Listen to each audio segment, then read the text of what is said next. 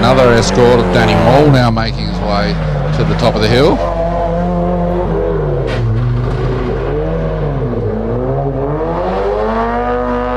Really nice little tail spin there.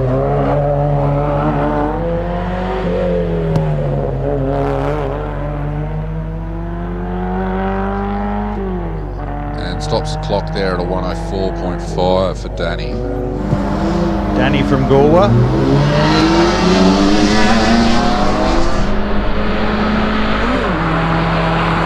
We've got the Suzuki Swift now of Andrew Mills making his way to the top. Car number 30.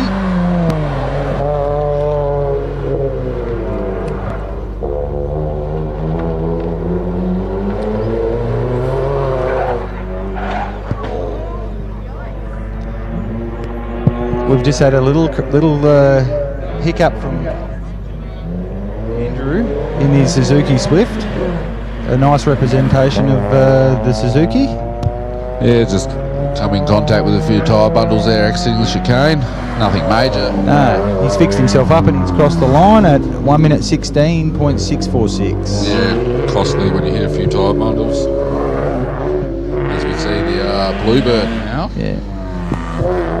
Making its way to the top, driven by Jaron Schumacher, Michael's son. Yeah, famous name, Schumacher. Yeah, synonymous with motorsport. I mean, this is in a Formula 1 weekend, but nonetheless, Darren Schumacher, car number 31, or entrant number 31, should I say, in his 1984 Nissan Bluebird. And he stopped the clock at a 103.8.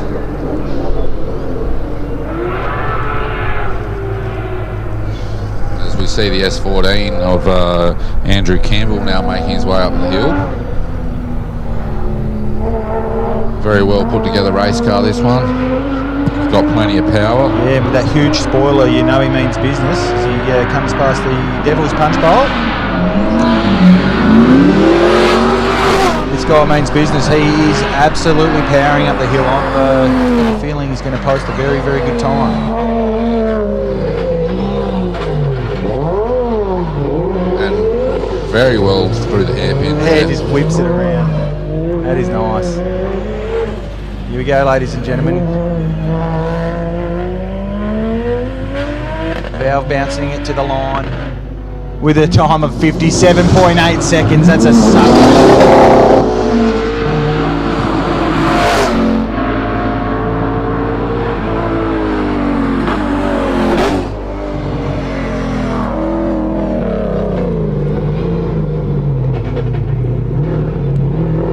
We see the VL Commodore of Steve Grindstead now making its way out of the hairpin.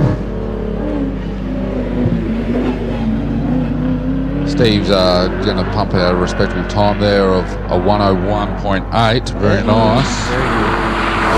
We've got the Glen Ladder car, the RX-7 on screen now.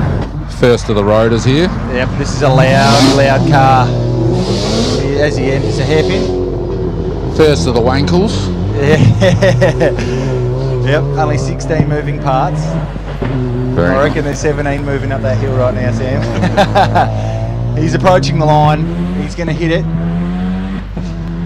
57.475 for Glenn. Yep, so the first rotor hitting the line. Now we've got Damien Malzani also in the rotor making his way to the top, the RX-7. What series RX-7 is this, Sam? Is this a Series 3? Yeah, I believe it's a Series 3 or a Savannah, 1987. There's a bit of debris on the track there. Yeah, I'm not sure what that is, if it's a car or if someone's picked up a rock or something. Damien Malzani. It didn't give a time. As we see the big banger of Miko Goon now making its way to the top of the mountain. Big daddy of the Goon Squad. That's right. Mick's been helpful in the setup for this hill climb here. Been a great assistance all year long, helping get it all organised. It's a lovely VK Commodore, Sam. Oi! Left-hand drive, BK. Can see too many there. Don't think it's much for Commodore under that thing. 59.67 there for Mick. Sub-minute, Mick. Well done. It's a good time to start with. It's good to see this car behaving this year. It's had multiple entries over the years in that vehicle and always seemed to have a few problems, but he seemed to have sorted them all out. As we look at Adam Stoddart, he's a little red Mini. Yeah, car number 37. The Leyland Mini. It's a nice looking Mini, this one, rather low at the front. Yep, and it's a turbo, so you'll be hearing it go right now. And the little Mini's going to stop the clock there at a time of 1:13.9. Yeah, not bad. Not bad, Adam.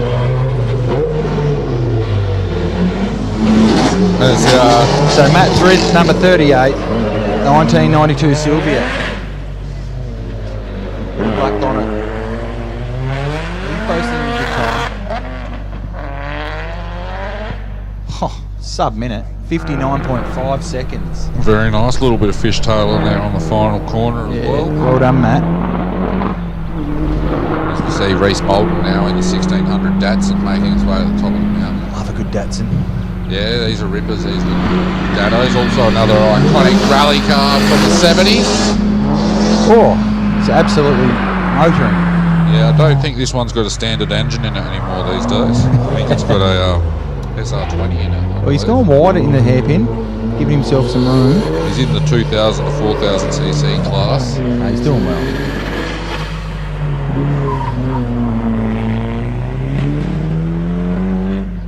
Oh, so close. 1 minute 1.4 seconds for Reese. Very nicely done. Nearly hit the sub-minute. So car number 40, Murray Height. No, sorry, this is not Murray.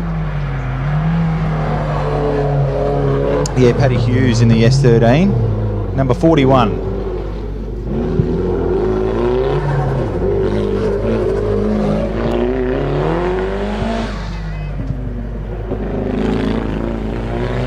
Paddy's made the final corner now. He's just going to cross the line and stop the clock at a 1:06.4. As we see the Volkswagen of Peter Holst now making his way to the top of the mountain. Yeah. Rather loud, this Volkswagen left the line here. Making a lot of noise. Well put together machine.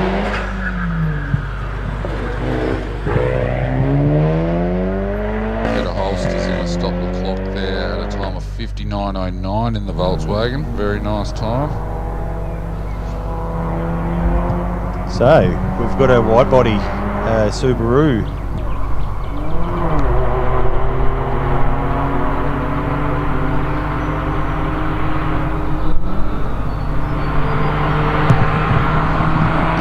Got Joshua Swan, and he's 97 Impreza making his way to the top of the hill.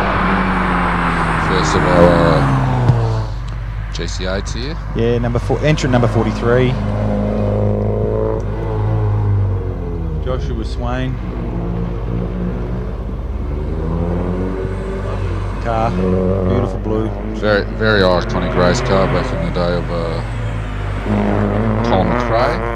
Obviously the two-door 22B version, but made these cars. They weren't rivaled by many, were they? They're Subies. Mitsubishi really about. Yep, Evos. Joshua Swain, 1 minute 17.815, and followed by the 2001 Impreza. Bug-eye version, they say this one, of Nathan Robbins. He's posted a time of 1 minute 3.694. Well done, Nathan. Talking about the Subarus earlier today, about the Bug-eye, the Blob-eye, Hawk-eye. Was there the Stink Eye? The Stink Eye, yes. I don't know. Or the Pink Eye.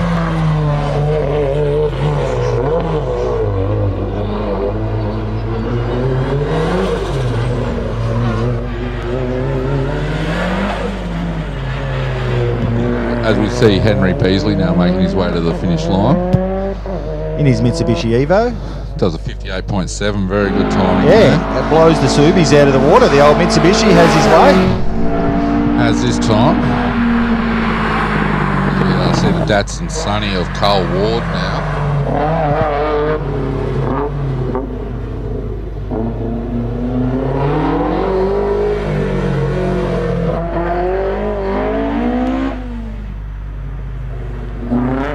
Carl Ward's going to stop the clock there in the Limdado at a time of 103.3.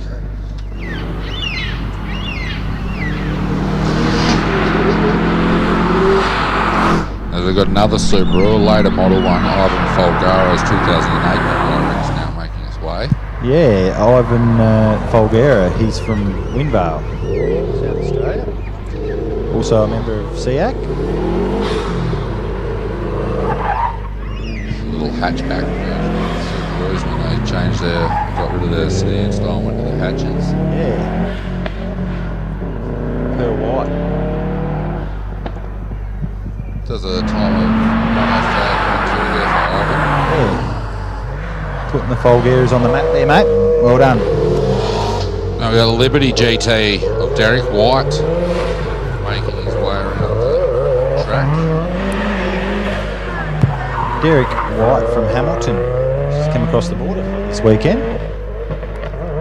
Let's hope Derek has a good run. He set a decent time of 57.295 there. Sub-minute. Well done, Derek. Subaru Liberty. Don't see those around much anymore, Sam. No, not the earlier ones. As we look at the STI of Mark Dixon now. Yeah, entrant number 49, Mark Dixon. Another 2007 Subaru Cherry hatchback. Yeah, from Cherry Gardens in South Australia. Hopefully Gail is cheering him on. Mark Dixon does a 57.4. Another sub-minute. A few of them today, which is good. Yeah, some good times getting hit. As we're looking at the Evo now of Martin Radford. Martin from South Australia. Wollonga. Oh yeah, they host Big Hill Climb there as well. Yeah, he's from the Austin 7 car club. Oh yeah, classic Austin 7s. That's what Peter Brock learned to drive in. Peter Brock. Austin 7. And from the famous TV show Brum. Yeah, he was Brum. in the Austin. 57.6 seconds, another sub-minute time for the Mitsubishi. We're looking at Mirko Gerbic in his Evo with a hell of a lot of air on the front of this car. Yeah, it does. It looks like a bit of a Batmobile, Sam. It does. Bruce Wayne's driving it.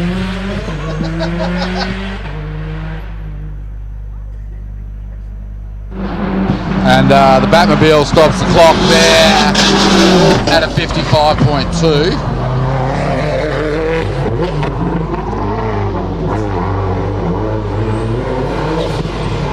As we see Douglas Johnson now making his way around the hairpin in his Subaru WRX. Also got a fair bit of aero on this vehicle.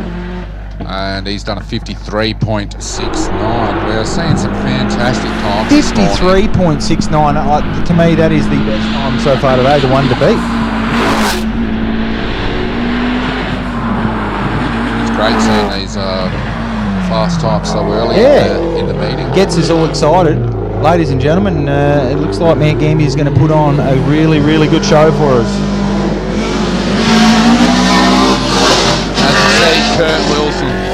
We see Kurt Wilson now just crossing the line in his Subaru at a 56.64.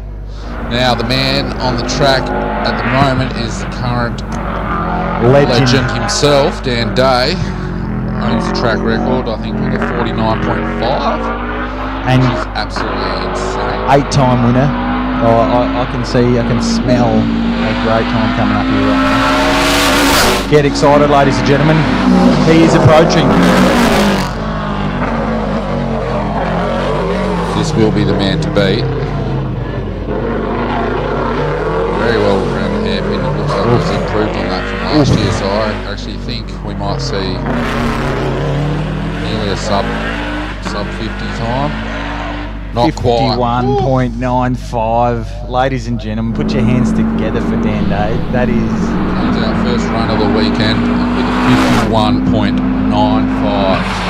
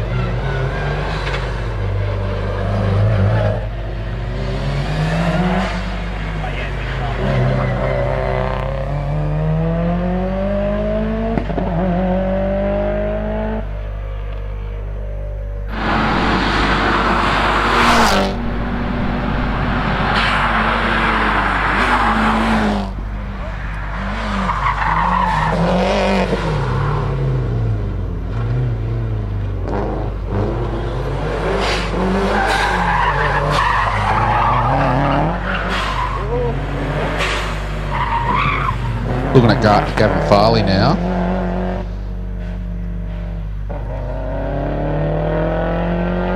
He does a 103.7.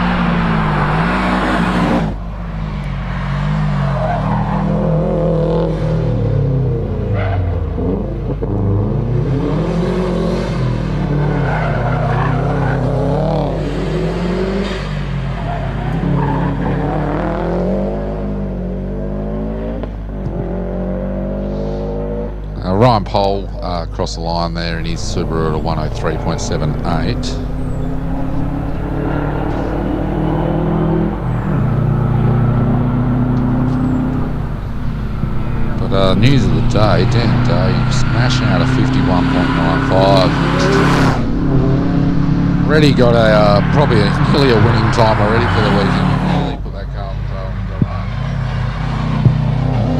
it's going to be a hard man to beat as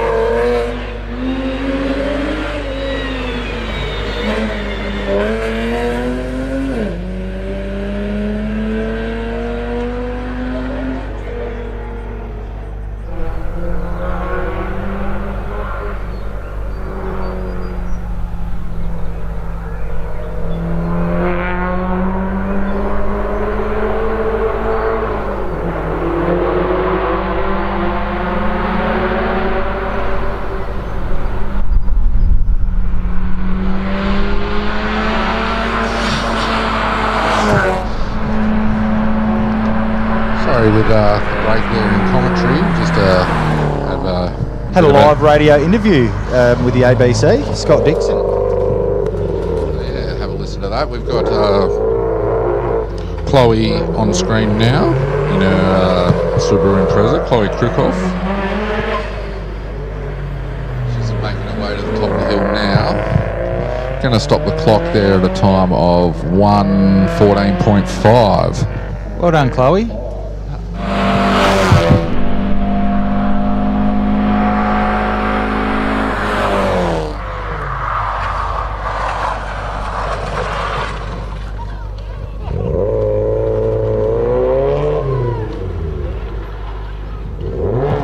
Dave Woodham now making his way to the top in a little escort, a little bit snaky there out of the hairpin.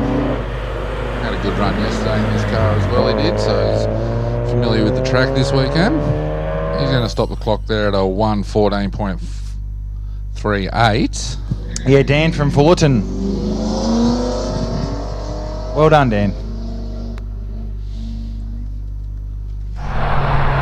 As we see Graham Fenton now in the 180SX making his way to the hairpin.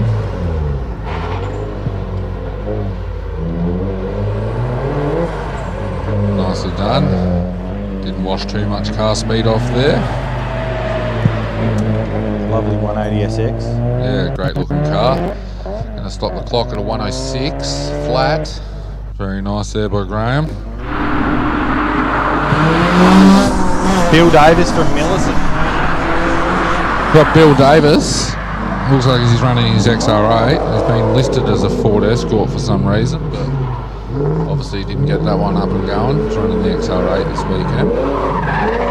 He's from the Upper Snuggery racing team. Yeah, you been to the Snuggery, Sam? No, I haven't been out that way yet.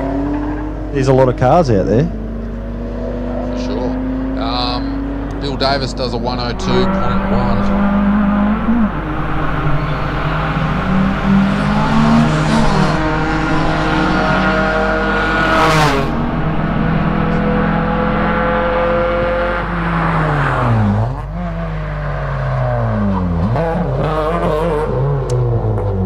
So car number 72, Jay Frost. He's from Fulham Garden, South Australia. Also another car that doesn't appear to be looking what it is. It's a little XL, but for some reason it's written down as a Nissan Silvia here this weekend. Obviously change of plans.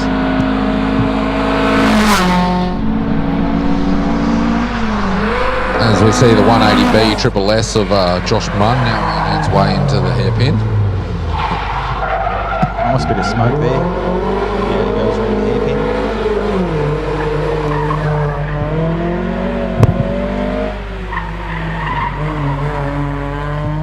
Getting towards the end of this first bracket of cars. We'll probably got another 5 or 6 to go before we start bringing cars back down the hill. That's your chance to get on the minibus service up there to come down the bottom and have a look at the pit and all the food vendors. Get up close and personal with the drivers and have a look at the cars up close.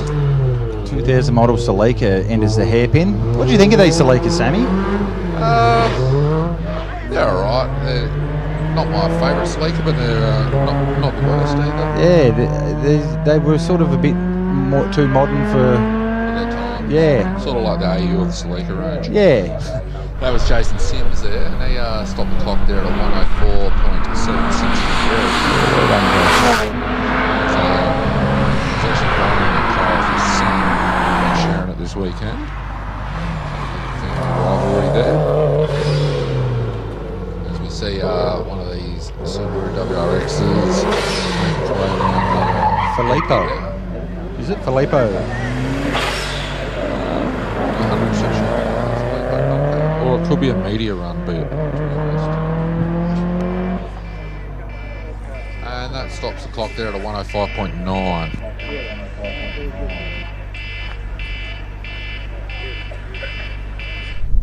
Performance tuners and racers trust Bosch technology for their high-performance engines. Precision, reliability and performance. Bosch fuel injectors give you peace of mind, knowing your engine is getting the best fuel delivery.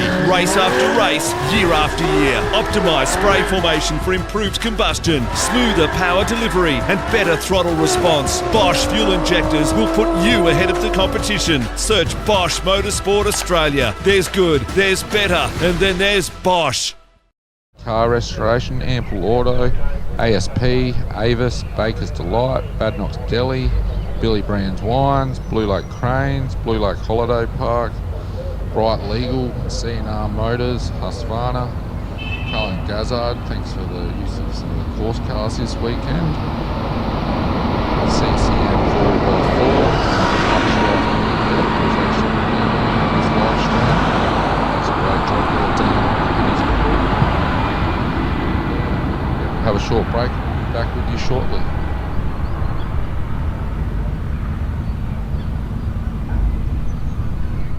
It's fair to say a lot of things have changed since we began back in the 80s, but the foundations of our business remain the same. We were here for you then and we're still here for you now. Providing quality products, professional service and guaranteed workmanship by qualified technicians. As we continue to grow into the future, you know you can always rely on us. Trident Tyre Centre keeps me safe on the road.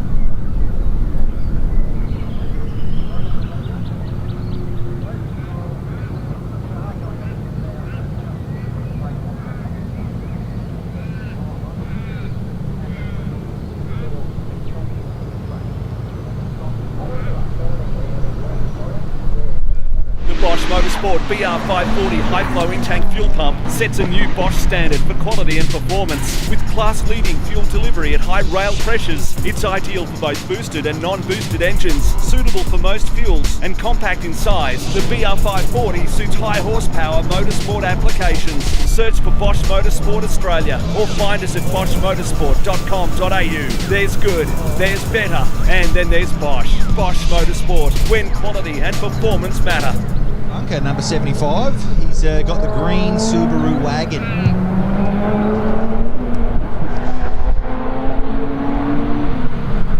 98 model. Yeah, Filippo from Felixstowe. I've never even heard of that place in South Australia, but welcome to New Gambia.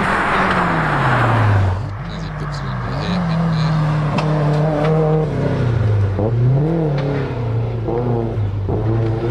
I think he's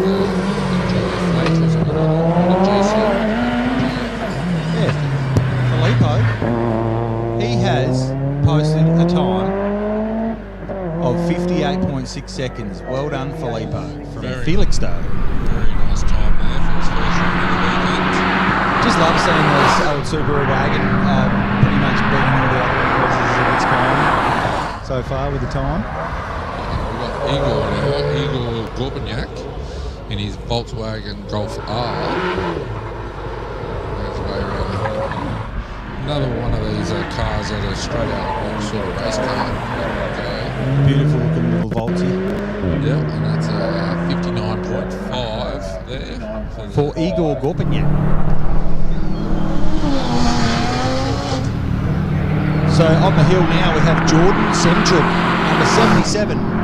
Semchuk. From Heathfield. His favourite quote is, "Just want to keep beating my older brother Adam Semchuk in his monster WRX." There you go.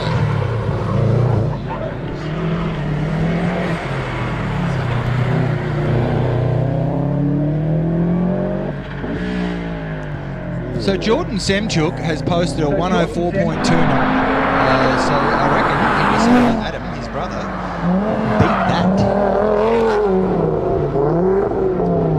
As we look at the Audi RS3 of Oliver Taylor now. Lovely looking piece of German engineering, this Audi. Seamlessly exits the hairpin and crosses the line at a time of 55.8. Taylor Oliver. Oliver Taylor. Very quick. This is the road registered class, so these cars will have chance on the road. Yeah, you can drive home tonight. You got to think though, if you're going to drive home tonight, don't wreck. Don't wreck. I've got to drive this home, Sam. As we look at Jordan Rolack now, crossing the line at a 56.84 in his WRX STI. Yeah, the Jordans are toweling it up, 56.84. Same up. Well done, Rolack. As Ashley Blanchard now makes his way around the hairpin in his position Evo.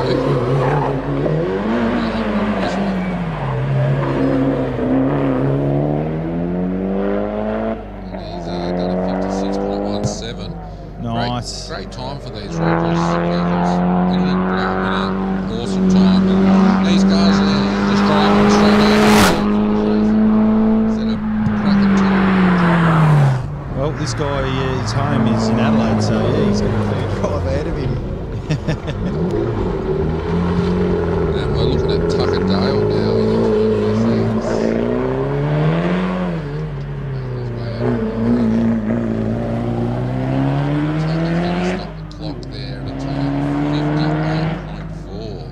Well done, nice. Tucker.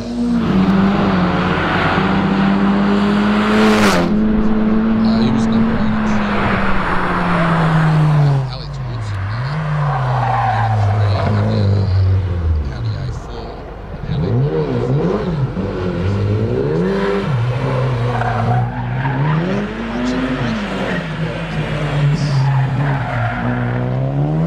Except he is from Flagstaff Hill in South Australia, another SA. He's done a 58.63. Some of this footage we're looking at today is on them up the hill. It's great having that here. Yeah, having the screen up there for the locals, they can really see what's going on. If you get a chance, get on the bus and come down during breaks and have a look at what's going on down here. It's just beautiful down here. Chill out and watch the big screen and see the little sections where you can just be out there in public. With the 19th iteration of the Trident Legends of the Lakes. Russell McKenzie is at GDR missing across the line at a 104.4. Then you look at Brent Trelaw now making his way around the hairpin in the Subaru WRX.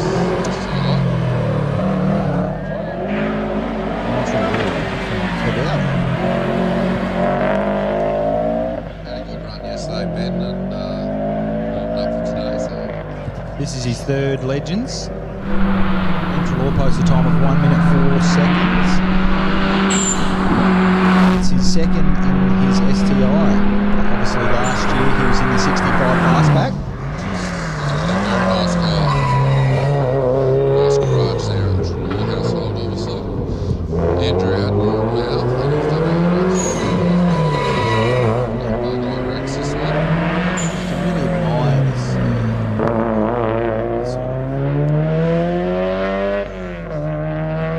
And Admiral has done a 105.97. Yeah, not bad.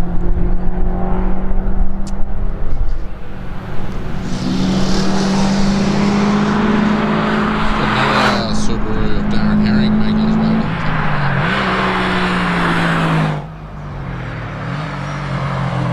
Inside the GCA.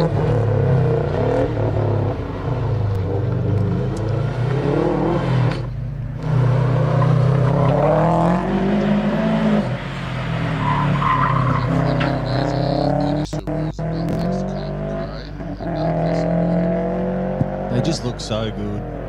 It does a 102.95. So we're seeing the Holder Adventure wagon now. Yeah, got Husqvarna plastered on the side of it. He's exiting the hairpin. On route to in his mum's treasure. The gold roast spaghetti. Across the line at a time of 1:10.4. Well done, Ron Rudy. Simon Phil now, one of our sound locals here. WRX. Haven't seen that car out of the garage for a few years now. He's been running this WRX. That's on a 59.05 for Simon. Oh, and there's a little replay there of Simo making his way around the hairpin. But further down the screen, we've got in his Ford Focus RS. Yeah, from Mile End in Adelaide. Kirk. Hours? Nice car there on Ford Focus. Yeah, it's a well-done race car, this one. And it's put a respectable time down of 57.78. So we're seeing some really good times in there, but some minute marks in the four-wheel drive.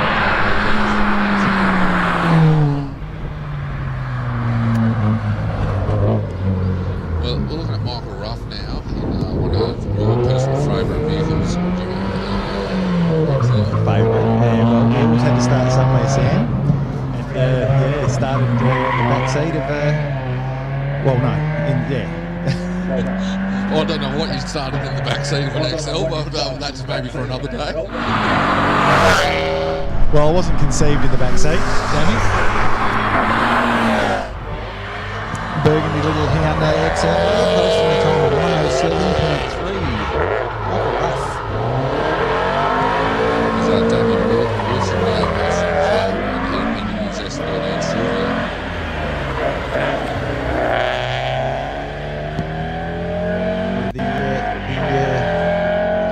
themselves, they were good for a few things, Sammy.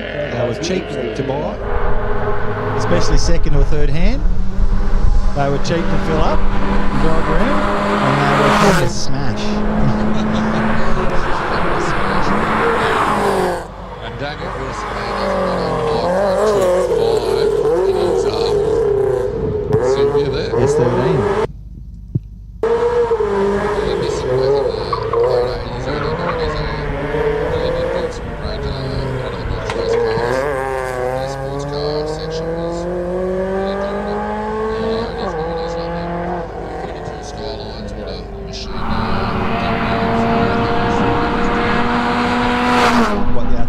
Godzilla.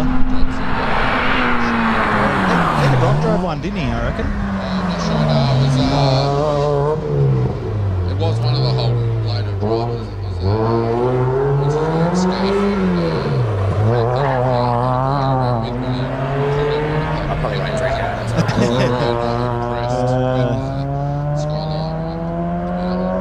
Dylan Young now, just If you like that flavour, yeah. Pulsar at 103.79.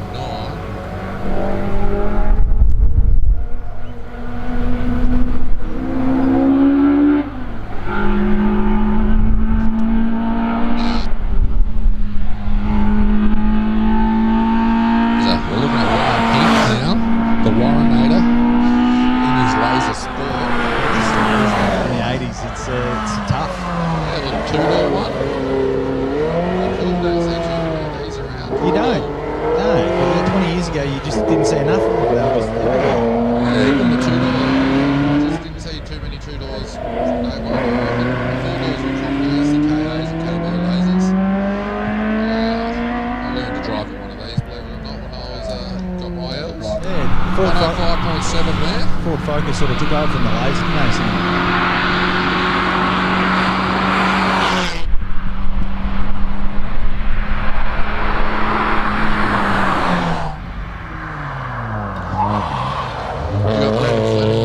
His way around the hairpin there in the mighty Hyundai XL. Yeah, Brendan Fleming from Compton. Yeah, he's a regular. He comes back in.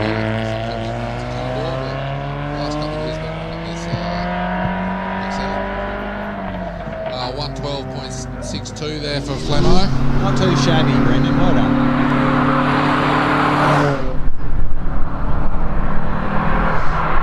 Jordan Borg is this Impulsar to the top of the hill there.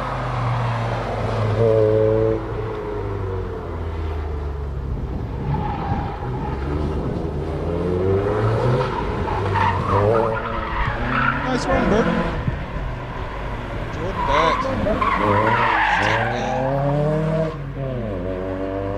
Ladies and gentlemen, spectators, I like enjoying their morning here up here.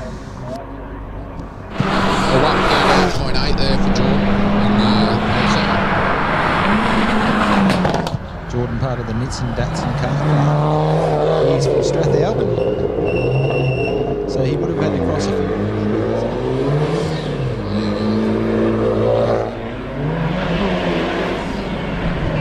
Andrew Downs now. He's got the Ford Mustang. He's also running the Evo shared car this weekend.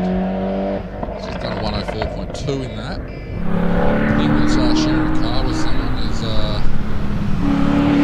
just have a bit of rivalry between each other, and thanks for a good weekend. I can't anything about your ability if you're losing when you're sharing a car.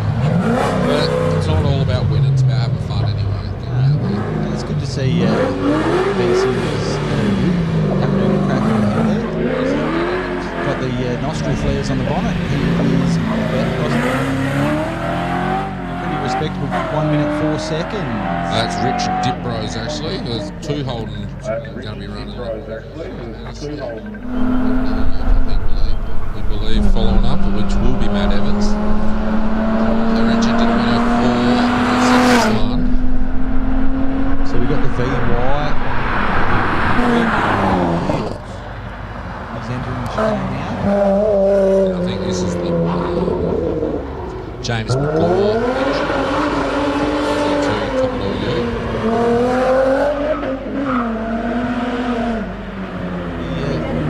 nonetheless, he's got him covered. Previous entry. But nonetheless, 1 minute 10.23 for James.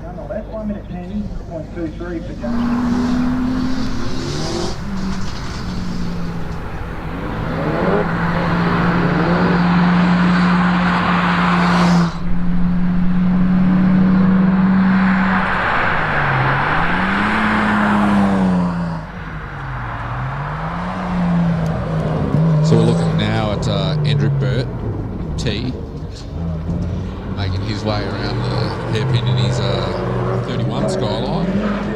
These were pretty common back in the day too. I love seeing him these days. Yeah. It's their head turner. There was the silly bit model, I think it was. There was nice little piece of machinery. Probably worth a few dollars these days. 1 minute 15.63 for Andrew Burt. Anthony Norris now in his S15, still now making his way across the line. Done a 58 flat. Nice time there for Norris. Beautiful, Sylvia.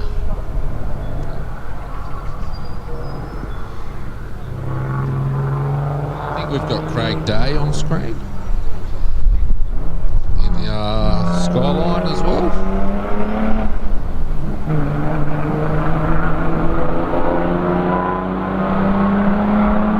Yeah, Craig Day, entrant number 107.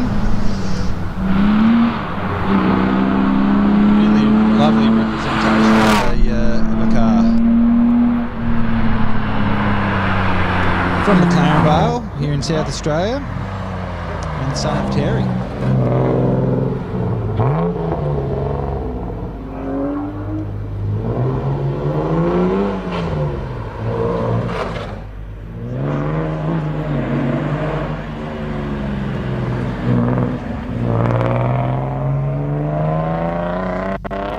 Craig Day posting a time of 1 minute 16.79. Very nice. I think we've got a later model Skyline now making his way to the top of the mountain. Timothy Adams. Looks like it's an R32. This is the original Godzilla, mate. Yeah. This is the king of the mountain. Beautiful car. My favourite shape Skyline out of them all, I think. And I'm going to offend a few people in the paddock, but I think this was the best shape. I think R33 lost it a little bit. The 34's a ripper though too. Yeah, no, 35 there. That's the leaker that we were talking about earlier. Yeah.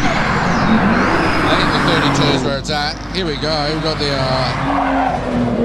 Adams entry finishing at 108.5. But we are looking at Luke Data in the Skyline wagon. Now this car yesterday was pumping out some really good times below the minute mark for the family grocery getter. And today's no different. 58.42. Very nice done there by Cut your Luke. voice in.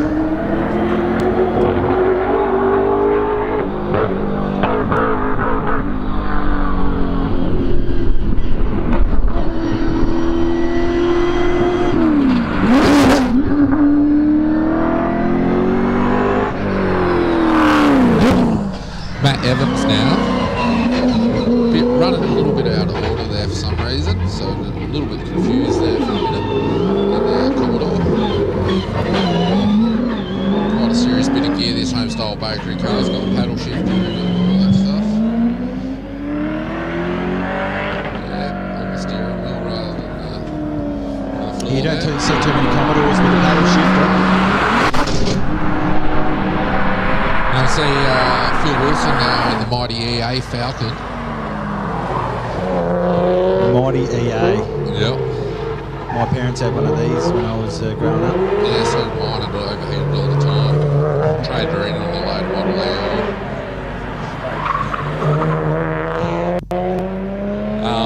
so the EA there on Phil runs across at a 101.69.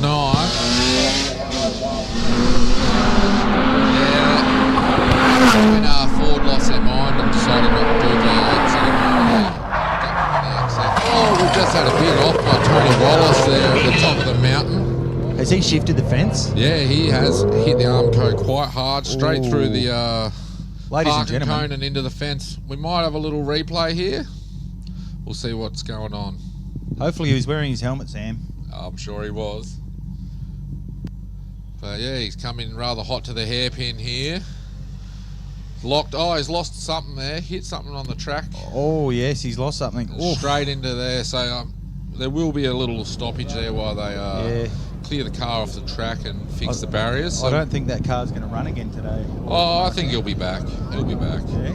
Yeah. So while we're waiting for him to sort out that car on the track there, we might have another shout out to our sponsors. We're up to Cocky's Auto Mart, Compton Refrigeration, Crumpet Garage, D&D Mechanical and Four-Wheel Drive, Decor Lighting, Defi Performance, DPF Particle Solutions SA, Jules Removal, EB Graphics. They've done all our signs and posters and T-shirts for our hill climb here this year and the last few years. Emma's done a great job. Yeah, she was running up the hill yesterday herself, actually. Exchange Printers, Farm Gear, Galpin's Accountants, Gambia West Brakes, Giles Machinery, Gulwa Towing, Gulwa Vehicle Sales, Grand Auto Wreckers, that's Norris himself. GT Industrial Sales, Hangtime Hostel, Hannaford Seeds, they actually sponsor the Hill Climb series. Heemskirk Security, thanks Merv for all the good work you do here, looking after the cars overnight and stuff, making sure no one comes down here. Heenan Earth Moving, Homestyle Bakery, Hydrolink, Hydrojet Solutions. Also a big shout out to S&J for supplying us the big screen this year for everyone to come down and look at it and be able to keep up with what's going on the track. Don't forget Bosch Motorsport Australia as well. Tomorrow we'll be having the Bosch Motorsport Australia shootout for the top 10 cars to see who is going to take home Legends of the Lake 2024.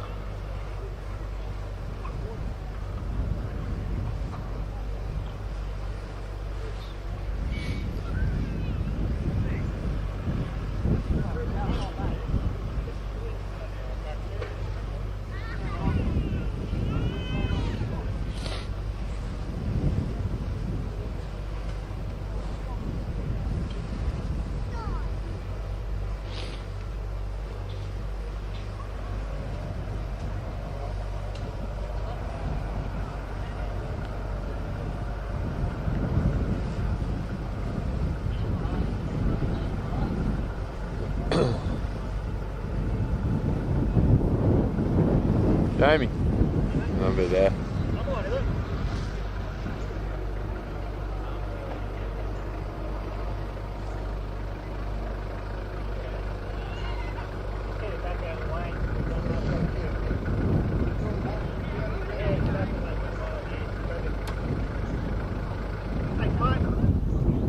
That one of the. I don't know. I didn't see it until you picked that one up. Yeah, one of the Sylvias dumped a shitload of fuel on the exit of that corner as well. Yeah, exactly.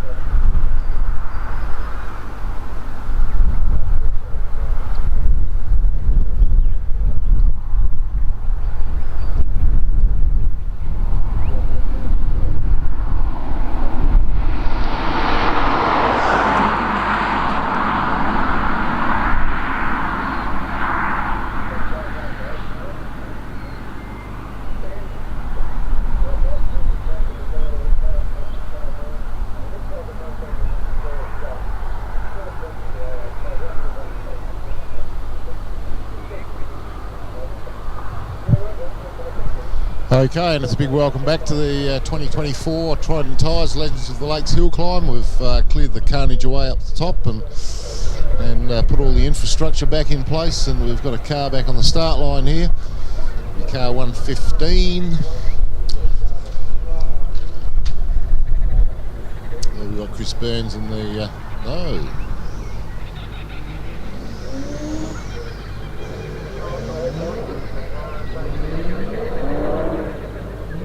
No, even I'm confused. It's not a Datsun. It's not Chris Burns, but it's the right car number. Go figure.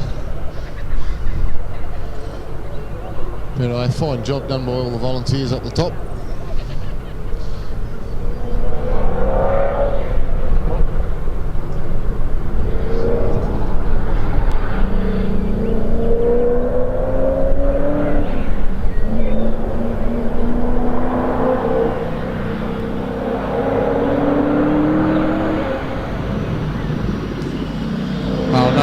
About this one, we've got Peter Rogers just taking off at the start line, just watching the crowd and heading up to negotiate the bus stop. We'll see what things look like up there. Oh, nothing really happened. Unfortunately, I've just seen Tony Wallace's car come into the pits here on the back of the tray top, and there's sitting there in the front right corner, pulling the wheel out. Brakes and arms all still seem to be intact. Looks like he's just knocked the wheel off the hub.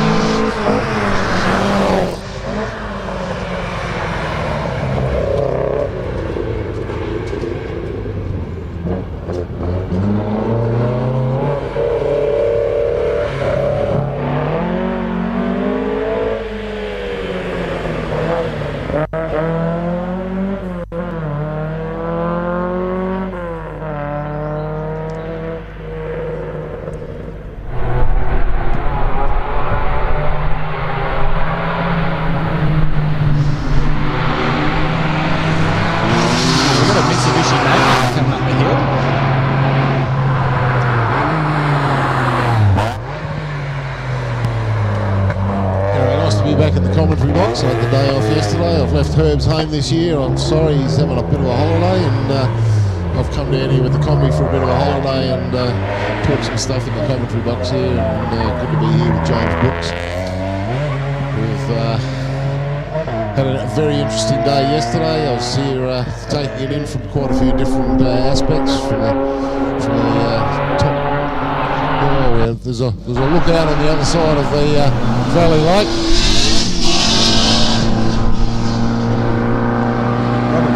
Left the line very loudly in the yellow GT. Always a finally turn that car. Knows how to drive it too. Yeah, ladies and gentlemen can enjoy watching him come up the hill. Oh, I can still hear it roaring from down there, can't you? It's a beautiful sound. He is catching up.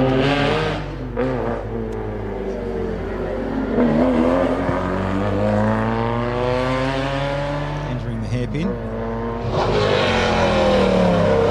Grant Stevenson, he stopped the clock at a 1:16.96. Maybe sub 1 minute, I can guarantee you that. Waiting, here comes the time, 57.06. Beautiful time from Robert van der Kamp.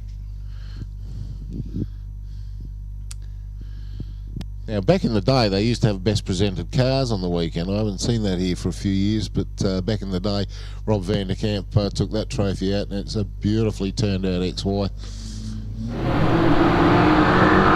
James Crimson, one of the other GT guys. This is a Futura. It's an South African car. Used to be rolling on dirt. James has been campaigning the car for the last 19 years. He's one of the small group of people that's done every single legend since it's been running. It's a great representation.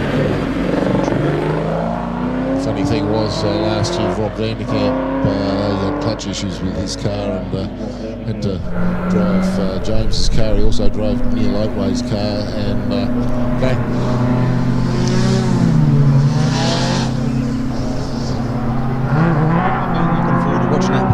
leave the line. I suspect that might be heading around the minute.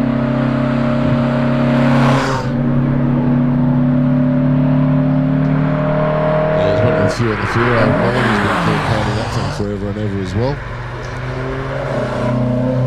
Not buying it, brings his own ironing board with him. He hates it when I say that, but anyway, it is what it is.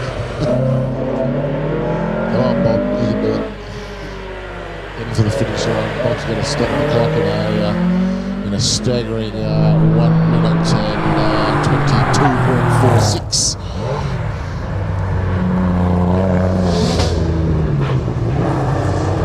So we got. You're missing a Neil Otway in there somewhere. Silver and GT. No, not yet. But we've got Norman Goodall in the Porsche. He's about to hit the line at 103.4 in the Porsche. 1977. Good solid time from Norm.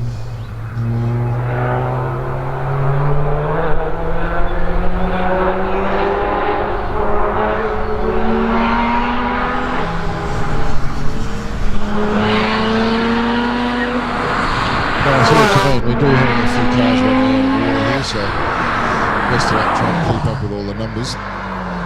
So we've got an RX-7 with the gold Simmons wheels. Series 7 RX-7. He's just left the hairpin. It's car 106, which is Bob Butler. Bob Butler. Lefty RX-7. Another Wankel getting around the track.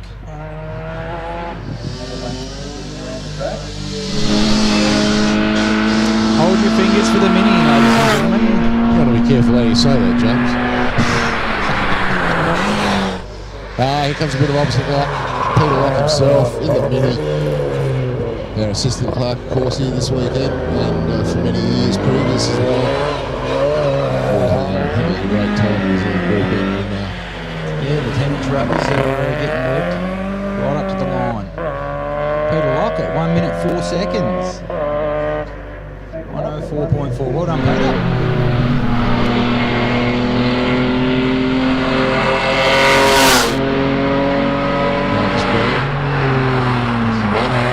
One of our juniors this weekend, car 125. Looking for this car doesn't have front drive shafts in it. Makes it quite a bit of fun to drive as well. Not a bad car to start. Driving this thing for the last 2 or 3 years up here. The mighty Brand family. Yeah, from Coonawarra.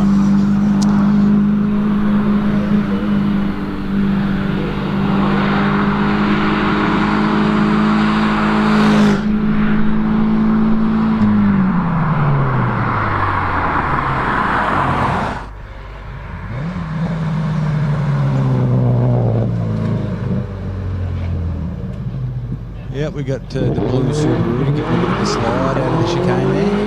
555. Marcus Brand clocking the time of a 1 minute 16.9. Well done, Marcus.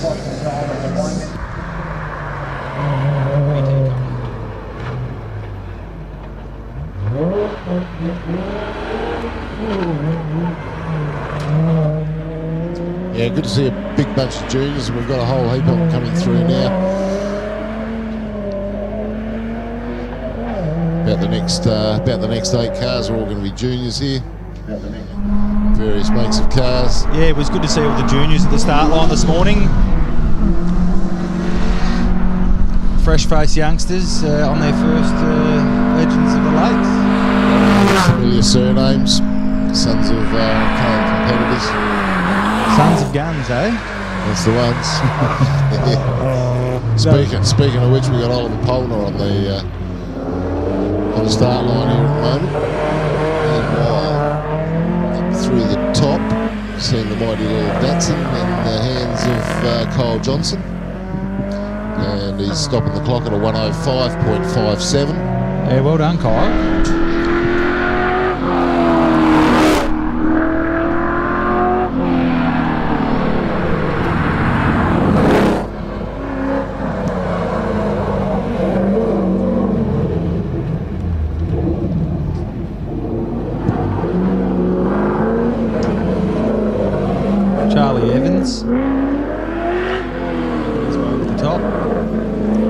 we've got the drone doing a quick run up the hill at the moment, chasing young Oliver Polner.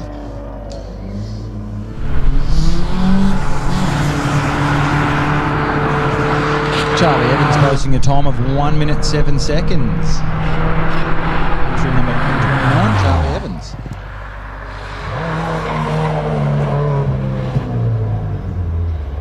Oliver Polner, he's just coming out of the bus stop now, heading up towards the top. Silver Liberty. He's going to be sub 110. What's he going to stop the clock at? 107.57. Well done, Oliver.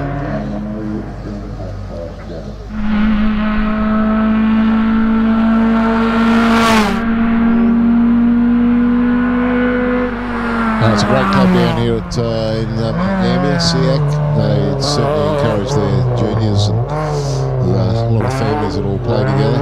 They stay together. So really good to see the amount of families that are out there supporting motorsport in the southeast here.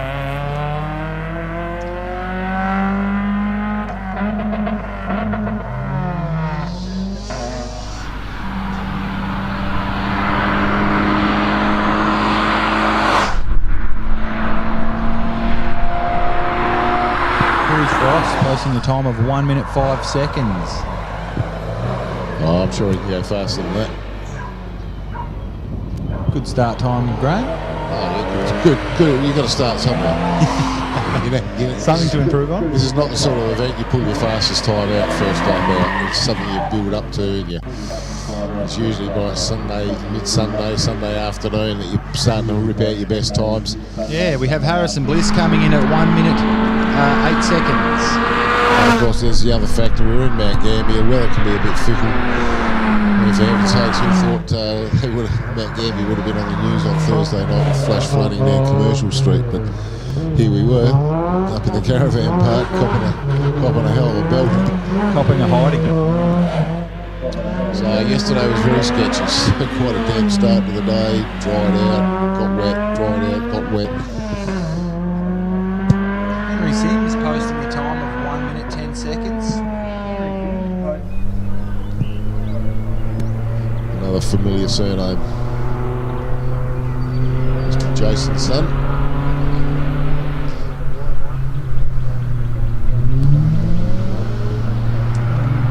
So Braden Raydell now, that's a famous name here at SEAC.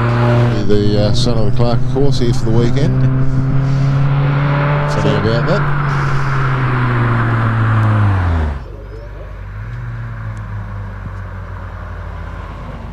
Braden is going to stop the clock.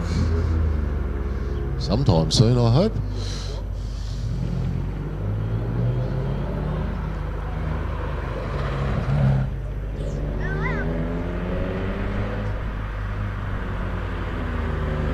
Yes, he's doing a Sunday run on the Saturday here. 1 minute 34.5 for Braden. All right, there's a lot of room for improvement there. I reckon he could slice off about 20 seconds. Oh, at least I reckon. At least, yeah.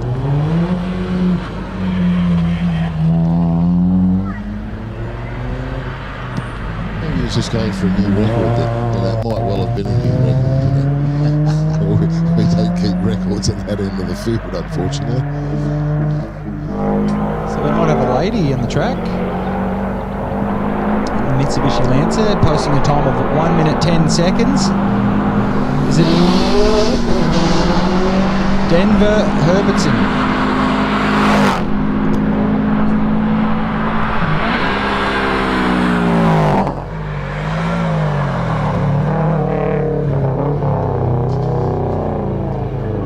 Back it up there a bit, James. Denver's actually a bloke, so albeit a junior.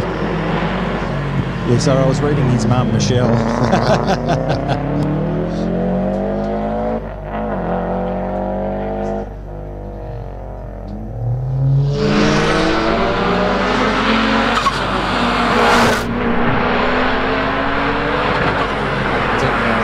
think he's just swapping the running order around here just to keep us confused here, James. It's alright. It's been Just most of my life confused. Try the screen.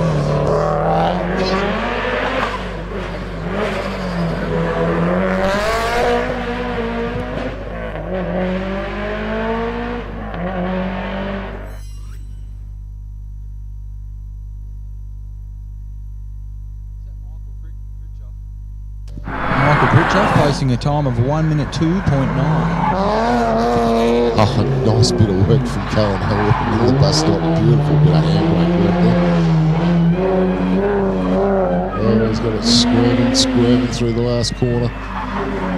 It's going to be a sub 1 minute time. Nice looking BA Falcon. 59.1 for Cohen. Well done, Cohen. Of course, him and his old man Bruce, they're not driving the same car, but the same type. But always a bit of a ding-dong battle between those two, and I think Cohen will probably come out on top. Just enjoying the slow-mo replay there in the chicane.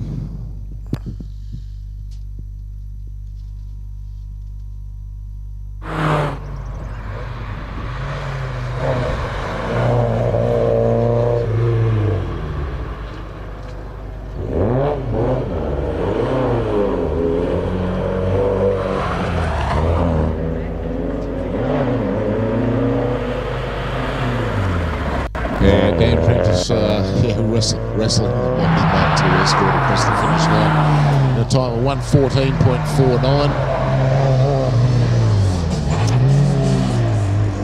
I think that little escort's more suited to dirt rallying.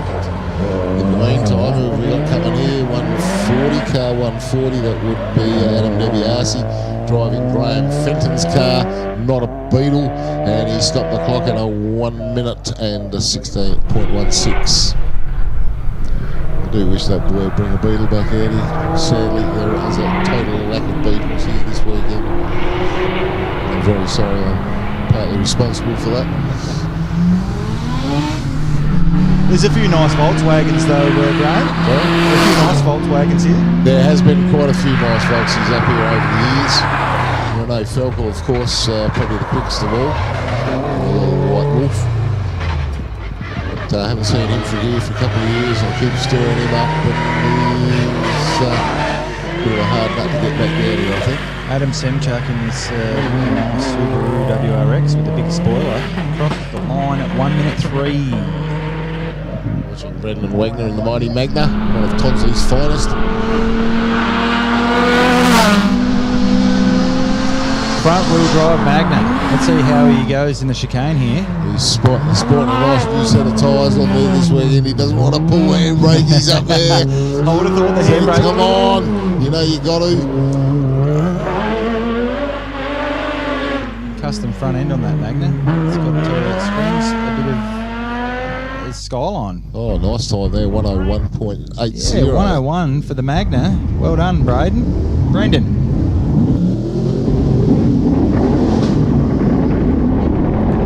Get ready for the Shelby Cobra to come up the hill, ladies and gents.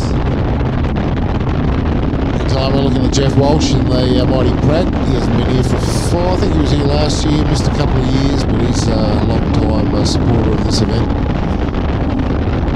Very interesting little motor car, this one.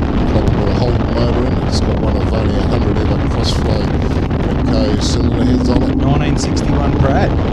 That's it. I think it's a 138 grey motor. Remco's made about 100 of these crossflow heads for it. Jeff passes the finish line at 1 minute 8 seconds. So here we go. We've got the historic and iconic Shelby Cobra about to enter the chicane. Take that in, ladies and gentlemen. You just don't see those every day.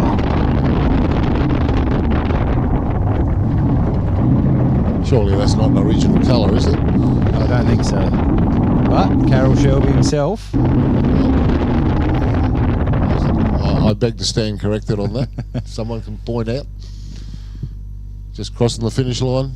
1 minute 11 seconds for Tony.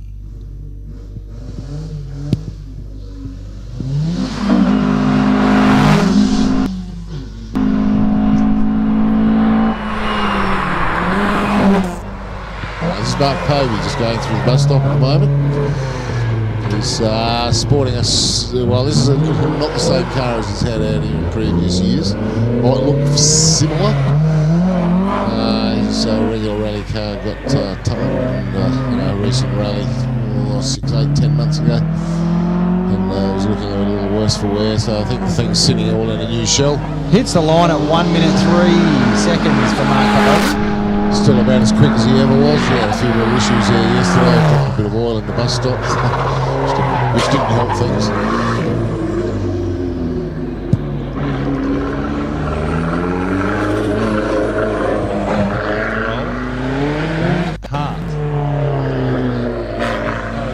Time of 58.1. That's a sub-minute for Darren. Well done. Yeah, great time there. In the 1984 Toyota Corolla. Yeah. As with a lot of cars here, not all it seems.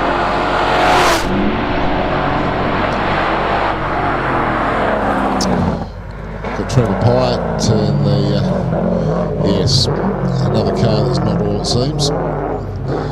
Marching out of the bus stop up towards the top tee.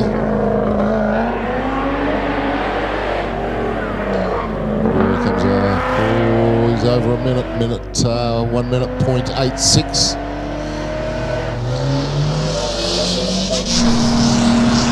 I know he's capable of better than that. He must be just about running out of cars. We're just picking up all the cars that are running out of order now, aren't we? Yeah, that's it, Graham. I don't think there's too many people that are doing reruns here, so. No. But the fastest time of the day so far goes to, you guessed it, none other than Dan Day with 51 seconds.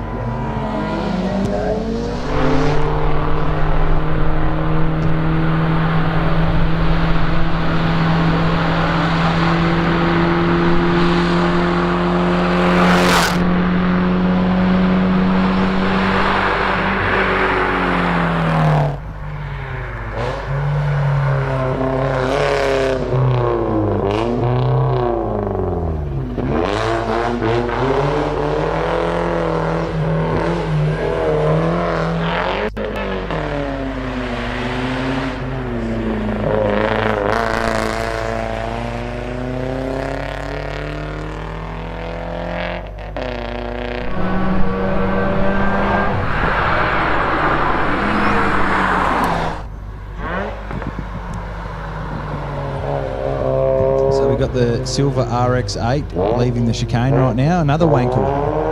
Love the rotors.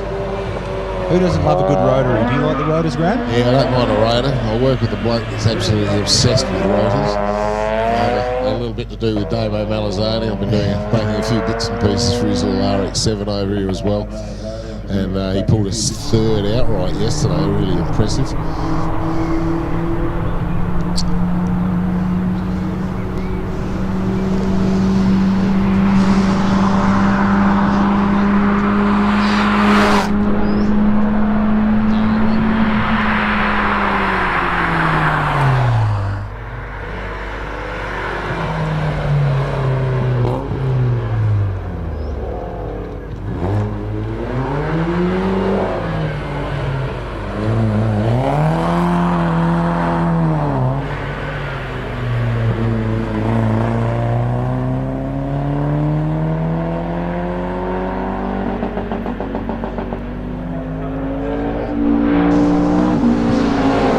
Okay, we're now watching one of our former legends here, Kevin Mackerel. Well, we were until the screen went off on us. I was working up the top there. But Kevin Mackerel's just coming out of the top T-junction. He's heading for the finish line here. And a 57.99, rather pedestrian time. He didn't look terribly quick off the start here. Being his first run for the weekend, I think it was just easing his way into it. And I'm sure we'll see the times tumbling there. And I'd Still a expect sub-minute for Kevin. I'd certainly be expecting times from Kevin near the 51-52 second bracket. He's not running his good motor. We've just had a little incident here. Where on earth's that? The Subaru with the blistering start has come a guts. Yeah, we might just have a little hold up. Pushing a car back off the start line here. We'll get the service vehicles up there, and I think one or two of the tyres has been knocked out of position. Yep, but the Subaru, he's still going after his little spill. He will complete the time. Oh, he must be just about running out of cars here, James, surely. Although there might be 1 or 2 media runs coming up here. Oh, bit of a stutter in the chicane there.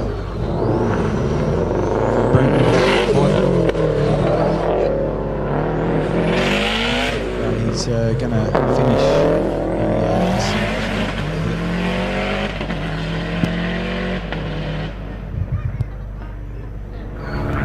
Yeah, 1 minute 19.21 seconds for Brenton.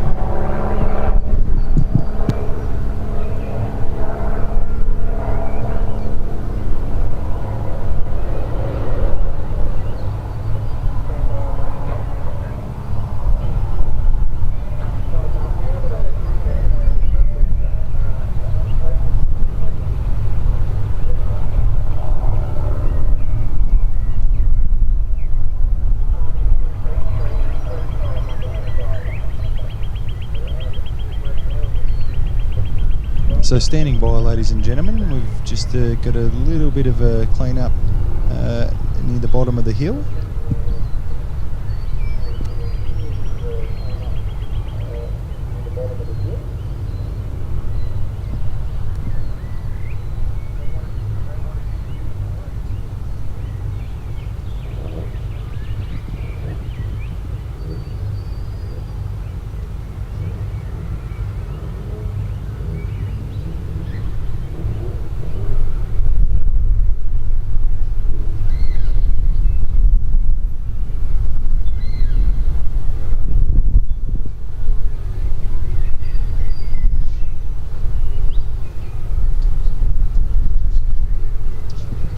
Now, of course, for all the spectators at the top of the hill that want to come down, there will be buses running in between packages here. So we're starting to run out of cars soon, so if you're keen on coming down, you might want to start heading up towards the bus there. Get yourself a seat and come on down. There's a little bit of catering down here at the moment. I'm sure there'll be more over the course of the weekend.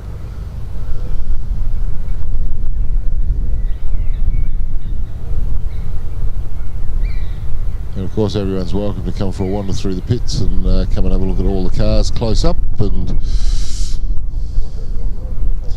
interact with all the drivers. They're all a pretty friendly bunch down here. They're quite happy to have a bit of a chit chat.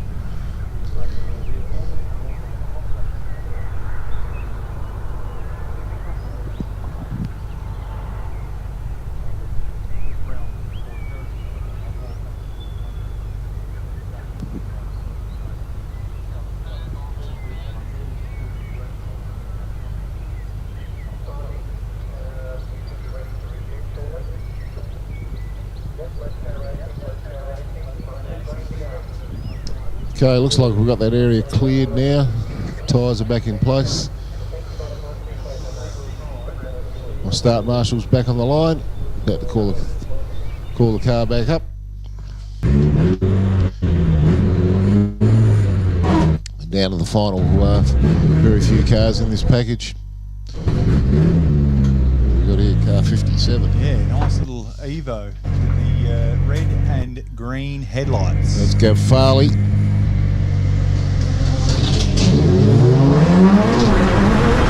And we'll get things underway here again. Trident Tyre Legend in the Lakes. Beautiful turn back to the motor there.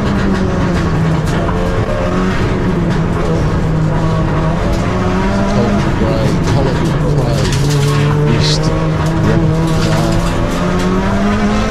Is there a passenger in there? Is there a passenger in there, Jobs? No, I can't. So reduce weight. We've got Gavin Farley heading to the top of the hill now. He's going pretty fast. He's only 40 seconds in. He can get a good turn. There he goes. There's the road coming out of the chicane. He's posted 55.3. Gavin Farley, that is an excellent time. That's astonishing. Mitsubishi. Yep, good start. Good start of the weekend. Yeah, with the Mitsubishi Evo. But now we have the Colin McRae replica. Heading past the Devil's Punch Bowl. We'll see this car very, very shortly. Back in the day, we used to have a radar up there. Devil's Punch Bowl. Some cars saw well over 100 mile an hour, 160 kilometres an hour. Yeah. Which has got to be a pretty scary thing. Hitting all the bumps at the hill there. Yeah. I don't go up there that fast with a wheel, and I don't think there's any bends going up there at all, really. These guys that are doing warp speed, they're able to back off for corners. So the Subaru hits a time of 1 minute 5 seconds in the Colin McRae replica. Oh, it's a bit pedestrian, really. Yeah, I was hoping Sure, for it's a little bit capable. better. Yeah, that's capable first a run. lot quicker. The Bosch Motorsport BR540 high-flow in-tank fuel pump sets a new Bosch standard for quality and performance. With class-leading fuel delivery at high rail pressures, it's ideal for both boosted and non-boosted engines. Suitable for most fuels and compact in size, the BR540 suits high-horsepower motorsport applications. Search for Bosch Motorsport Australia or find us at boschmotorsport.com.au. There's good, there's better, and then there's Bosch. Bosch Motorsport, when quality and performance matter.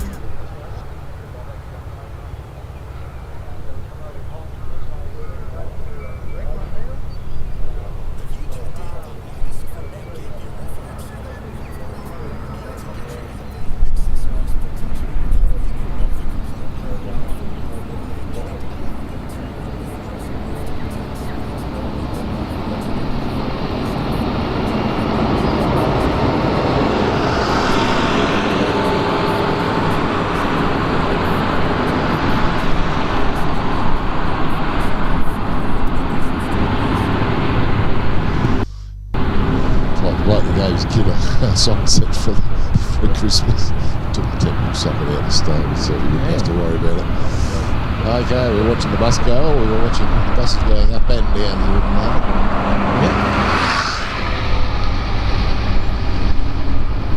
Thanks to our local school bus network. We've got good transport up and down, so there's no excuse for not coming down here. No. And it really is beautiful down here in the Lakes precinct.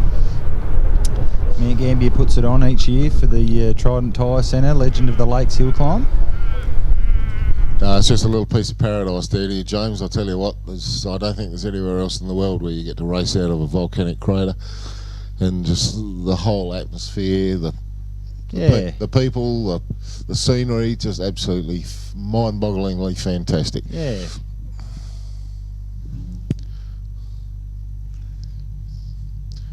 So got to be a big shout out to the Mount Gambier local council here. They really get behind this event and really help out with the infrastructure and the support and absolutely everything they do. And of course, none of this would have been possible without the great work of our original legend, Lionel Stingers, of course, who spent countless years getting this event off the ground. And we're eternally in gratitude to him. Nice to see Wendy here this year. She pops over the border here every couple of years and still loves coming and enjoying the show.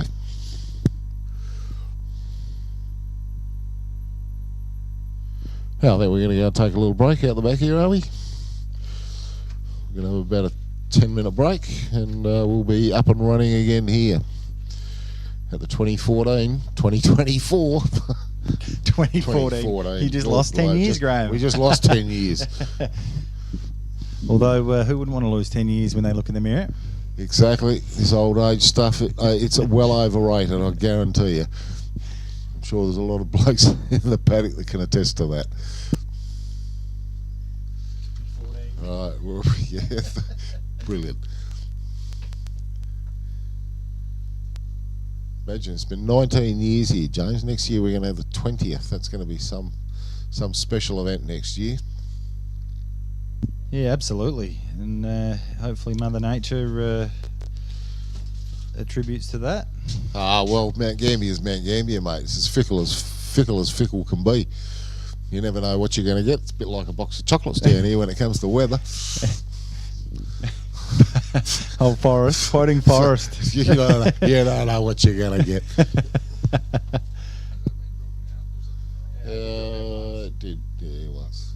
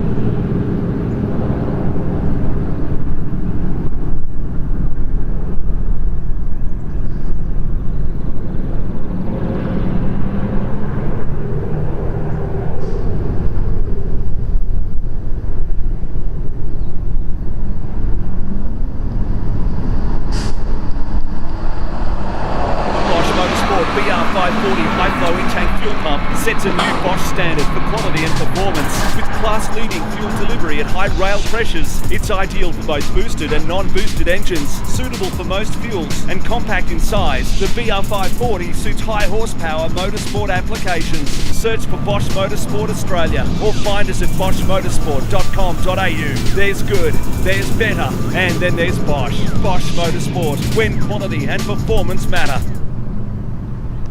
Ladies and looks like Mum's been shopping. Mars 19-inch mesh wheels. That's a bold choice to go with the new Bridgestone Potenza tyres. Did she upgrade the suspension? Was it Peta Sport suspension or extreme coilover, I wonder? And no doubt got the full safety check and mechanical service too. So cool. Miller's School Pickup, brought to you by Trident Tyre Centre, Mount Gambier, Portland and Naracoorte. Keeps you safe on the road. I'll be right back with those times.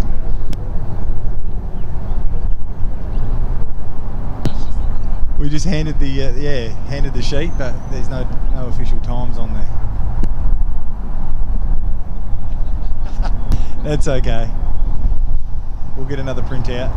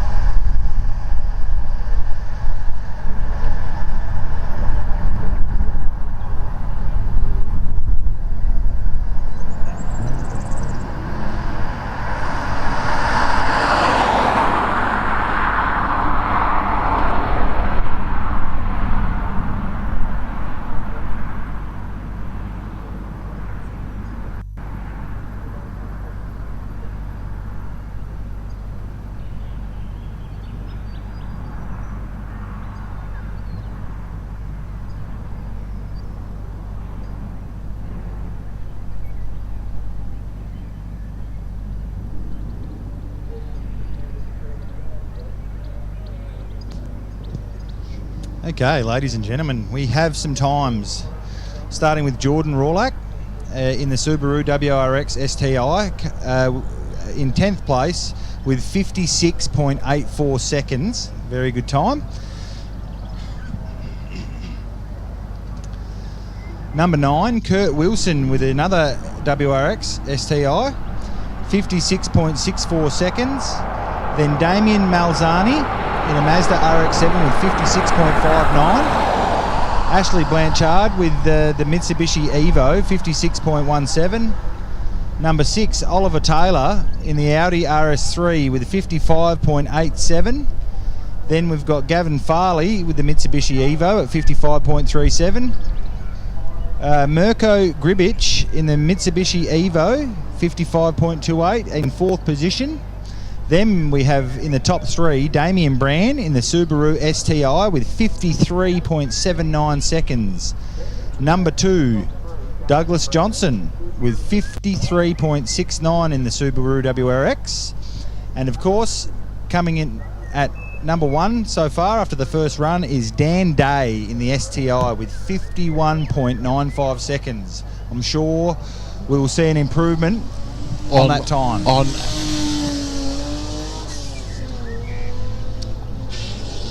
None of those times will be final times for the weekend. I can guarantee you that they'll all be improving on those quite considerably. This is just a bit of a warm-up, feeling the ground out, getting a bit of rubber down. And it's going to be a nice sunny day tomorrow. I think they're expecting over 20 degrees here in Mount Gambier tomorrow. So the conditions will certainly get better as the weekend progresses. Mighty little Triumph of Vitesse heading up to the top of the hill at the moment. Yeah, Brian Young, driver number 1. Nothing young about Brian. For his second lap of the weekend. One of our senior members of the field. Believe it or not, this was the rocket ship of the Triumph range back in the day. Hard to believe, really, isn't it? It's got some elegance about it, those headlights. That's because it's Vitesse. Yeah. It screams Valiant. It just looks like a Valiant. He's done a 1 minute 10.78, Brian.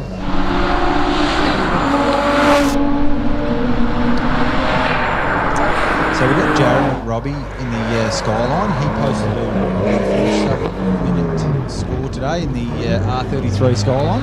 He's about to do it again. Lovely car.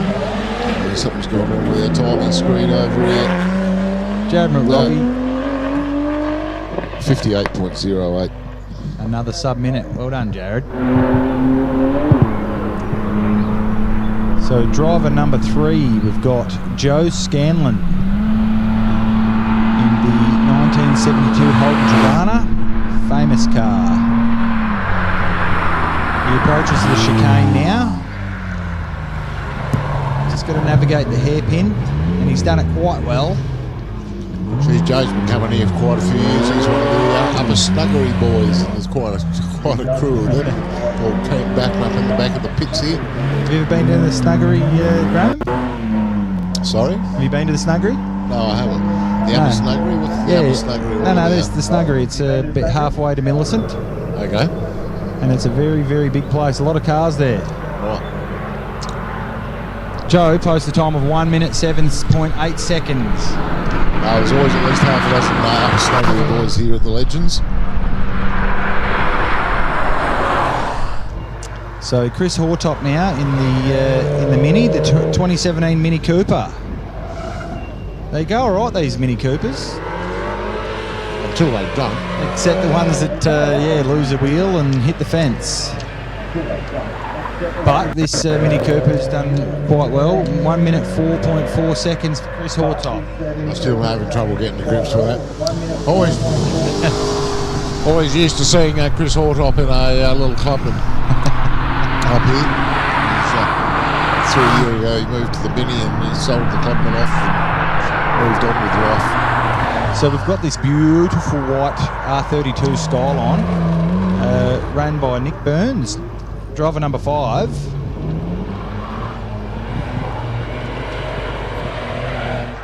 And he is approaching the line. Takes it out in 1 minute 8.2 seconds. Well done, Nick.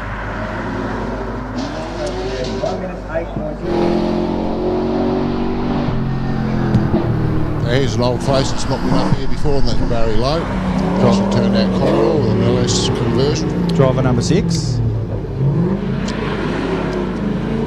Absolutely gives it out of that hairpin. Right to the line. AJ Auto's cheap service. 1 minute 2 seconds for Barry. Well, he's certainly getting quicker. Never know if he keeps practicing this long enough, he might crack the 1 minute mark. But dances it out of the chicane there. Very, very nice one. Looks a little twitchy and angry there. We got the VY Commodore now. He's more of a dirt kind of guy. Lindsay Bear. Number 7. Bear. Get ready, ladies and gentlemen, at the top of the hill for number 8, Andrew Andro in the GT40. You will hear it coming. We've all seen the movie. This is an absolutely beautifully turned out car. Absolutely sounds wonderful. Oh. And he knows how to drive it quickly.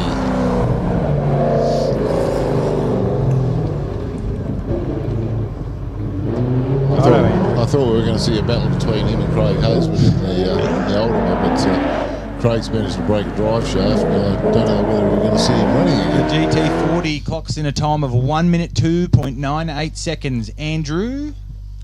Just enjoying the replay. That's a beautiful car. It is a beautiful car. You'd think it'd be capable of a bit quicker than 1 minute 2? I would think so, yeah. Depends how brave you want to be. Just nursing it up the hill. With a rather expensive car like that. So, driver number 9, Dominic Paul Burns, we've got in the AU, iconic AU XR8, Series 1.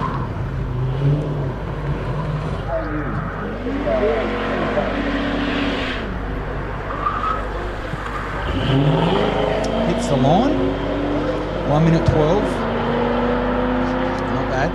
So we've got a really, really nice 2002 model XR8 now, the blue one. Alex Bono, number 10.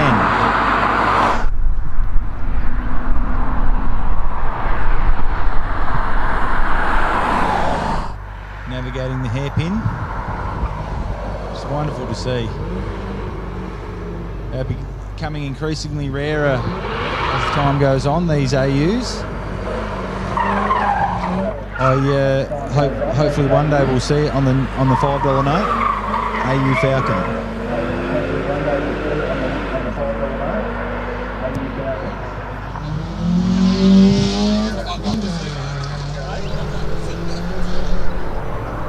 Dream on, James. Dream on. That's never going to happen. Don't like the AU Falcon note? We're going to get to the $5 note. Yeah, mate. So we've got number 11, Craig Hazeman. We're from South Australia here. This is Commodore country. Oh, yeah, Commodore country. Or as the modern fan would call it. Mostly Careful how you trouble that. They all got Chevy badges. You're too nice now, pal. So we got the Hyundai XLs exiting the hairpin. Pesky little XLs. Yes. Those Vogel Sangs have been coming here for years and years. This one's quite fast, posting a time of 1 minute 4.50. The Circuit XL. Oh, I hate them. That's Roger Vogelsang. I hate them. I come out here in my Beamer like go hell for leather. I tell you and what, these little pesky little XLs, they always manage to knock them off by a you might second hate or them, two. but they are fun to bash with a baseball bat. They are. Cave those panels in. They're a great versatile little car, I'm sure, but I still think I need more smiles per mile. So we've got Zachary Vogelsang now in the Hyundai XL.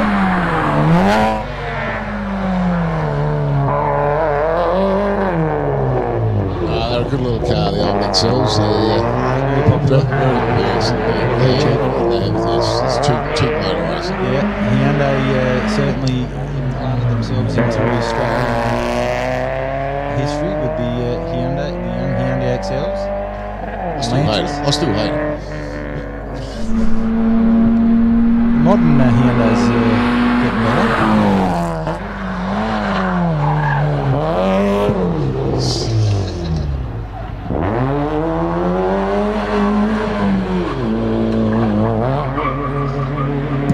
The latest Hyundais are produced at the Volkswagen factories, I think. Is that right, Graham? No? No comment there, I wouldn't know. German engineer, oh well, don't talk to me about German engineering.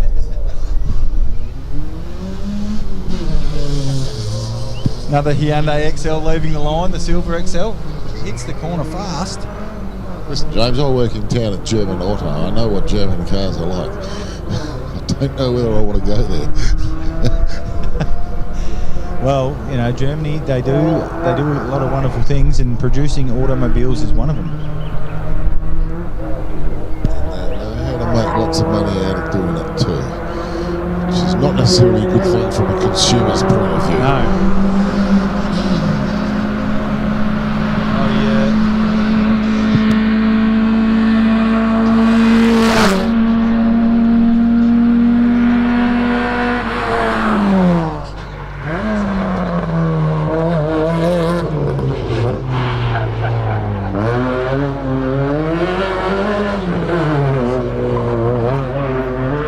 Welcome back, Sam. That's all right. James is going to have a bit of a break, have a walk around the pit and have a look at the cars. It's been a while since we've sat in the commentary box here together for a chat. Yeah. Oh, yeah. So where are we up to? It'd be a really nice spot here if it was a little more spacious, Sam. But however, Going on with the XLs over the break build up at the hairpin. Who's navigating this way? Oh, and he's taking out the tyre mark around the corner there. I think it's number 16 we're looking at. Does Hayden Brand, Corey Brand sound right? I think it is. Yes, it is Corey Brand on screen. With a 104.13 there. how many brands have we got here this week? Got a few. We've got Corey, Hayden, Damien. Unfortunately, Trent's not here this weekend. No, there's no little Lancia Stratos running at the moment. Needs a few repairs. He's still a little damage. Thrilling out of bed and a hole in the butt. Of course, that's a little Ferrari motor, so that's not going to be a cheap fix. But, Just go down to your local wreckers, should have one in stock. get one from you, pull it. That's right. Go down to Top Spot Auto Dismantlers and just get like a Ferrari motor off the shelf, please. So looking at Peter Burns now in the XR8 making his way up the mountain. Another one of these mighty AUs that James was talking about earlier.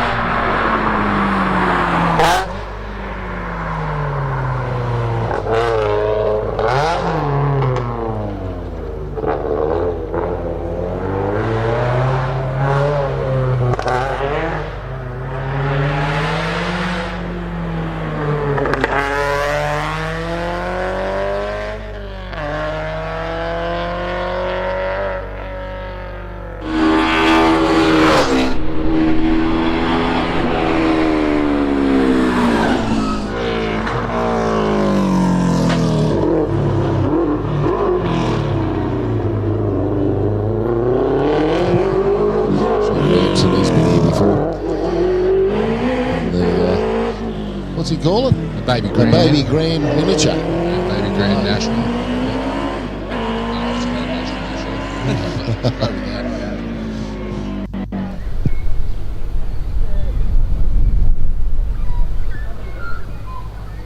was 21.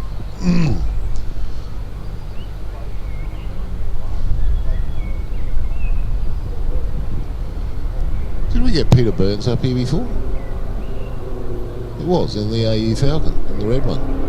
Performance tuners and racers trust Bosch technology for their high-performance engines. Precision, reliability and performance. Bosch fuel injectors give you peace of mind, knowing your engine is getting the best fuel delivery. Race after race, year after year. Optimised spray formation for improved combustion, smoother power delivery and better throttle response. Bosch fuel injectors will put you ahead of the competition. Search Bosch Motorsport Australia. There's good, there's better, and then there's Bosch.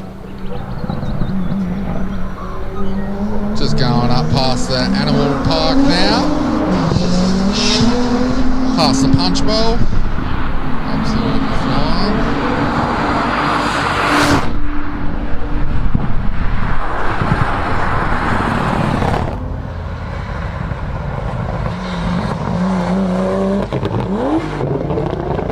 Just seeing the skyline now, making the hairpin, a little bit of tail sort of there.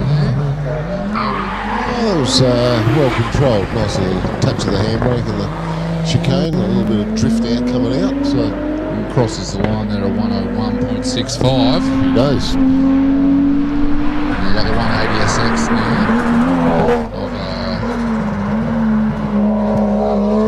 Lloyd de Croft making his way up to the finish line. Had a bit of an incident the first run, but back on track, so that's good to see. And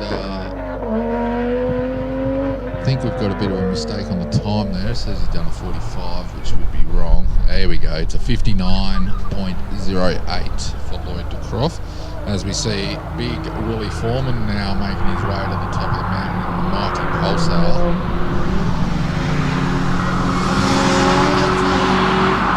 Will's first time here at Legends of the Lake. Been pretty excited for this event over the last 3 months or so. Doing a lot of work on this car as well. Was in a fair few bits and pieces earlier on. And it's been from got it back together. Doing well. And Will's going to stop the clock there at 1:13.31. He'll be happy with that. He shaved a couple of seconds off his first run of the day. Yeah, just watching Jeff Harden coming up the hill in his that's a 1200 coupe sports sedan, sporting a Honda motor. That's why it's sounding as good as it does. It was one of the noisiest cars in the field once upon a time, but a few other people have challenged him for that title, but he's given it a bit of a twitch. Yeah, I think he's still sitting in the top 10 at the moment. It's just done a 58.13 there for Jeff. He's a regular here at the Hillclimb as well. As we now look down at the James Pauley Austin Mini, this one's got the 4AEG turbo motor in it from Toyota. That little mini bonnet.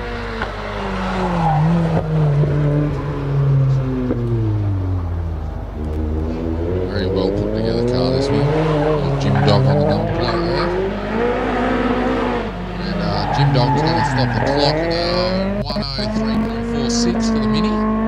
I'm sure that car's became well of faster times than that. Got Sean Stingers now. Flying up the hill in the little Escort Mark II. Recovered well. Sean run yesterday as well. He put in some pretty neat times. He was down in the 103s, maybe 102 yesterday. Well, he's just done a 103.03 just then. Yep. So he'll be happy with that.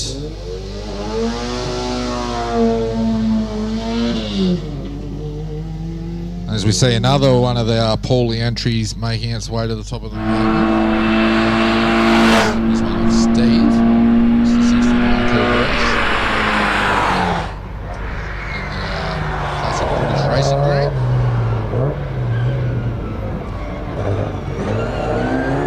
Great racing shot of those cars. First 9 positions in Bathurst in 66.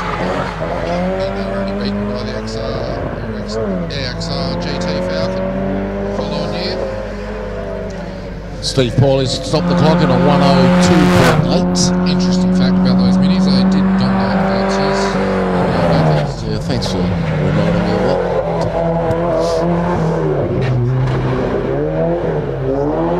That's English engineering, all the Lucas parts make go first.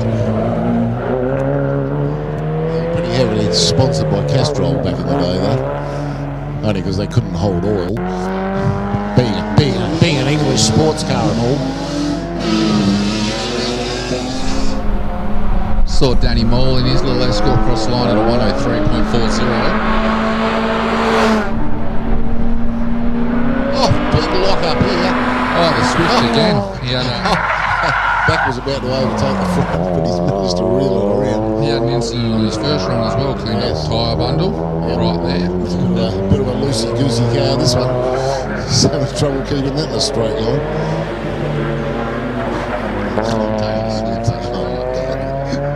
And he runs it across the line at a 107.52 there. Andrew Mills. Darren Schumacher Bluebird on screen now. Actually, we've got a little bit of in-car footage here of Andrew Campbell. Yeah, so it was rather twitchy through the first corner, let me tell you. Had a bit of a snap up the first straight here. Must say, this Clutch Life Media are doing a fantastic job of the coverage this year, especially with this in-car and drone footage. It's just amazing. This in-car footage gives you a real idea of the actual speeds these cars are getting up to. Like on the still cameras, they look rather slow, but once you see it in-car, you can tell how fast these guys really are going.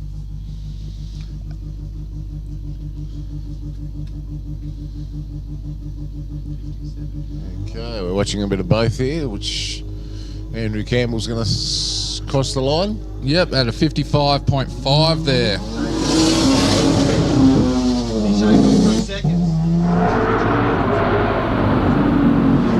The last time we see that car, Andrew Campbell's, I believe there's a new car in the pipeline. 55 seconds just isn't fast enough. Probably not. Yeah, so he's shaved 2 seconds off his previous time for today, so go in the right direction. Yeah, there weren't too many times on the first run this morning that were really mind-blowing. Dan Day's first run of the day is probably enough to win the weekend.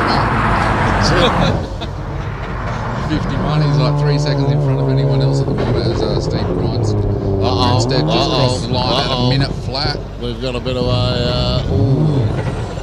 One of the rotors What's up going there on? is having trouble. Talking about the rotors earlier today.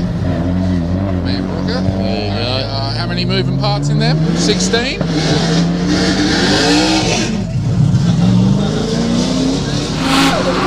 We're watching Damien Malazani negotiating the bus stop now. Hooking in there nice and quick. I didn't actually see the final results of yesterday. Where did Malzani end up? Well, third out right yesterday. Yeah, very quick. Got a new sponsor on board this year, and it's Precious Opals, okay? Precious Opals. Precious. I think you got it wrong yesterday. You came and had a crack. Precious Opals.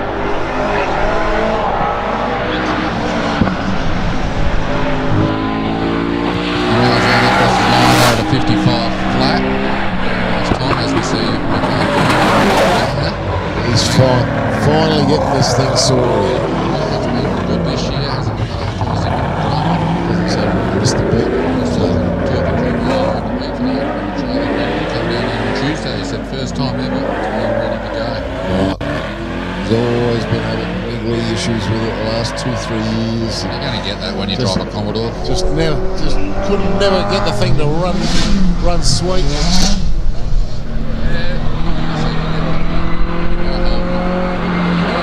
I suppose if you'd had an AU Falcon, it would have been all good, wouldn't it? 100%. That's why that car's on the going to be on the $5 as James said earlier. Another great little car here, Mini. That one here before. very interesting looking little vehicle. I saw it in the pit earlier and I had the boot open and all that. It looked like all the boot had been gutted out and There's you a see the road underneath it. It's a 107.9 for Adam Stoddard in the little Mini. I'm sure that's capable of going a lot quicker than that.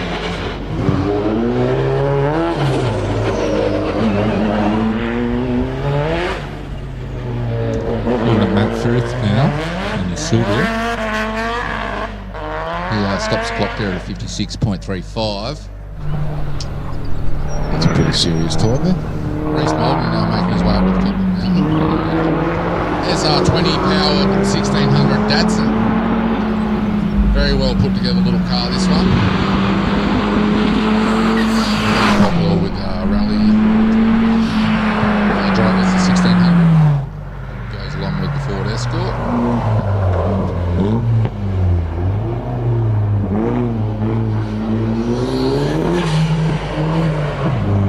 Reece is going to stop the clock there at a time of 50. Nope, he's done a 1 minute .25, just over the minute mark there. Still a pretty tidy time. He'll be under the minute before the end of the weekend, I'm sure. Looks like we've just had... is that Murray Height? There's Murray Heights just pulled off into the Browns Lake Road. Thinks he's had enough of that run. Driving the Virus, the old Corona.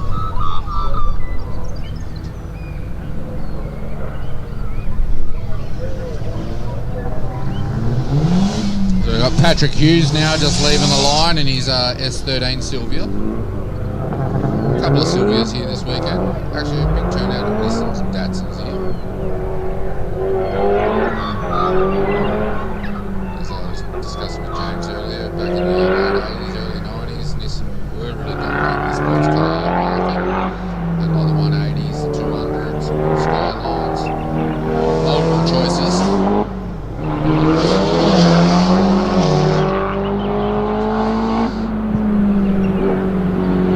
Paddy Hughes now just going past the punch bowl there. Looking rather tidy. The bus stop. This is where buddies around his hairpin and make up or lose a lot of time there.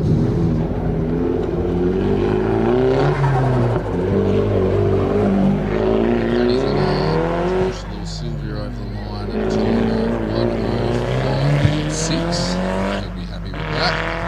As we see one of your favourite cars, Graham making his way around the hairpin. It's the Peter Holst entry. Modified Golf R. It's a Mark 7.5, I think. He's going to stop the clock at a 56.74. Very quick grocery getter.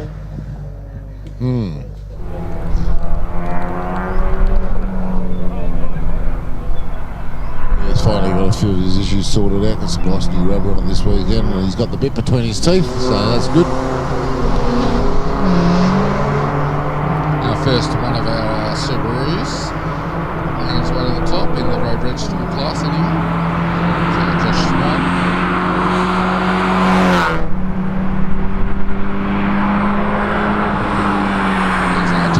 WRXs are starting to fetch a few dollars these days. I guess a lot of them have been trashed or blown up on racetracks. They were a good bang for buck car a couple of years ago. You can pick them up for $3,000 or $4,000, but those days are gone. You're looking at 8 to 10 grand for a pretty rough one now.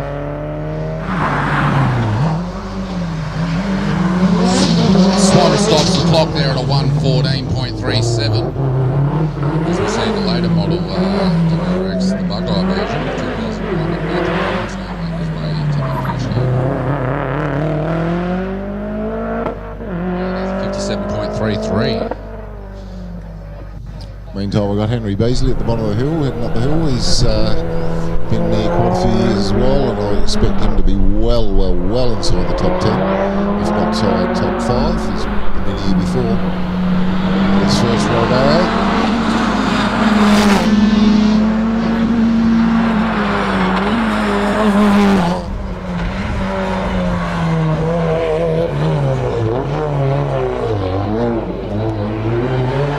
Beasley heading up to the caution there. Charging his way towards the finish line. He's going to stop the clock at a 55.96 for Henry.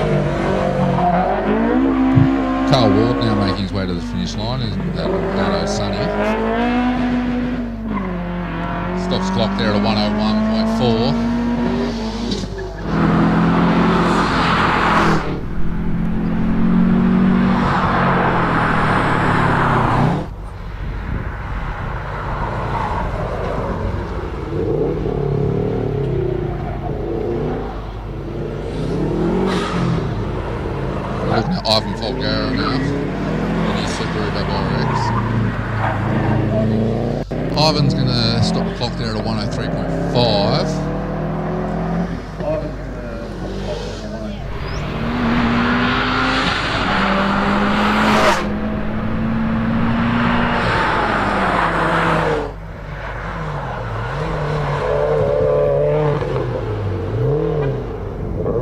As we see Derek White now in his GT.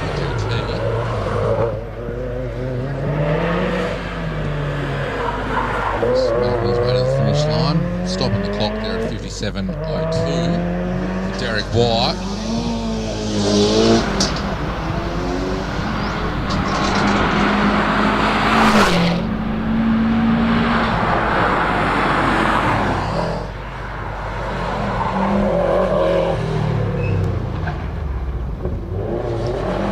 Dixon makes his way to the finish line in the Subaru STI.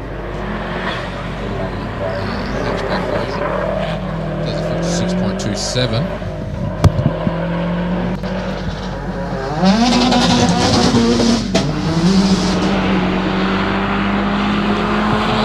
Now in the Evo 7, just making his way into the bus stop. This is a shared car for the weekend, so him and his co-driver are going to fight back with bragging rights tonight.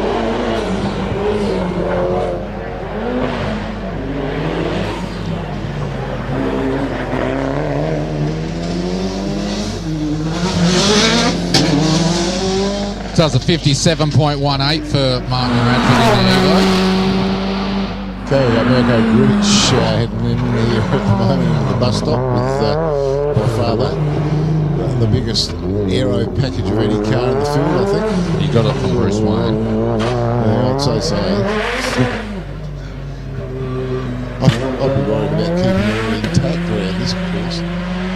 Yeah, there's a few spots there that you could easily take it.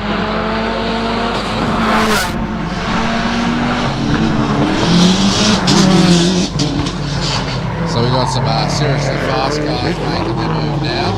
Gribbing from there, done a 53 flat. So we got the big guns now making their move here. Doug Johnson's just stepped up to a 52.20. That's nice. He's 52.20. It's nearly a second and a half out of his previous.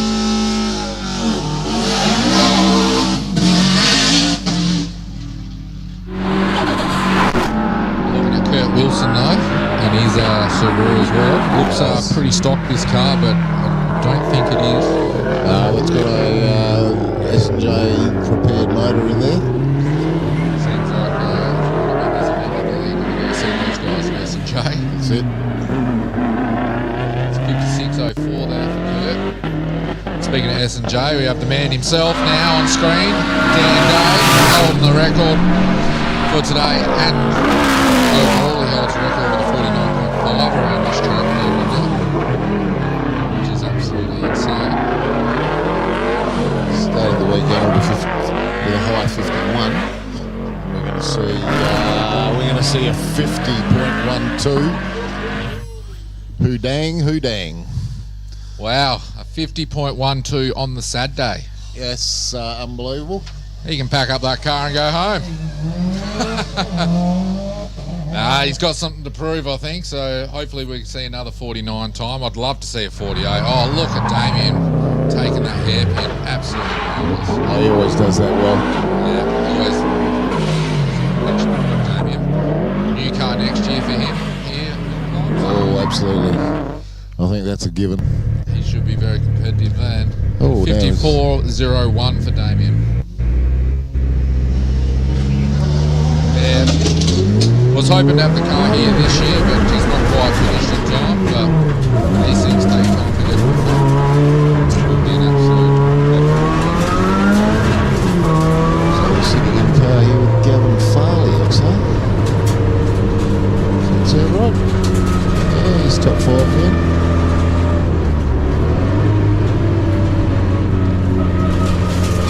Not quite right down here. Turning up to the ground down the road. But yeah, it's a bit of a shame. Yeah.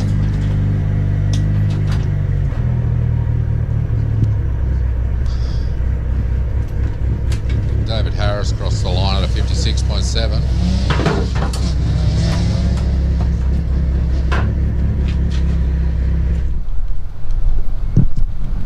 So yeah, unfortunate for Gavin there, some car issues. He's reaching for the bonnet latch. He's got the bonnet up. Getting some great footage here.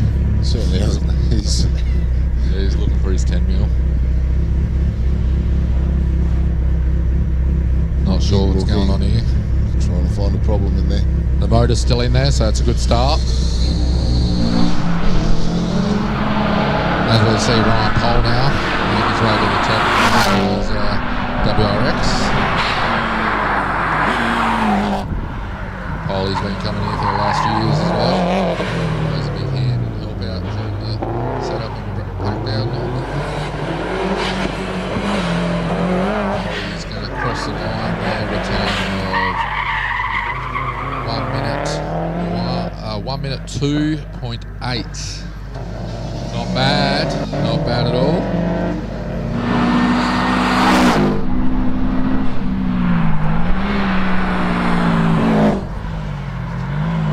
Looking at the WRX now of Tom Rogers. Oh, looking at Tanya Langcake from the drone view. Drone's having a bit of trouble keeping up there, or is it? Yeah, he's having a bit of trouble keeping up with the drone. Tom Rogers stopped the clock at 57.5. Langcake now just making her way to the bus stop chicane.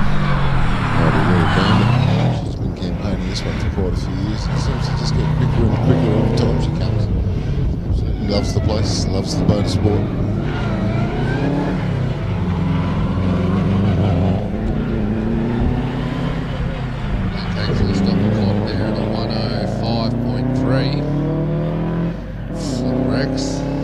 She can go faster than that. Don't know what she did wrong there.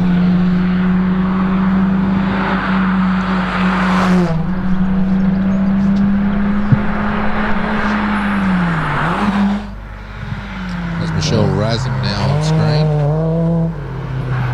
So the drone's going to have another crack at keeping up with the car here through the S's down the bottom. Yeah, it's Alexandra Robertson in the Ford Focus here that the drone's chasing at the moment. Not keeping up. Oh, the drone's not quite quick enough. Oh, a little bit loose there by Alexandra.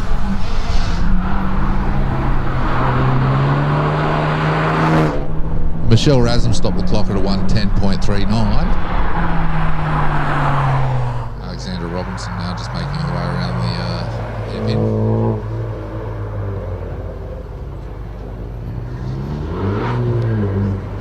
Road registered under 2000cc in this class here at the moment. The Bazinga bus. 108.5 there for Alexandra.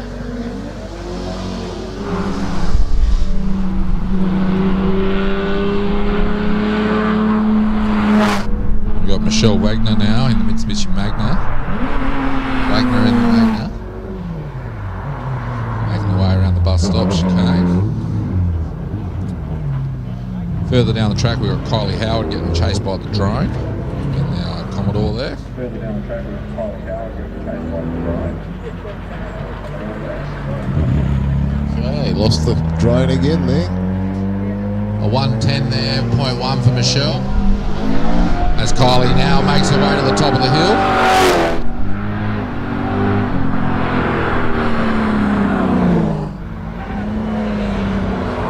I think it's her second, maybe third time here at the Legend. Third, I think. Part of the Goon squad. And Kylie's going to stop the clock at a 102.82. That's good pedal, that girl.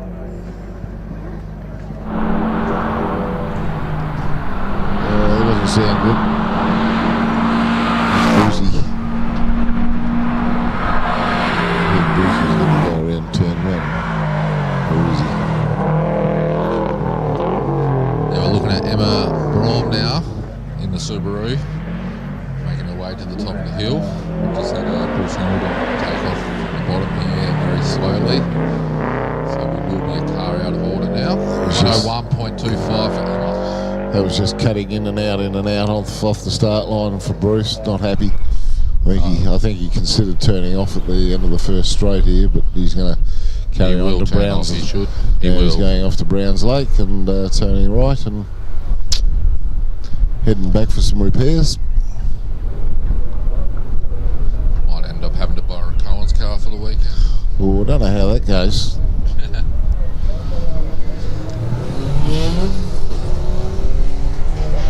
So Chloe Krifoff in the Subaru Impreza taking off from the line now.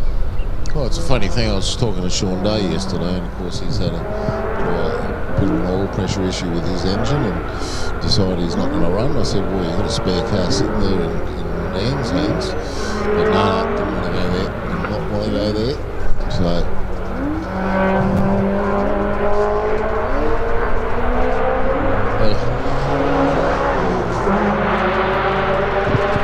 Chloe now making her way past the punch bowl. I think that'd be a difficult thing to happen to a strange car on the rest of that calibre, and I think you're going to do it again. Yeah, be a different animal driving that thing. My word, yes. Chloe just making her way around the hairpin now. Pretty well all these Subarus and Evos that we see here kind of visited S&J. Yes, I'm sure they all have. There's a 106.75 there for Chloe. As the Dave Ruddam little Ford Escort now makes his way to the top of the hill. The Mark II. Late model Mark II, 79. Must be one of the last Escorts running the round lights. They all went with the square headlights later on, the same as the Gia front end. And this is put an earlier model front nose on it.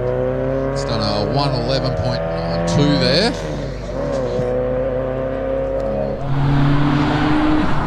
Yeah, I just thought it was like 77 or 78 that they changed to the square headlight. Might be wrong.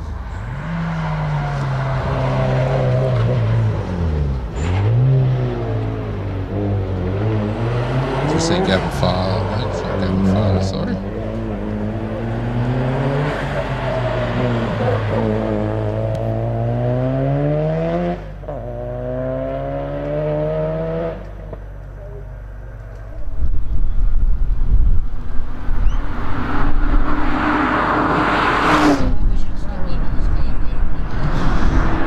Bill Davis now in the XR8 making his way around the hairpin from the Upper Snuggery race team.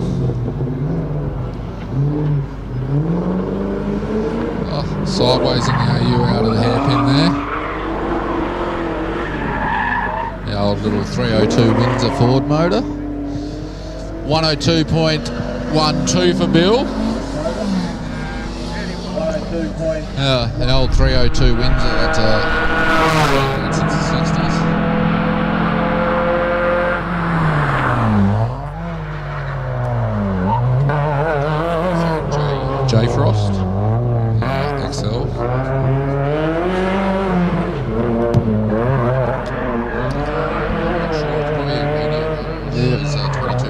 No, we're just at the end of the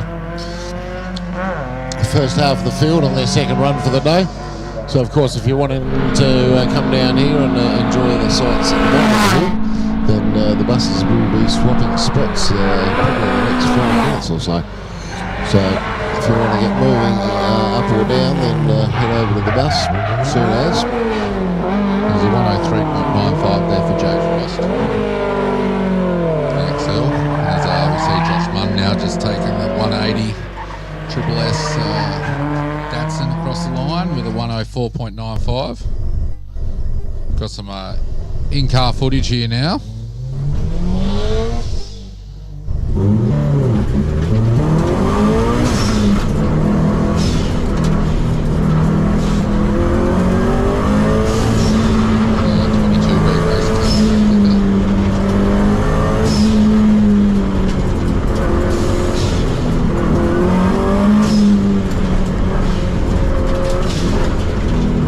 So we've got the course cars running up the hill now.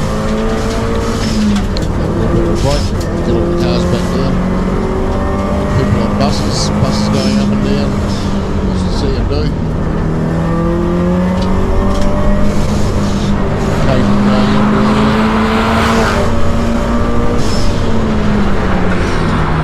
Donuts and ice cream. Come down and have a talk to Leah and the Shannon's tent here. She'll help you out with any of your insurance needs.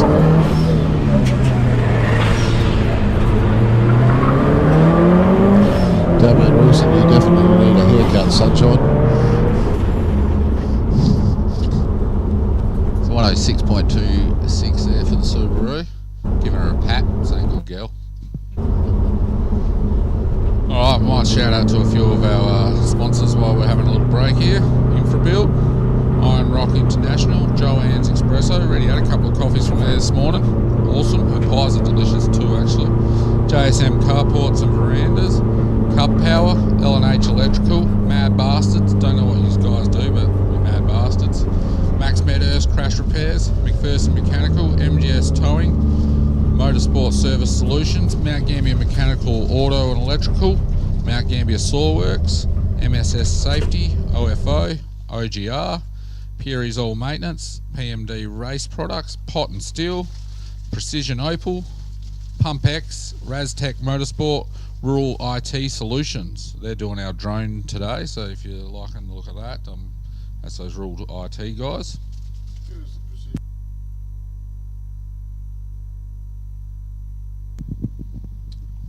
Precision Opal. They've actually got that wrong in the program. It's Precious Opals. That's a bit of a spelling mistake. Oh, that pointed out to me yesterday by the fellow that drives that car, Damien Malazani. You got that wrong. Oh, I'm only reading what it's written here. Good, I wouldn't be happy. The Bosch Motorsport BR540 high-flow in-tank fuel pump sets a new Bosch standard for quality and performance. With class-leading fuel delivery at high rail pressures, it's ideal for both boosted and non-boosted engines, suitable for most fuels, and compact in size. The BR540 suits high-horsepower motorsport applications. Search for Bosch Motorsport Australia or find us at boschmotorsport.com.au. There's good, there's better, and then there's Bosch. Bosch Motorsport, when quality and performance matter. Bloke's done. Oh, I see Harry got the works. Light Force driving lights, ARB Summit bull bar, side protection steps, and the ARB Ascent canopy with push button windows. Remote keyless entry, no less. Maybe Reese tow bar too, eh? Of course, gotta have the ARB fridge. All ready for you. Yeah, Harry's work. Brought to you by Trident Tyre Centre Legend. Keeps you safe on the road.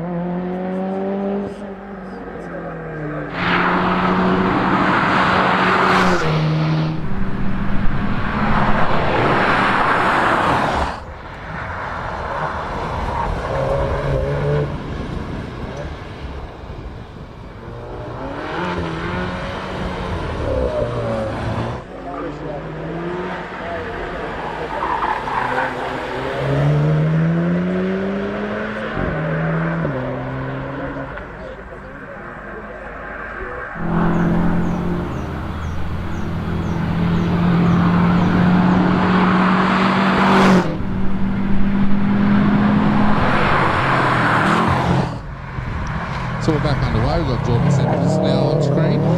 Subaru making his way to the top of the hill.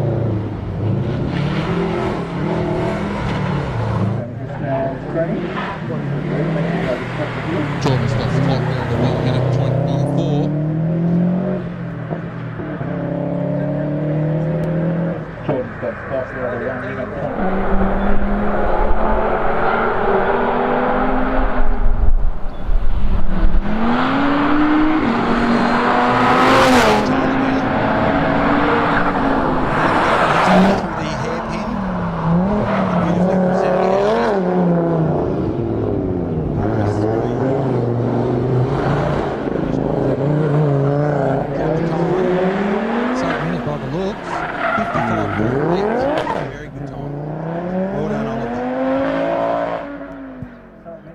Blanchard now, making the climb up the hill in Evo.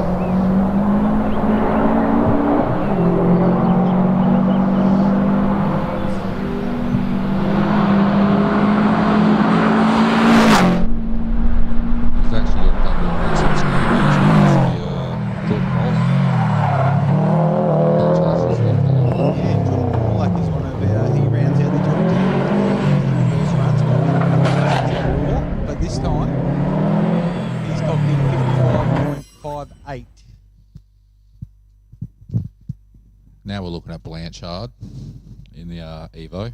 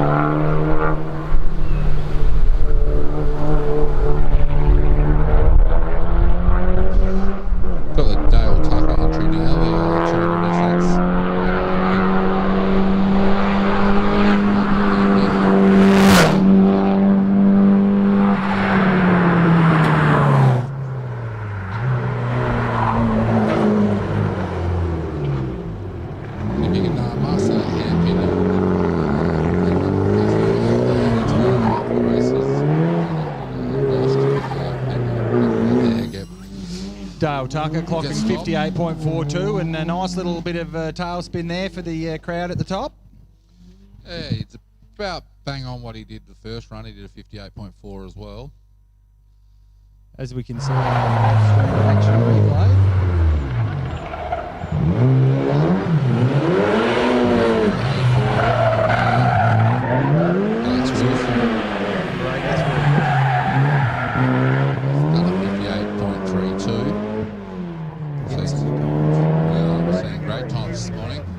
Temperature of the track's come up a little bit now, so I actually think we'll see him drop a little bit more. He's not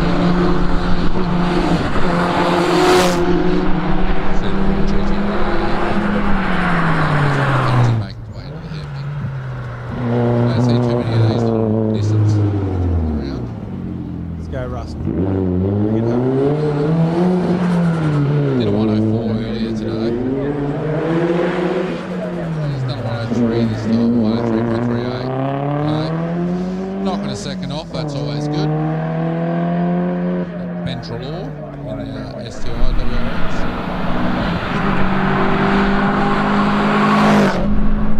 Yeah, nice presented number 85.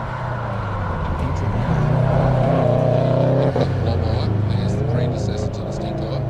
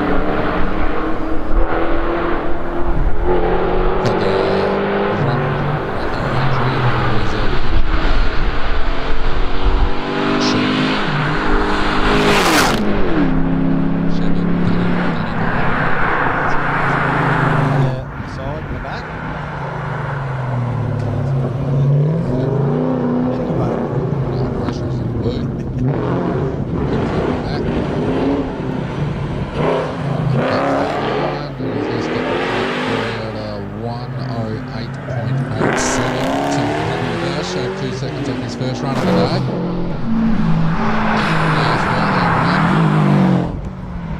Here we're looking at Simon Field now. Yeah, entry number 90.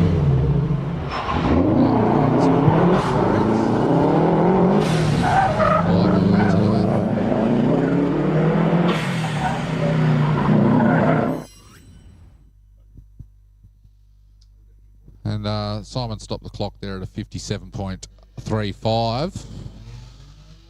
As we watch the replay of Simon take that hairpin rather smoothly today. Nice little bit of hit.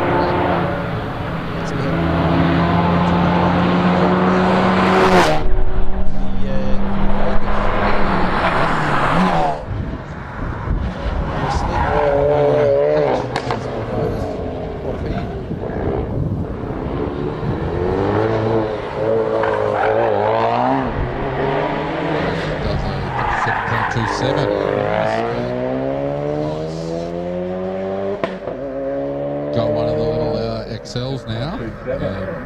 Michael Ruff.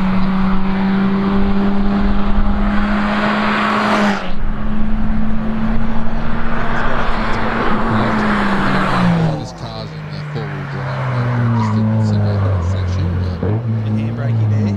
This is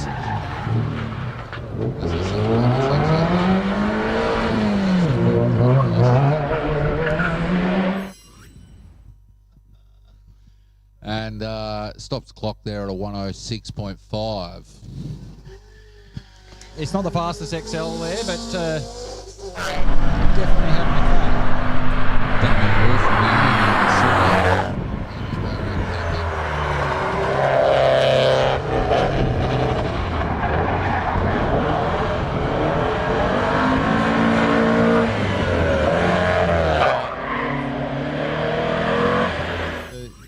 Damien Wilson hits a 104 to round out that hill climb.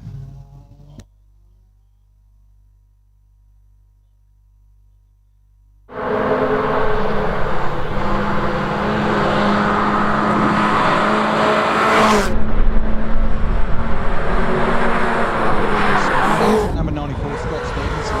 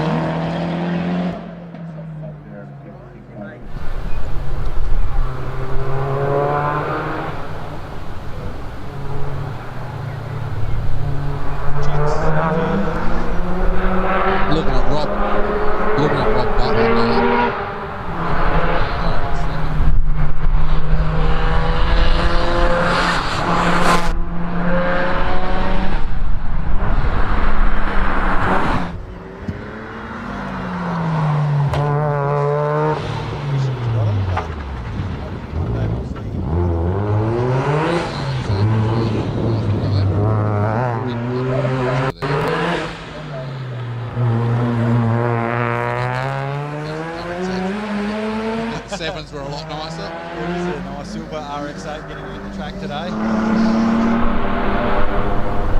Got another one of those R31 Skylines in front. Stop the clock at 101.75. See the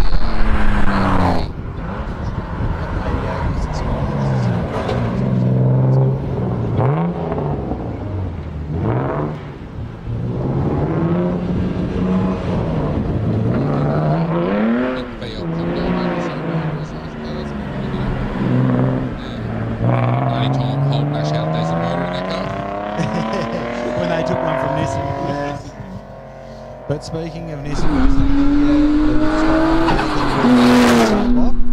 Craig Day did a 112.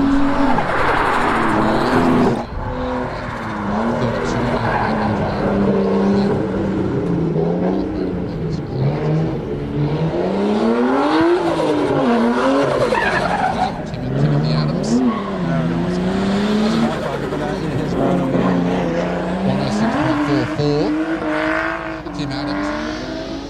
Man to watch though, Luke Day in the grocery getter Skyline. And something else this thing, so absolutely Skyline.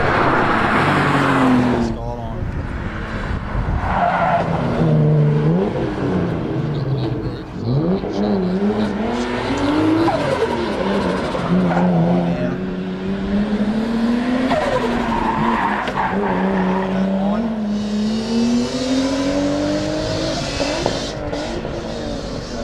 got the Phil Wilson entry, the EA Falcon now making his way to the top of the hill.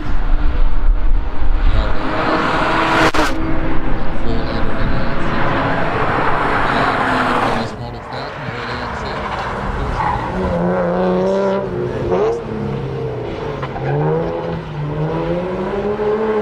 the XF, they did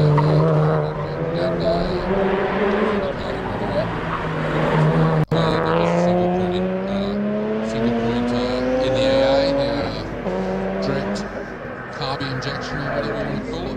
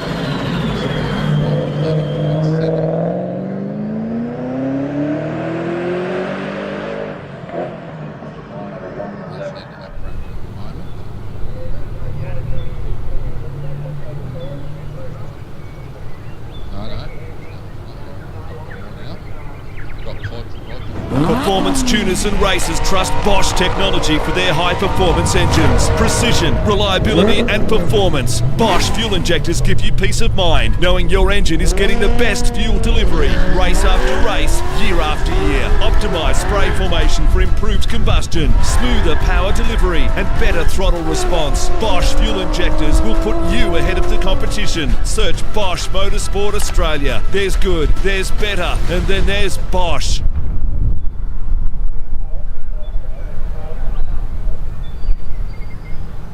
Don't forget at the end of the brackets, if you do want to come down the bottom and check out the pit and have a look at all the cars up close and personal, get on those bus services and come down, grab something to eat from one of our great food vendors.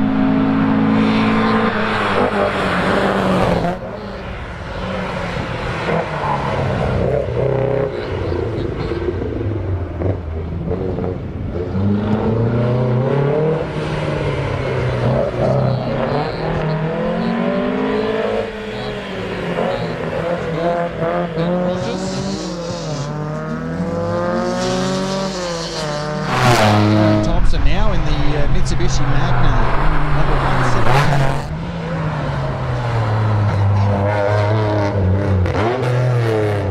This Magna is loud.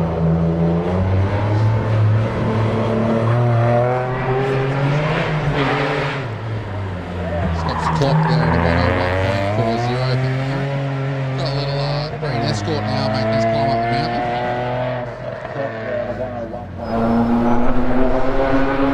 That's for Grant Stevenson.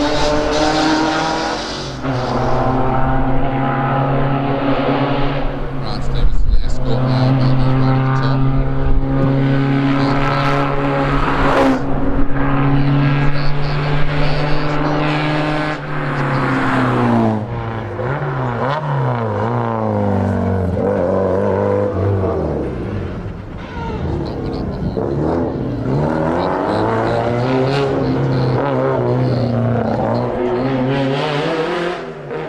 Grant Stevenson there stops the clock at 1.7.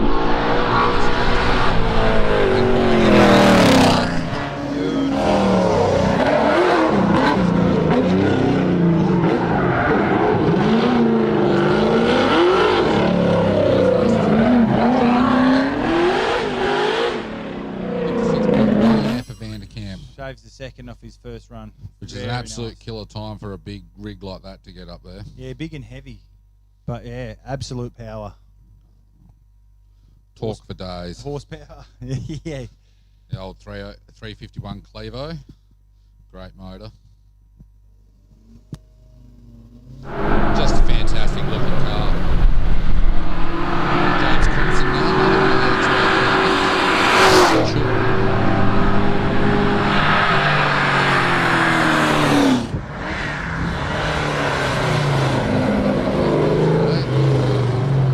Clutch, unfortunately.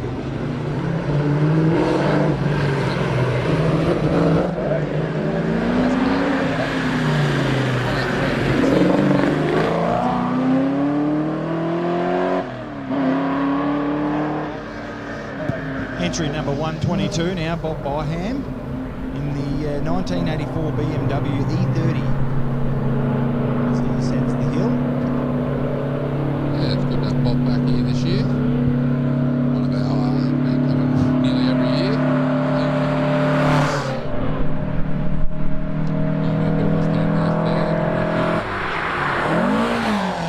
Bobby's the only one.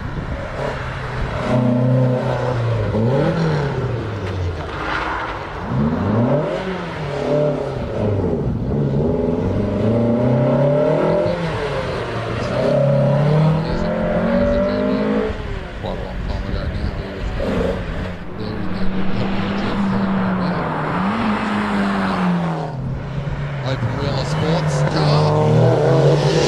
Bob did a 120.69 there.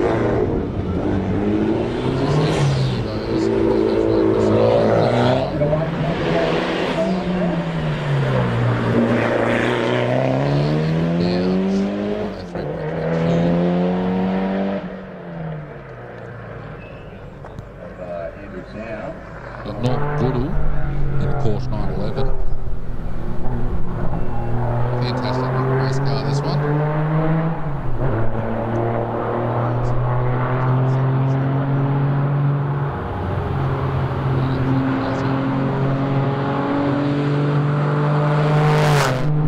Haven't really changed it.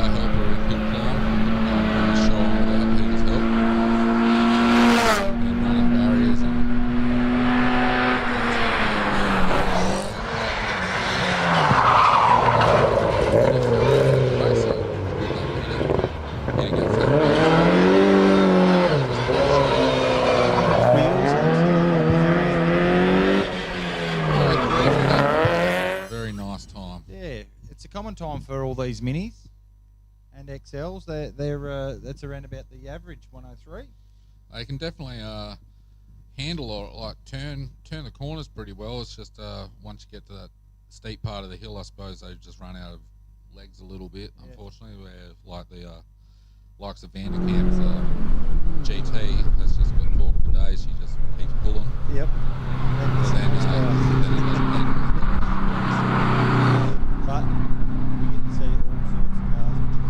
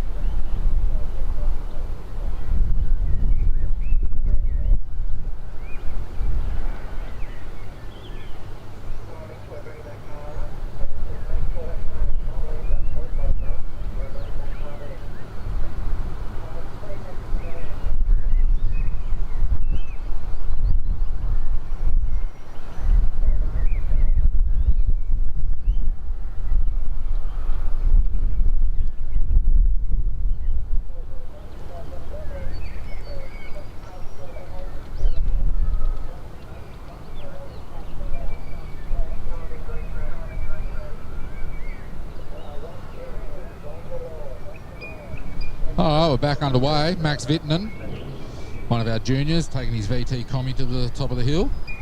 Got some great drone footage here.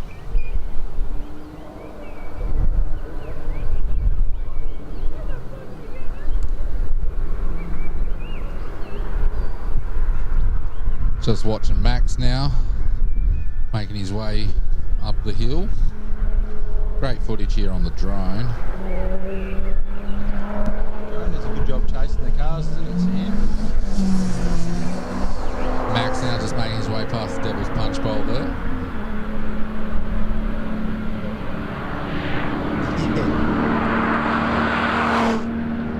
Into the hairpin.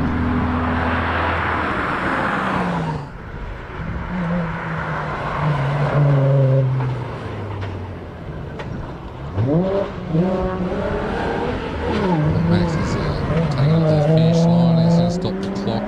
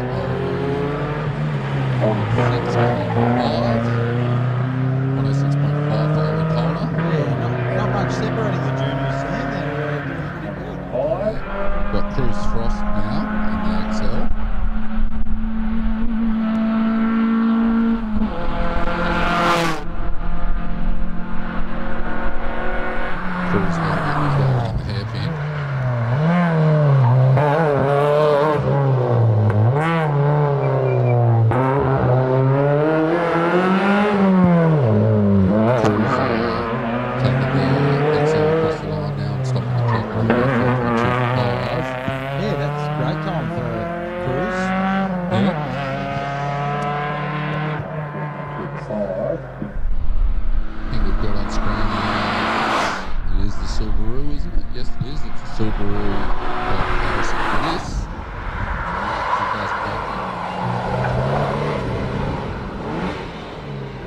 2019. It's just an improvement.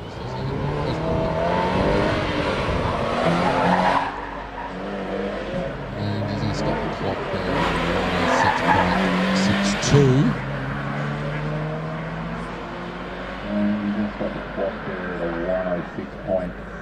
As we're now looking at the Toyota Sleeper of Henry Sims. He's letting his dad drive his car this weekend as well. Father-son rivalry. Nice little handbrake job there. Henry. Wait for the finish line. And Henry's going to stop the clock at 8.72. 108.72. Nice run, Henry. Very well done. We've got Braden Rydell now. Mitsubishi Lancer. He's waiting at the top of the hill.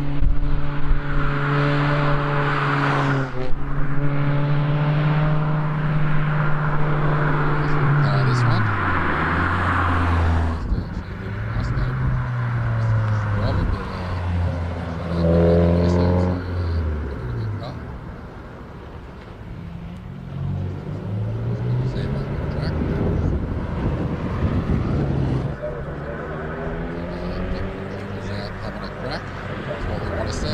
Stops the clock at a 1:26.64 there, right?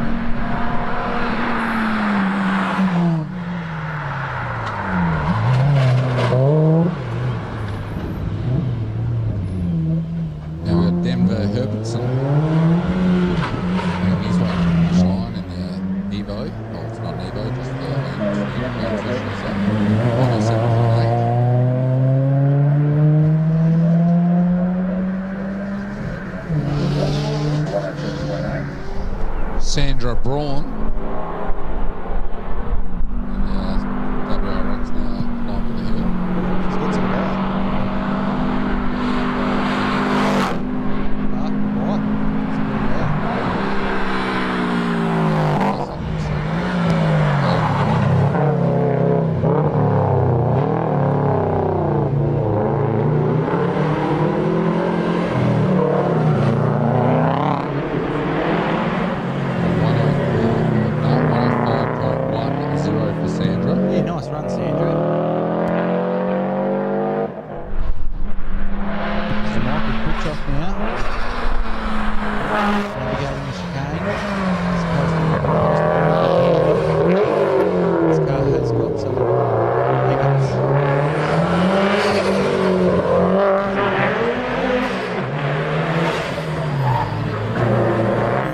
For Michael Critchoff. Well done, Michael. Just holding the start at the moment for some reason. I'm not sure if there's been an incident upfield, up the track there. No, we're back underway. Got the Cohen Hamilton entry, the Ford BF Falcon Taxi. Way to the top of the hill. Sat in a few of those taxis over the years. Yes, Coleman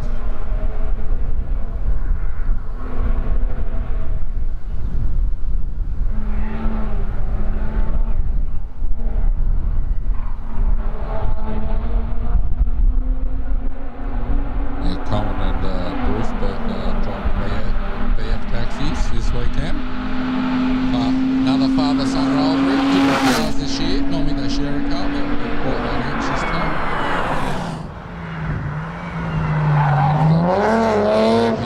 Smooth. Been cracking just below the hill this weekend, so let's see what he's got now. Got a 58.96. What a fantastic time. Big car. Yeah, knocked the second off.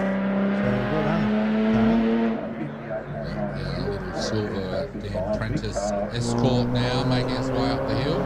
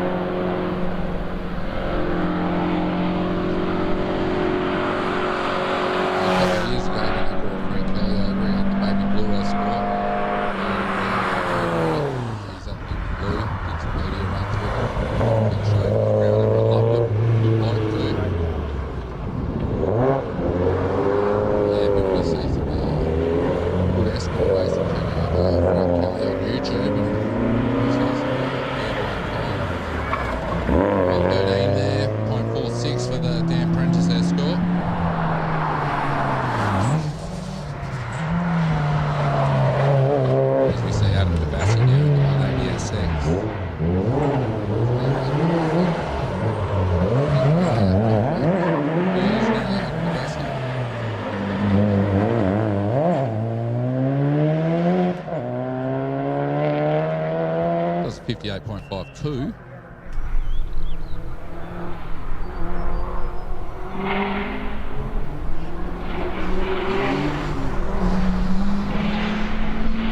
We got Adam Zemchuk.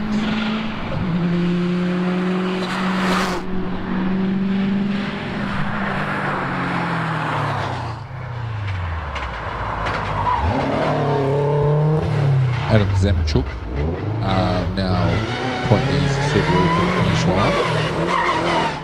Going to stop the clock there at a 59.1. It was a nice time for Adam. So next we've got Brendan Wegener In the Magna. The pink and black machine.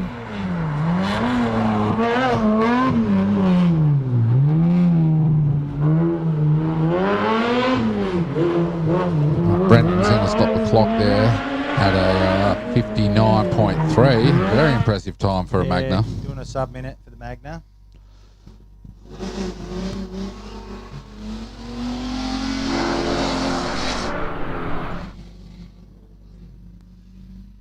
We've got Tristan Crowe in the Legends of the Lake Commodore, making its way around the hairpin now.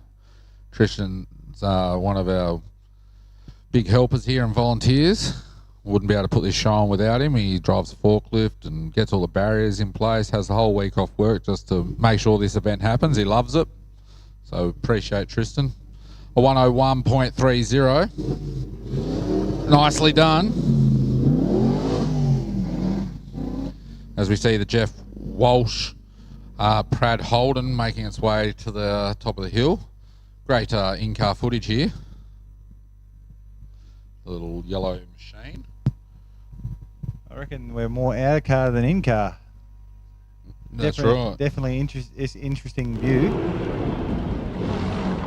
Yeah, you can see the old bar above his head there. It is out of car. Does a 106.95. The Holden Prad. Yeah, little Prad's from 1961. Rather old car. Jeff Welsh. Well done. We've got another open top car here. Another Welsh as well. Tony this time in the AC Cobra replica. Seen some cars this weekend. It's nice to see one of these AC Cobras and that GT40. What a beautiful machine that is. That's right. A 110.01 for Tony Welsh. Mark Povey now in the, I think he's got his Stanza rally car. He's got a Holden Commodore, but it's definitely not.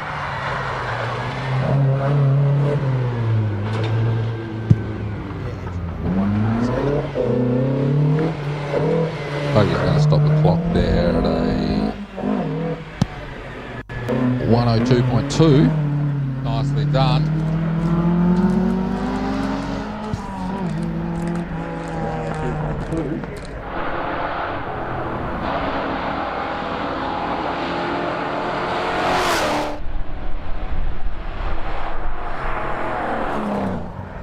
We've got Trevor Pyatt in the Mazda,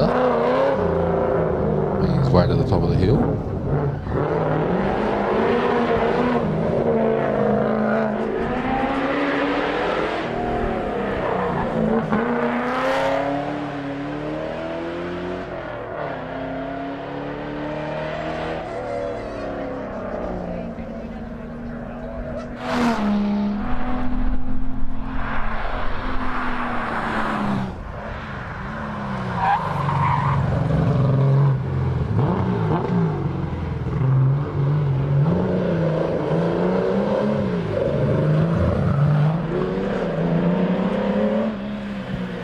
So Steve posted a time of a 101.82 Havelark.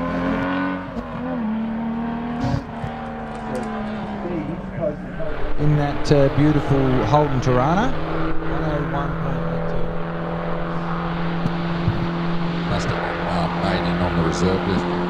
She made it to the program. Well, we were unsure who it was at the start. Looking at Alex Byam now. Another one of the biome entries in another BMW. Over in the hairpin.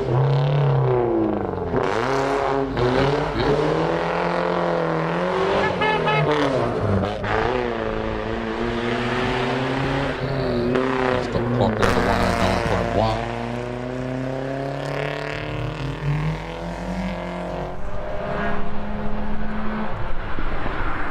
And we got another Wankel on screen in the RX-8. Hairdresser mobile, but nonetheless, Rotary driven. Number 152. Belongs to Bailey Munro. Not bad, 105.0. Very nice. Not bad, 105.0.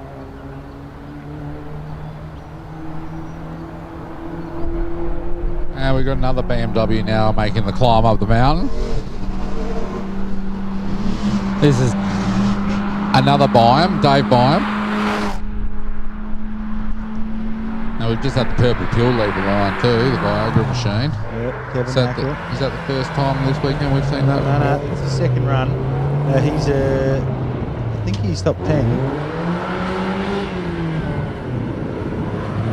Dave Biome's going to stop the clock here at a 1:10.6 as we now look back down at Kevin Mackerel. Absolutely flying. One of the legends of the lake here, has won it a couple of times. Very inaugural winner in 2006. Kevin Mackerel looking to beat his first time.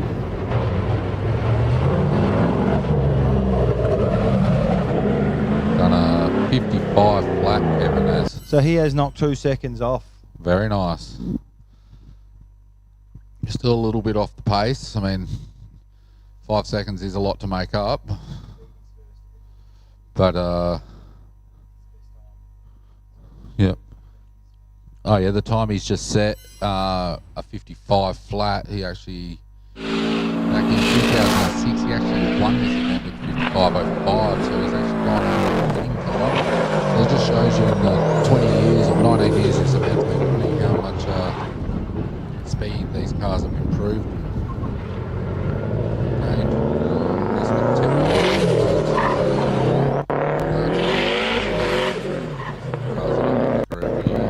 Yeah, and getting used to the track as well. You know, if you're really comfortable on the chicane and the hill, you know, you'll post some better times.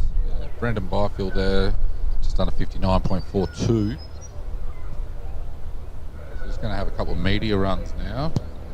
Just one. We're going to send up the 22B wide body WRX, the Colin McRae replica. What an absolutely beautiful looking car this is. There's only 400, 200Bs, 22Bs ever made. I think only 5 got delivered to Australia. Worth a pretty penny these days. You don't get much change for about 450,000 if you're lucky. They might probably even gone dearer these days now. I think that was, I'm talking 5 years ago price, so probably even more.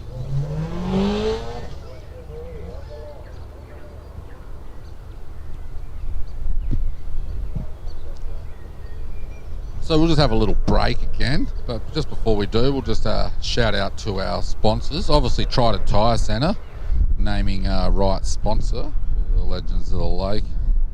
City of Mount Gambier, Adelaide General Plumbing, Adelaide Hills Conveyances, Ag Gear, All Panels Classic Car Restoration, Ample Auto, ASP, Avis, Baker's Delight, Bad Knox Deli, Billy Brown's Wine, Blue Lake Cranes, Blue Lake Holiday Park, Bosch Motorsport, Bright Legal, CNR Motors, Husqvarna, Cullen & Gazzard, CCM 4x4, Clutch Life Media, Cocky's Auto Mart. Also a big shout out to S&J. Thanks for the big screen this year. It's been great. Got people over in the paddock watching it, loving it, with the times and all the action on track. As we just see the 22B cross the line at a 104.9. So yeah, short break as the cars come back down the hill, and we'll be back with you soon.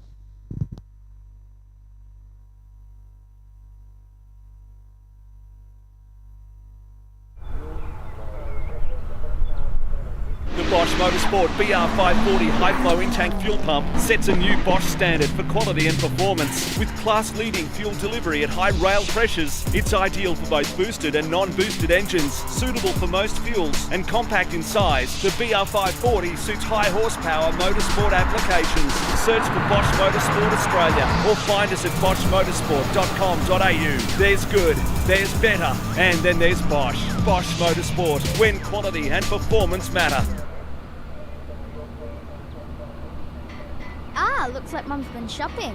Mars 19-inch mesh wheels.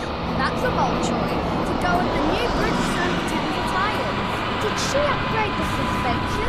Was it Petter Sports suspension or extreme coilover, I wonder? And no doubt like the full safety check and mechanical service too. So cool. Miller's School Pickup, brought to you by Trident Tyre Centre, Mount Gambier, Portland and Naracoorte. Keeps you safe on the road.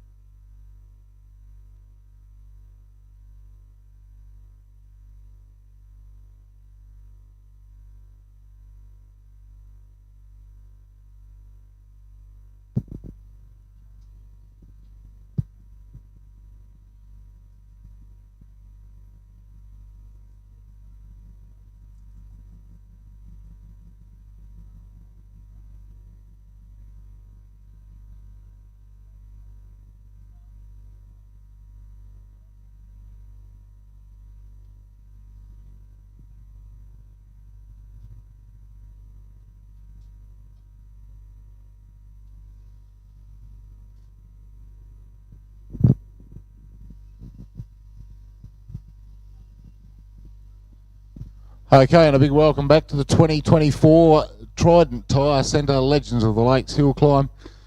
Coming to you from lovely, well, a bit overcast, Valley Lake here this morning. Just looking at the weather report here, we're looking at a high of 18, and they promise us at their bureau there will be no more rain. So could be in for some good quick times as we progress through the day. Just going to have a little recap of the outright placings after the second run, which has now been completed. Now, we've had a lot of improvers on their first run this morning. Everyone seems to be going a second or two quicker than their first. So we're going to start off with, we'll start off with 10th place is Ashley Blanchard in the Evo Mitsubishi. And he's pulled half a second out of his first time. He's down to a 55.72. So we're starting to see some good times. In 9th place, we've got Andrew Campbell in his S14. He's down to a 55.58. As is Jordan Rawlack in his Subaru STI. He's down to a 55.58 as well. Gavin Farley, he had to pull off into Browns Lake Road on his second run, so he hasn't recorded a time. He's still sitting on a 55.37. Kevin Mackerel's lifted himself up to 6th place with a 55.09. Damien Malazani is sitting in 5th place outright, quite impressive with a 55.08, still not down to his best time from yesterday. Damien Brand in his STI Subaru, he went slightly slower in his second run. He's still sitting at 53.79. Mirko Gribic with more aero than any other car here this weekend. He's managed to get down to a 53.06, a really impressive time in these little Evo 7. Douglas Johnson's still sitting in 2nd place, but he's come down to a 52.20. And Dan Day, he's down to a 50.12, still holding down top spot.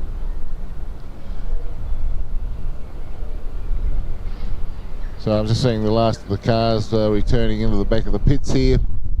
We've got a few cars lined up prior to the warm-up area there, and things are about to start happening again in the next minute or two. Big shout out, big welcome to all the people that have come down here. They've just hopped off the bus. There was quite a big group just travelled by. Big welcome to all of yous. Enjoy the atmosphere. Go around the pits and have a bit of a chat. Don't get yourselves run over. A bit of food and refreshments here. Joanne's is out the back doing coffees and pies and pasties. Lovely stuff. We've got the Lions van over there, of course, and they're doing they do a lovely bacon and egg sandwich and teas and coffees and so forth. And we've also got the donut van over there as well, and ice cream. So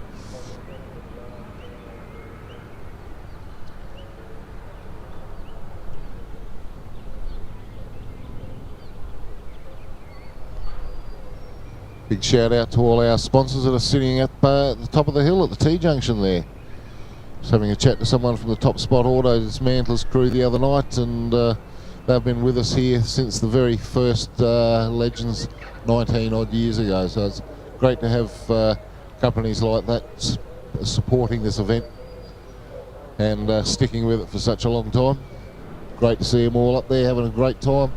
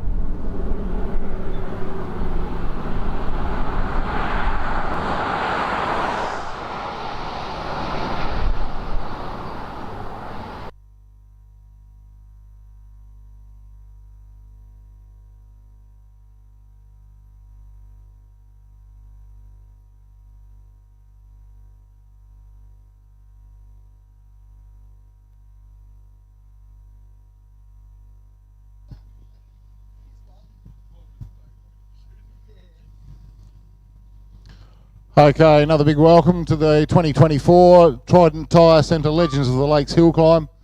Coming to you from Valley Lake. We're just clearing the top of the course. We've got the course cars just clearing out of the way. We've got Brian Young sitting down here on the start line in his little Triumph Vitesse. And we're about to get the show on the way again. This is run 3 for the day.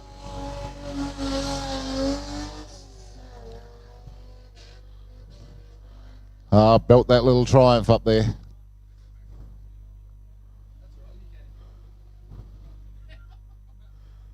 Like we were watching a little bit of lovely drone footage from way up in the sky. Boys from Clutch Life Media are doing an absolutely beautiful job.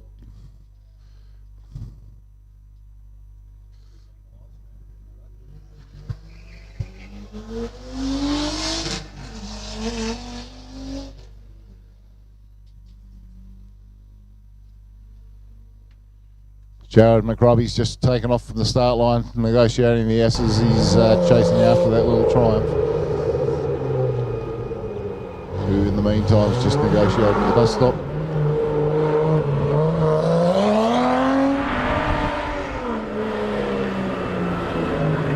Ron Bryant, he's heading for the finish line here. He's going to stop the clock at a 1 minute and 10 second dead.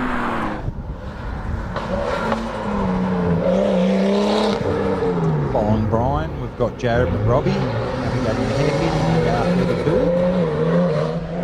He has provided the 2 sub times today.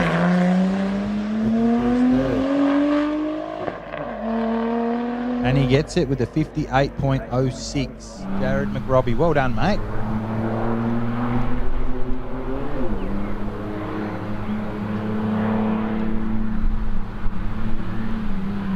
Jared consistent on his times today.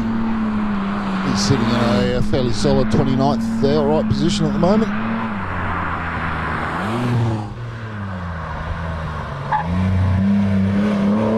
One of our upper snuggery guys, Joe Scanlon in the XU1 Tirana. Really well presented Tirana, this one. Number 3. He powers to the finish line in 1 minute 7 seconds. Well done, Joe. 1:07.11. Should be faster than that though, James. Heaven's sakes. That's slower than a Volkswagen Beetle, for heaven's sakes. I wasn't going to say it. Well, I was. Just remember, I did a 1:04.5 last year, so anyone going slower than that, I have the right to take the proverbial out of, all right? So. Absolutely. I won't argue with you. Not having Chris Hawthorpe just did a 1 minute 2.49. Well, that was faster than your time from last year. Yes, it was, sadly, but anyway. Chris Hawthorpe, well done. Probably because I stirred him up earlier in the weekend, because he started off at the 1:07s and I went over and reminded him of the fact how slow that actually was. So he's pulled a finger out. He's getting the grip of this different surface. He's normally a bit of a specialist dirt rally driver. So Nick Burns now, number 5 in the R32 GTR. Very fast.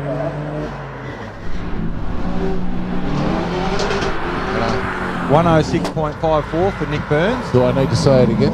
No.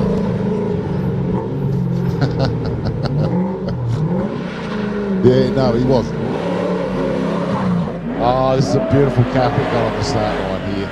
Can't see it on your screen yet, but we've got the GT40 about to set sail up the hill. GT40 yet to get under 1 minute, Graham. It's a 1:01.69 for Barry Lowe. Oh, that just looks so much the part, doesn't it? And sounds the goods. Sounds the part. Yeah. Sitting 40 inches high. Seen the movie. You're pretty much lying down while driving it, aren't Just you? about, yeah.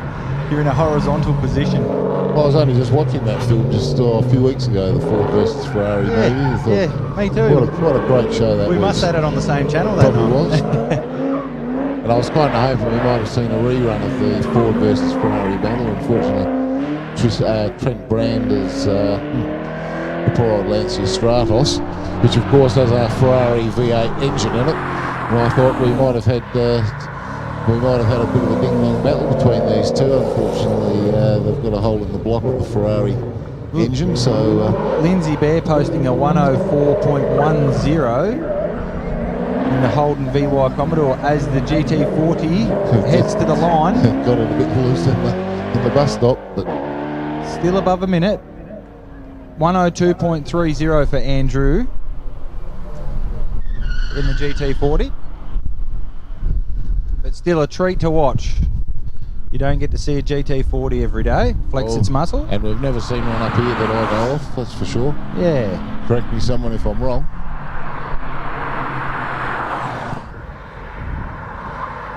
It's not the sort of car you see out tracks at all very often nowadays. Probably with the value of them. Can't imagine what a car like that would be worth. It is a 2018 replica. It'd still be worth a pretty penny though, I'm sure.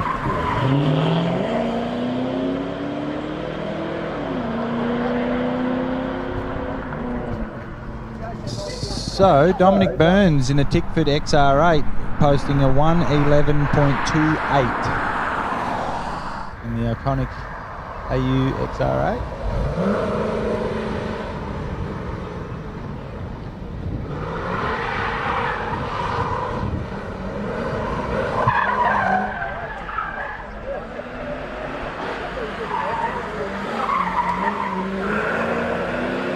So number 10, Alex Boner in the 2002 Falcon XR8.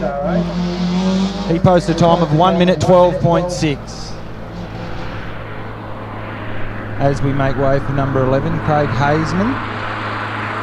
I don't think we're going to see Craig Hazeman. He's managed to bust the drive shaft in the Ultima.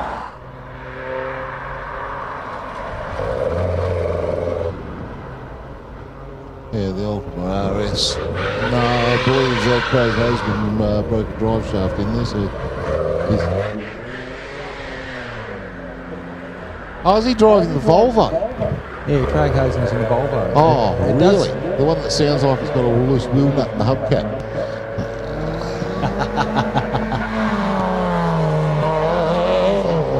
No, I'm not joking, James. That's what it sounded like when I took off the line here. So we're starting with our Circuit XL class now. But Craig Hayman's down to 1 minute 20. Oh, that's a bit sad. So we have Roger Vogel saying in the Circuit XL, posting a time of 1 minute 6.80. It's a bit slower than his first time. But the track's starting to warm up, so we're going to see some times fall here shortly, I believe. We're going to need to start covering up, put some sunscreen on soon, I think.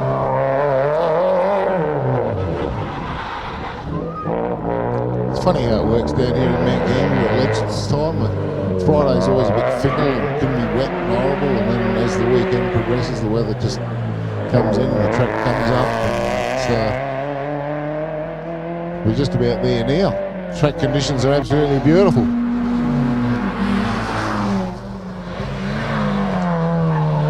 So Zachary Vogel saying posting a time of 1 minute 8.8. Well done, Zachary.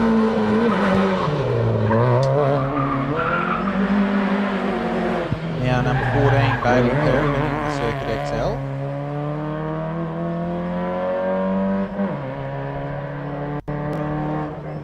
One minute 3.01.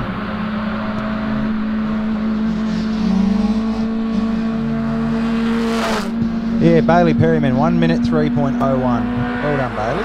Fastest XL. So far this month.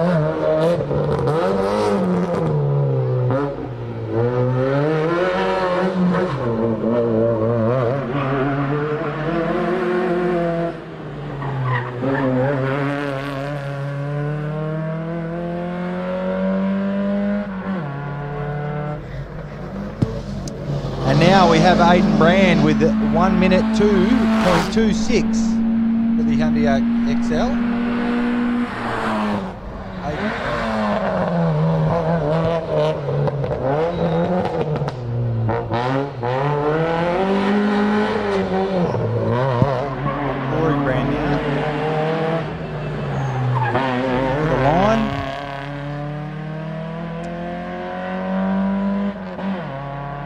1 minute 2.3. Well done, Corey. Right on par with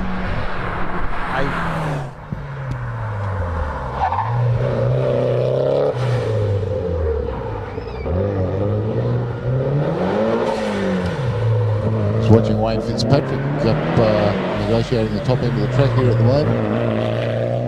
It's could be on a sub 1 minute flyer here. 58.0. Well done to Wayne.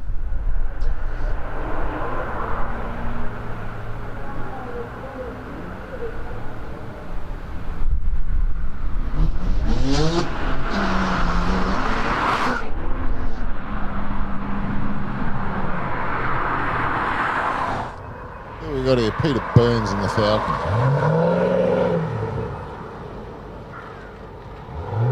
That's really strange. The program saying he should be driving a Triumph Stag. However, he's out here in the Falcon, so I'll be going for the next explanation of that later on. Series 1 XRO in red.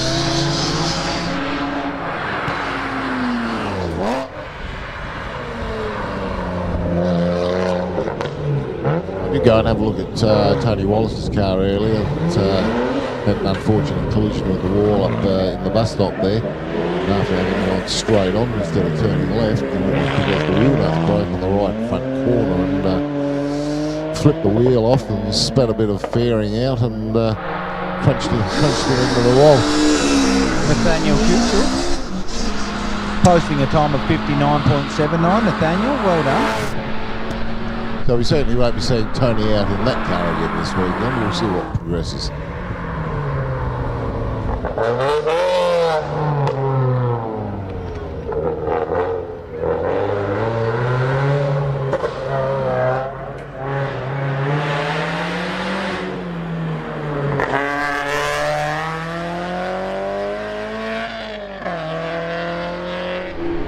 Fletcher Bolton posting a time of 1 minute 5.6 seconds. Well done, Fletcher.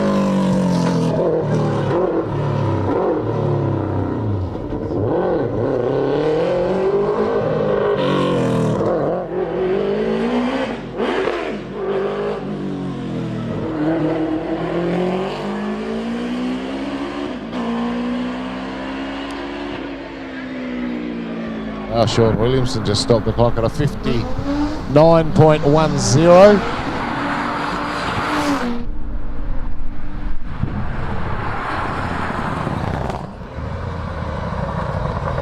We're starting to see some good times being set down here at Legends, so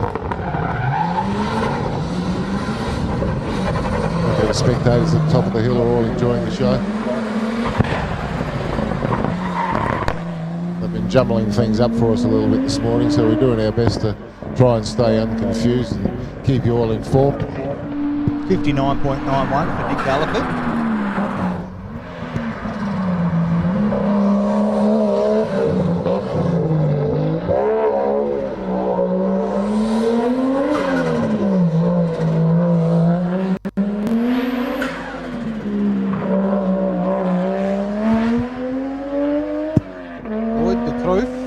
Now in the 1990 Nissan.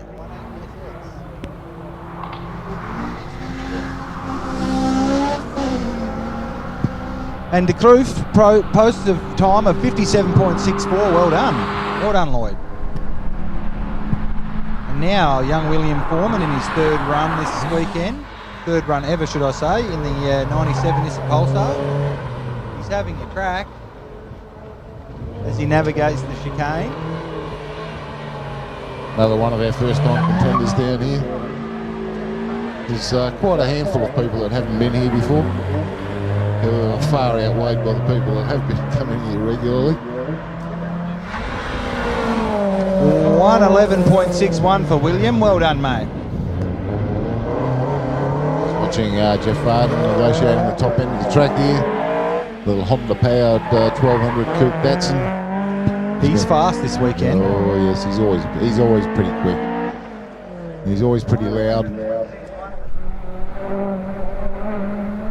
And Jeff stopped the clock at a 56.25.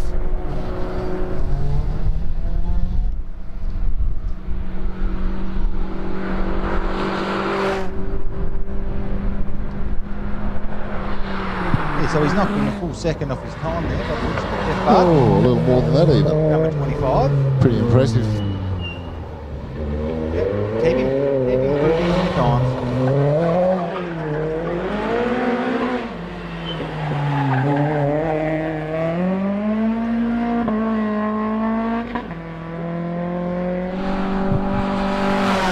Just putting in a little plug for Roosters Rotisseries that are at the top of the hill today. And what are you doing at the top of the hill today? Getting a feed. Oh, they're doing the. Oh, I saw the sign up there before. They're doing spit roast rolls.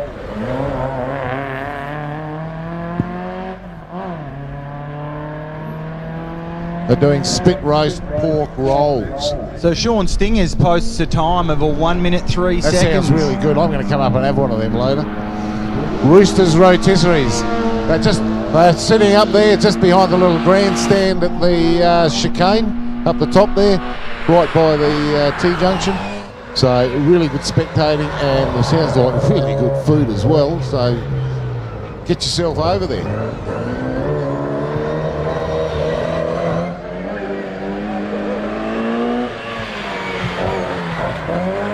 Yes, I was sitting up at the little grandstand by the chicane yesterday watching a bit of the action, and it is a truly fantastic little spot. You get to see so much action. Steve Pauly posting a time of 1 minute 2 seconds in the Mini.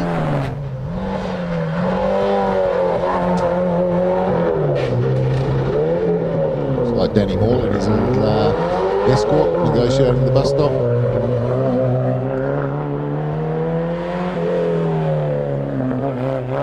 Oh, there's so many people in this field that have been here at least 10 years, if not 15. Quite incredible, really.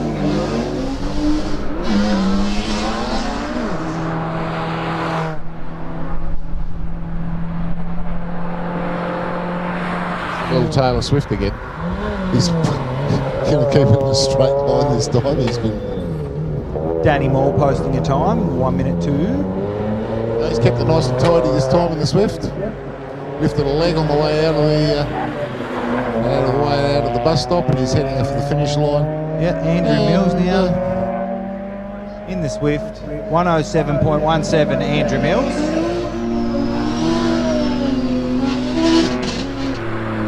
Yeah, good, nice try, Andrew. That's good effort, mate. So number 31 now, Darren Schumacher in the 1984 Nissan Bluebird. He's negotiated the hairpin and heading for the line. Darren Schumacher, 102.10. Oh, we've got an in-car.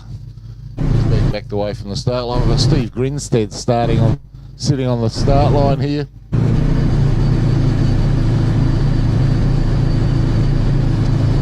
Course car running up the hill, not sure what the issue there is. We had a tyre bale dislodged or something.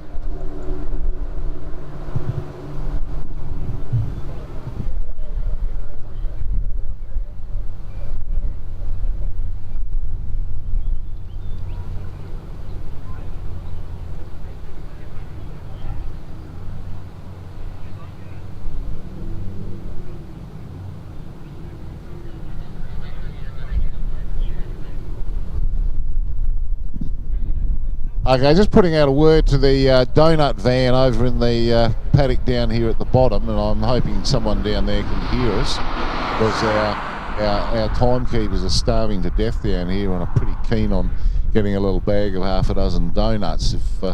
If we could get something ordered and brought over, we'll fix you up for delivery. If anybody over there can hear us, give us a bit of a wave. Calling out for donuts. Well, we've got a break here. Chris and Cheryl are pretty keen on getting some donuts. We might have to send a runner.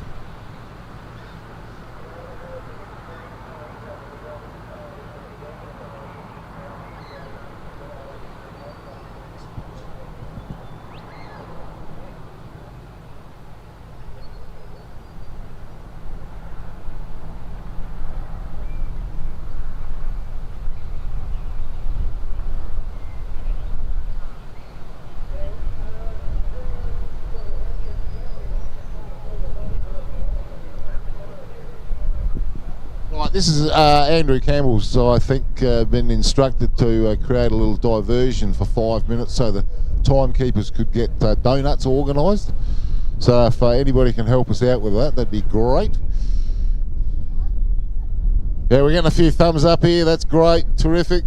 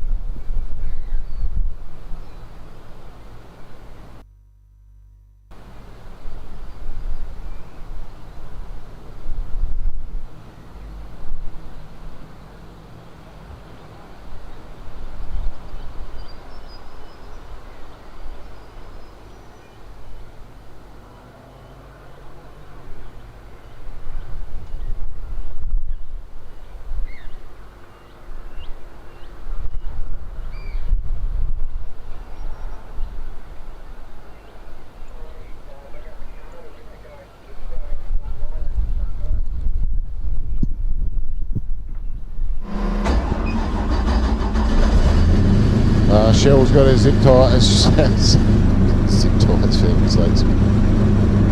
Cheryl's got her donuts. Come on, Cheryl, back into the timing box. We're about to get things up and going again. They've cleared the course to the top. We've got a camera in a car here.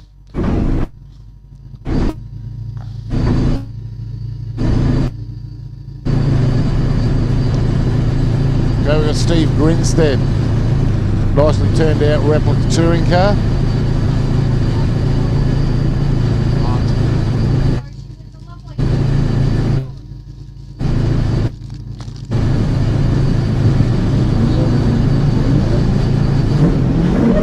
Here we go, Steve's on the run. There must be a little bit of in-car footage.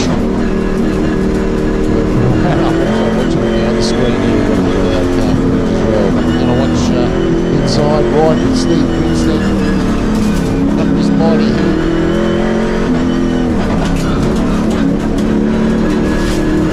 And donuts are great.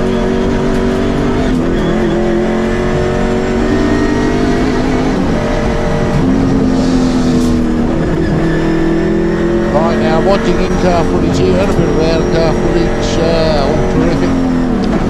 If you can all hear me at the top when he gets up to the T-junction there, I want to see the crowd in the background giving us all a big wave. You'll all be on TV.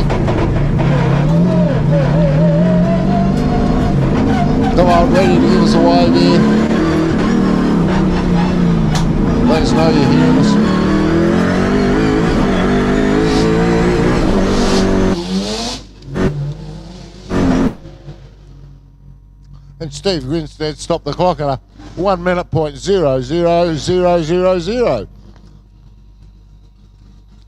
We've got Damien Malazani, the crazy Croatian, on course at the moment. Nicely turned out RX-7. He's heading up the hill at the moment.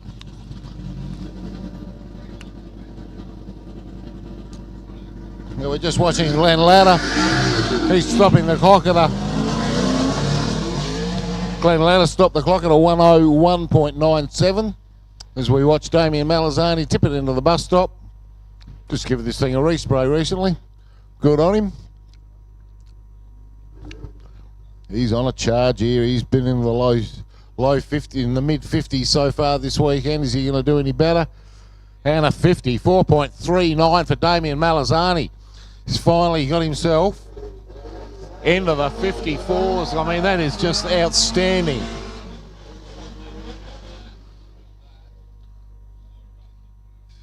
.39. Don't think it's going to move him up and down the field at all, but boy, that's really cemented himself into 5th place outright here at the moment. Terrific effort there from Damien. Now we're just watching Mick Argoon wrestle a big beast up the... Oh, got a bit snaky towards the finish line there, but he's broken the beam at a 59.81. You see that time from Damien Malazani. Incredible, he's down into the 54s.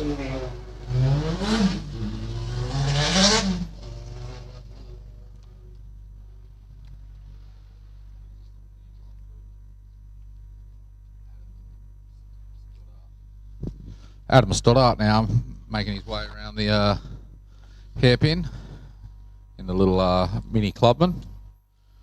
Well put together little race car, this one. Big flares. Surely that's not mini powered, is it? That can't be all it seems to be. I think it is a mini with a bottom end A series, and I think the top end's like got alloy heads and stuff on it. 105.03 for that mini.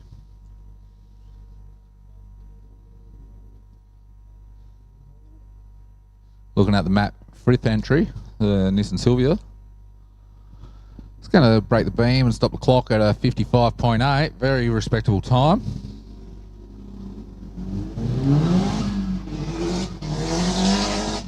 Just looking at the times, like over the 20 years of 19 years of Legends, you know, a 55 back in day one would have won the actual race, and now there's a lot of cars pumping out the 55 mark. Just shows you how much we've improved over the years, and the cars have got faster, more powerful. The road hasn't changed. It's still the same piece of road. No, just the cars have got a lot more barriers in place, but that's it. Still the same piece of road. Yep, Reese Molden just crosses the line in a 1 minute 50.55 in the 1600 Dado. Looking at Paddy Hughes now. Patrick Hughes making his way around the hairpin in the Silvia. Very well put together little race car, this one. Paddy did it all himself. It's done a 105 flat there. We're just watching Peter Holst tipping it into the bus stop. Nimble as you like. It's pretty tidy there. He's lifted a leg coming out of there. Just picked the inside back wheel up. Heading for the finish line. He's going to stop the clock at a 56.15. He's been in the 55s already. Yeah, very nicely done there. No, sorry, beg your pardon. That's his best time for the weekend. No, it was 56s he was in. He's now down to a 56.15. You want a donut there, Sam? I'm all good today. We got Josh Swan now in the Subaru making his way around the hairpin. Oh, they were yummy. Word out from Chris and Cheryl. Donuts, first class. We'll keep pumping up the donuts. Absolutely, the sponsorship on them as long as you keep giving us free donuts. Josh Swan there, a 112.77 in the Subaru. followed by the Bug-Eye Rex as well of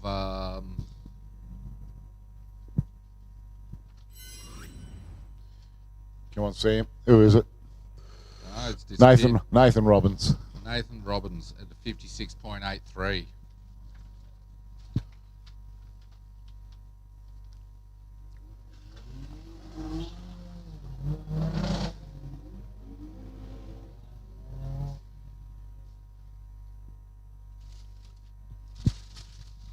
Looking at Henry Beasley now.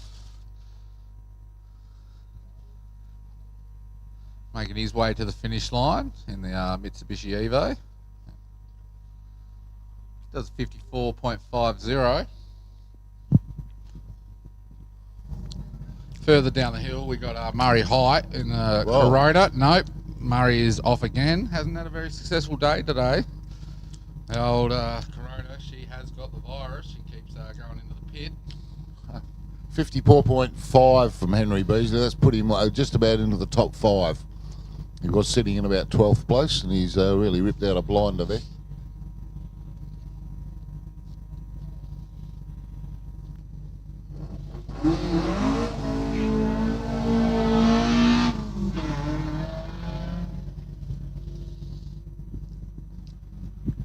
Carl Ward now just leaving the line in the little Datsun Sunny. Pretty tidy car, this one. Don't see too many of these Sunnies getting around anymore. It's a pretty sleepy little number, isn't it? Looks very, very nice and tidy.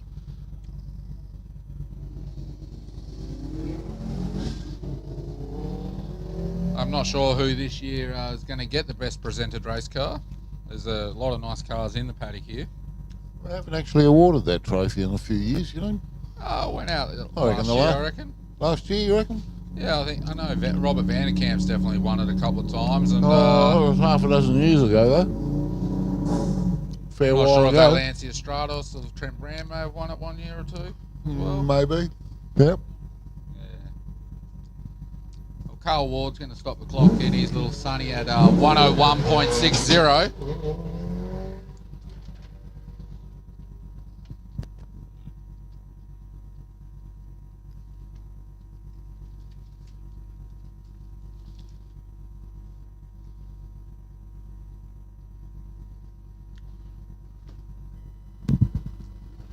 Now, for those of you that are sitting upstairs, remember that we were running buses up and down the hill all day, and if you want to come down and appreciate the atmosphere down here by the Valley Lake, you can hop on a bus at the end of the package. In the meantime, there's some top-class food up there. Well, I might want to try out these spit roast pork rolls, so I'm going to definitely get into one of those later.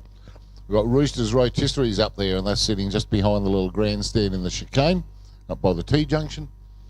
So great viewing, great food. Get into it. Just had Ivan Volgara and Derek White cross the line. Ivan did a 101.6 and Derek White has done a 56.3.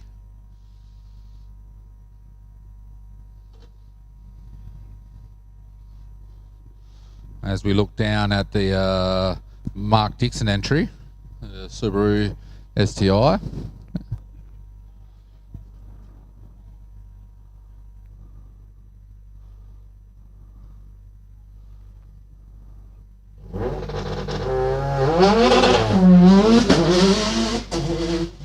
Not getting a time up for Mark, so I'm not sure if something happened with the timing system. Looking at Martin Radford now in his Lancer, the Evo. Shared car this weekend, this one. Martin's going to stop the clock there at a 58.1.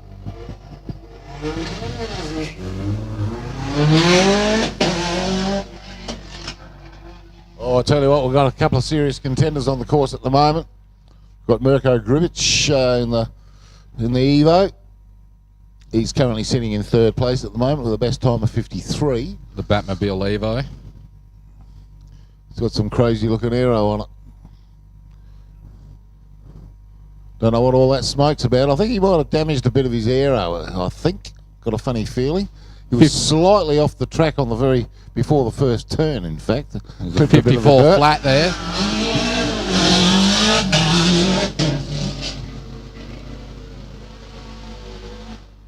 All right, Mirko Gribic has stopped the clock at a 54.0. Ooh, that's nearly a second off his best time so far. He should be down in the low 53s. And Douglas Johnson has just ran the Subaru across the line at a 52.02. Well, that's a little bit of an improvement, couple of tenths.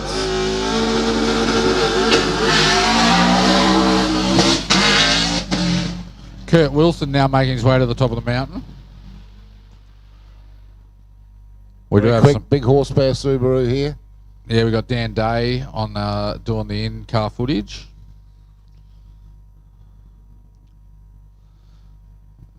The man himself, current legend. That's interesting. He's got a speedo on the bottom right-hand corner. We're doing 180. He's touched 180. Up past Devil's Punch Bar. No, he's up to 184.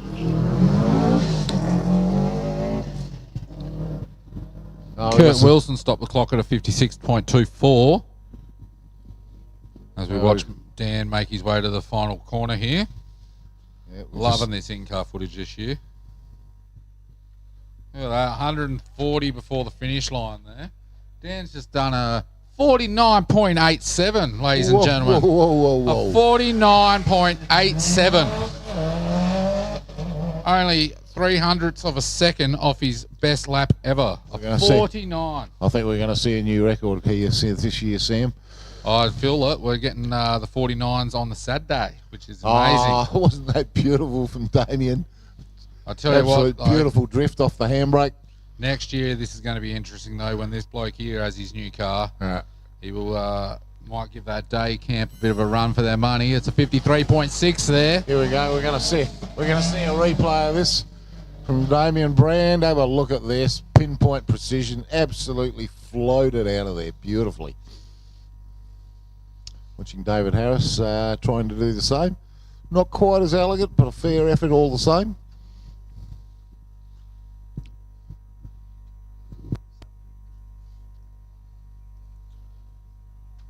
We're seeing some seriously quick times. David Harris with a 56.1.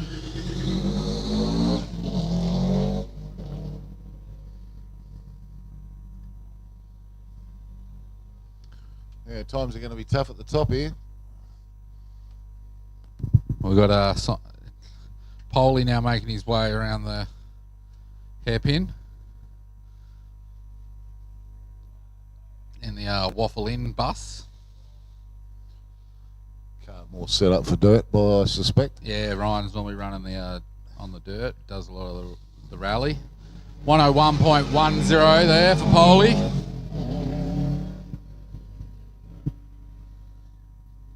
So we see another WRX making its way in.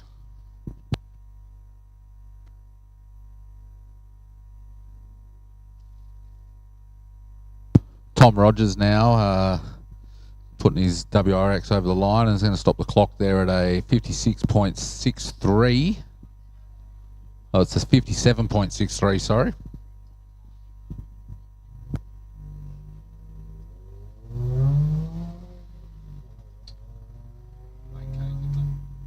Right, we're just about into the last dozen cars now, so it's going to be another 5 in a few minutes before the buses swap ends again. So see there's a few people down here that are heading back towards the bus, ready to go back up.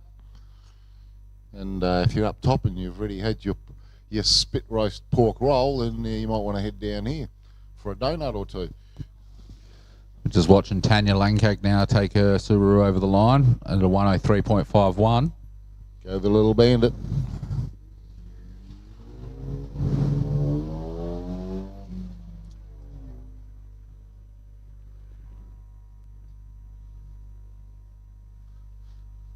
We've got the Lancer on screen now of Michelle Razum. Making her way around the hairpin. Smoothly done there. Pointing it to the finish line. Foot flat to the floor and breaks the beam. Stops the clock at a 109.19 by Michelle. Nicely done.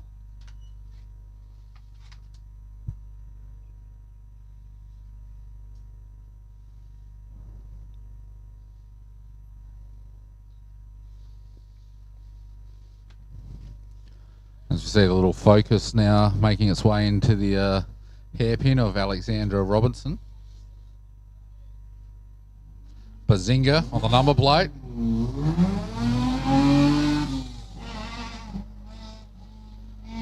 And Alexandra is going to stop the clock there at a 1:10.44.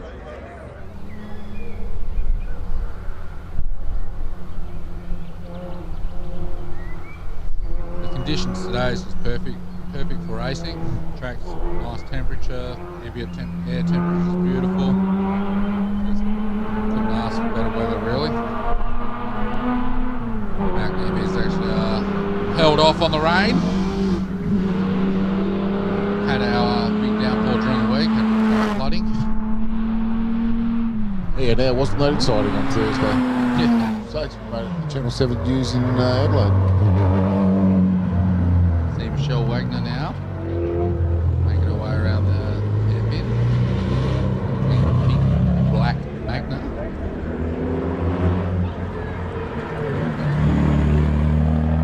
Gonna stop the clock there at a 108.62 to Michelle. See Kylie Howard now climbing the mountain in a Commodore. Kylie's been chipping away at her times all weekend.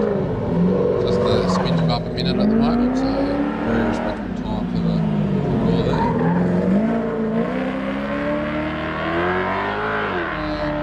Still around the same mark, but 103 there, 103.63 there for Kylie.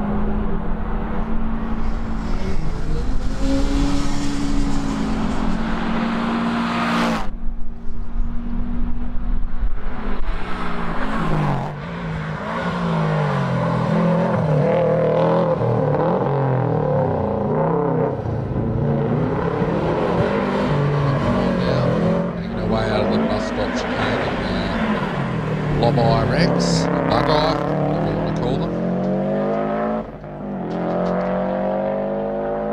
1 minute .53 there.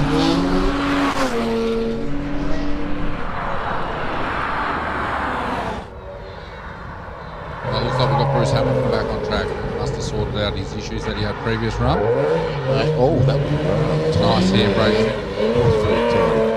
Yes, but he's certainly seeming like he's running on all 18. Or 6, sorry, 6. He's going to put it over the line at a 59.2. Very nice. Great recovery there from Bruce. Yeah, him and Cohen are battling it out. I think Cohen was at 58 or 57, so very close anyway between these two.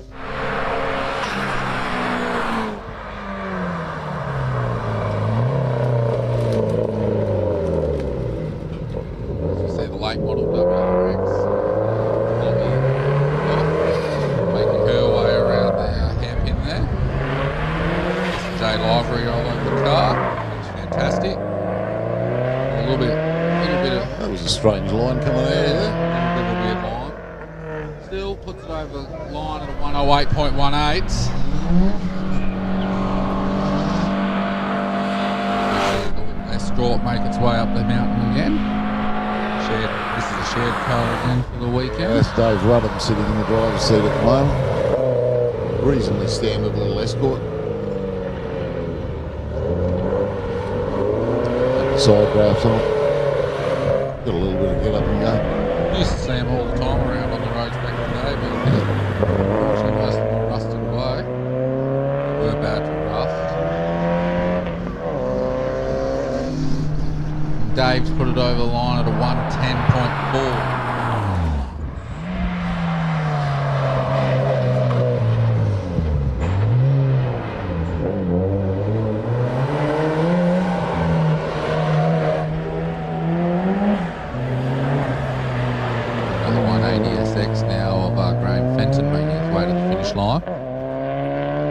Shared car with DeBassi, is that right? This one?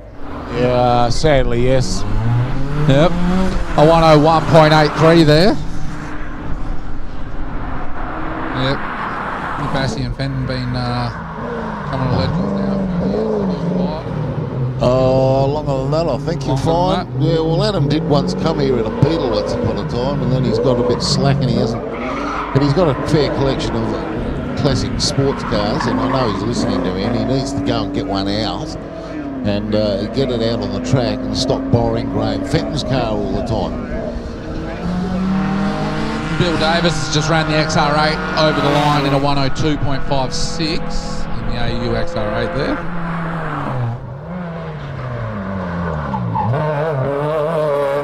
We've got one of the cruise entries here in the XL8 around the hairpin now.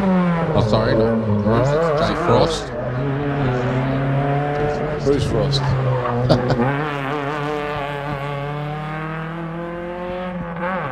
Stops the clock there at a 104.65. Looking at Josh Munn now. 108D, Triple S Datsun. These cars are been in the racing for many years. Got another one of his family members.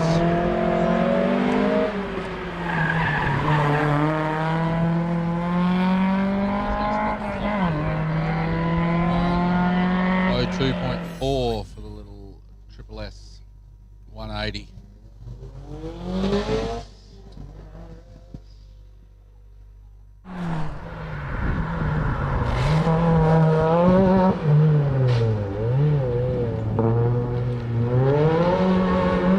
As we see Jason Sims now in the Toyota Celica making his way out of the hairpin. Borrowing Henry's car here this weekend, Jason. Around a 103.01.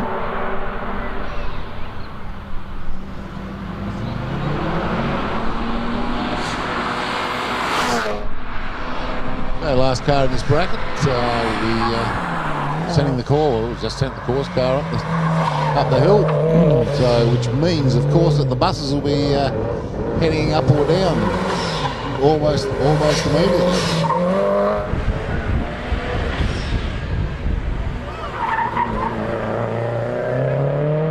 Yeah, Colin McRae's driving this one. That's right. It's got Colin McRae on the window. I don't see Nicky Wrist in the passenger seat, however. A 105.57 media run there. Now we got Simon Fuel now making his way out of the hairpin. Replaying with the car for Simon Fuel. Normally he's sporting the car that's covered in wraps and advertising and bright colours and stuff. So done a 57.81. Nice tidy run there. Yeah. Looks like it might be only two-wheel drive at the moment, the way it leaves his hairpin. Oh, no, it's definitely got front wheels going. Yeah, definitely. Okay, so we're going to take a short break. If you're not on the bus and the bus is left, well, you'll have to wait till the end of the next bracket. It'll be happening on a regular basis all day today, so feel free to come down the bottom. Yeah, we'll shout out to some of our... There's a good crowd gathering down the bottom here. Shout out to some of our sponsors now. S&J, obviously, for supplying the big screen this year. We appreciate that heaps. Bosch Motorsport, Trident Tyre Centre, the City of Mount Gambier, Adelaide General Plumbing, Adelaide Hills Conveyances, Ag Gear, All Panels Classic Car Restoration, Ample Auto, ASP, AF, Avis, Baker's Delight, Badnock's Deli, Billy Brand's Wines, Blue Lake Cranes, Blue Lake Holiday Park, and Bright Legal. We'll shout out to those sponsors, and we'll be back shortly. Now Graham's just going to update you on the bus schedule. Now I've just been informed they're going to do a double bus run during this break because we've got a reasonable amount of people upstairs. So if you've just missed the bus and you're feeling all disappointed, don't be, because in a matter of less than 5 minutes the buses will be swapping back over and doing a second run. So be patient, everybody. Performance tuners and racers trust Bosch technology for their high-performance engines. Precision, reliability and performance. Bosch fuel injectors give you peace of mind knowing your engine is getting the best fuel delivery. Race after race, year after year. Optimised spray formation for improved combustion, smoother power delivery and better throttle response. Bosch fuel injectors will put you ahead of the competition. Search Bosch Motorsport Australia. There's good, there's better, and then there's Bosch.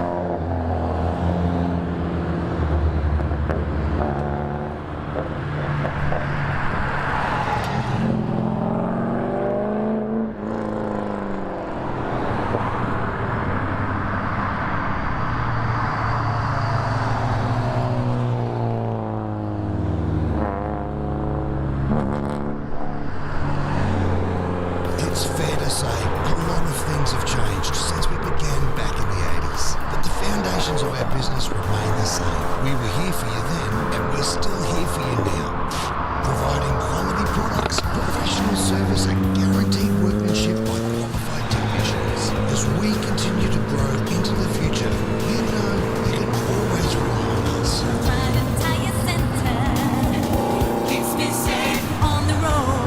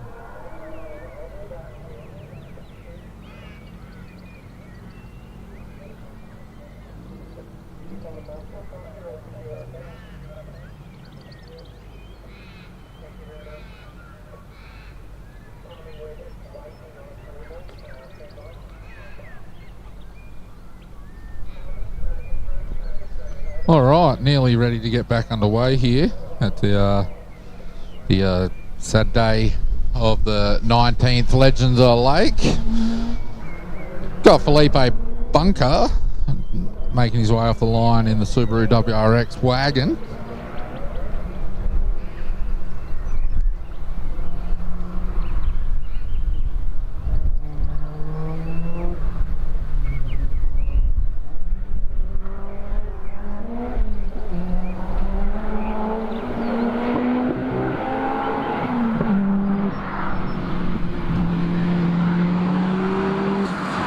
Felipe now making his way past the Devil's Punch Bowl.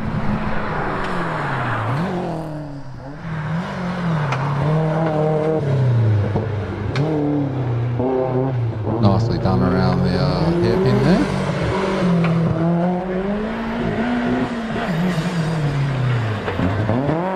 Sends it to the finish line, and he's going to stop the clock there at a time of 57.1. Very nice time. Yeah, nice score there from Felipe.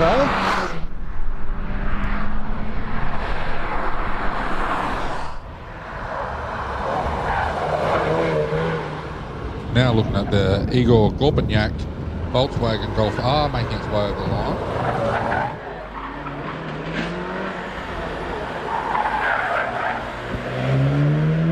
And Igor's going to stop the clock there at a time of 58.5. 58.5 there for Igor. As we look at Jordan Zemkus now making his way to the top of the mountain in the also WRX GT8.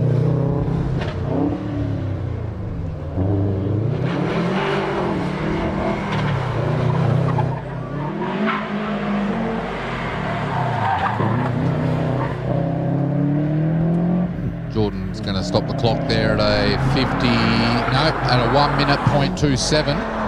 Got a 1:27 there. As we see the Audi now of Oliver Taylor make its way through the hairpin, the RS3. Nice looking car, this one.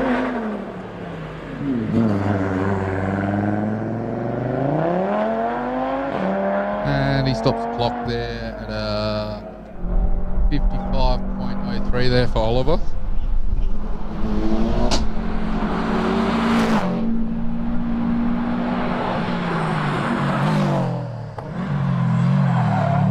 Jordan Rawluck now in the 79 car, the Hawkeye WRX. Right. Jordan's posted some good times so far today. This one's also a good one. Yeah, all around the mark. That one's a 55.26.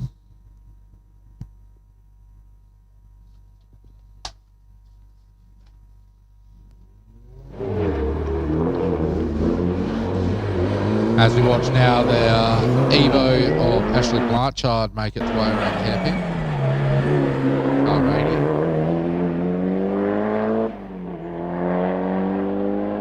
For a 54.90. Oh, well done, Ashley. Great.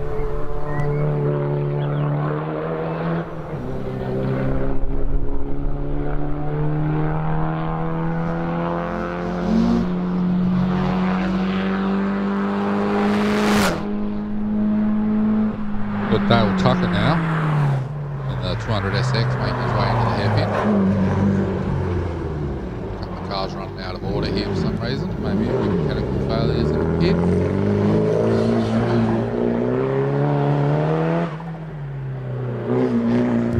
Final straight in Dale. Crosses the line at 58.2 seconds.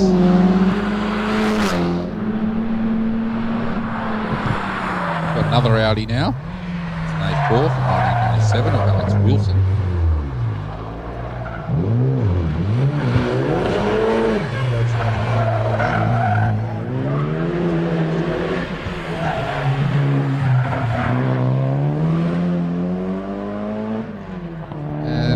clock at a 57.68 there.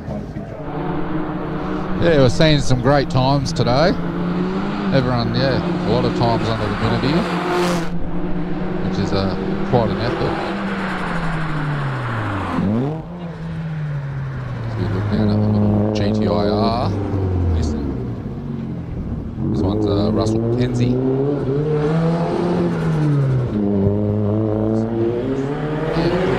This one, don't see many of these now. Or anywhere. And it does a 103.74.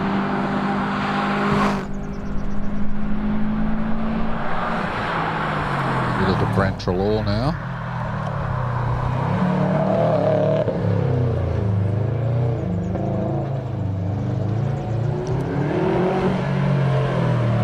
A 2003 Subaru STI.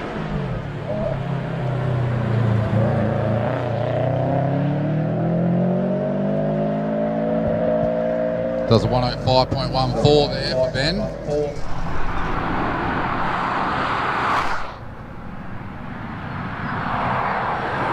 Andrew Admiral now.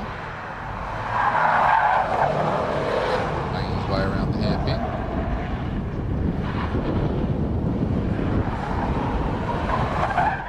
Actually, Darren Merriam.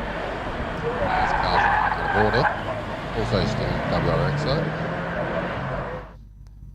He's run a 102.91.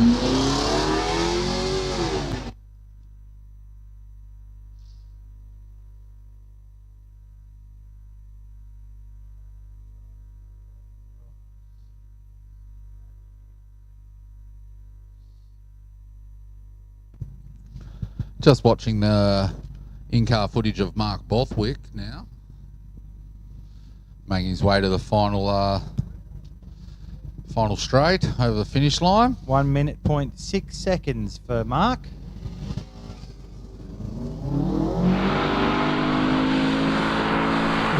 As we see the Adventurer wagon now making its way to the top of the hill. Here, Ron Rooty, number 89.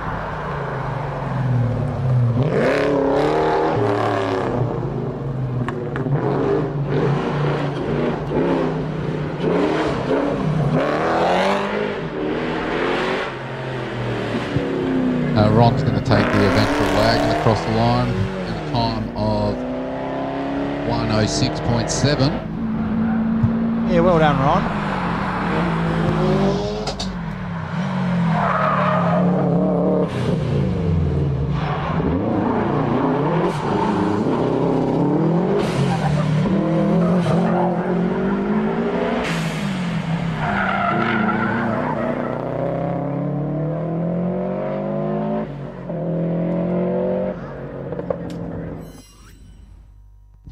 Just saw Simon Phil there, crossing the line at a 56.8. As we look at the action replay of Simon taking the hairpin beautifully. Got the little Focus RS on screen now. Yeah, Kirk Owens entry.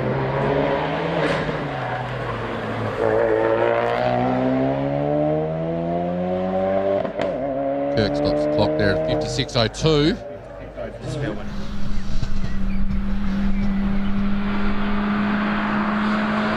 personal favourite car on the screen now.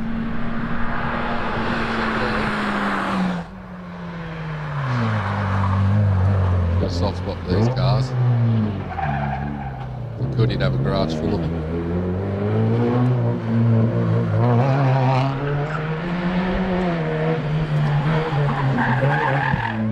Michael Ruff there, running the XL across the line in a 104.3. Very impressive time for the XL.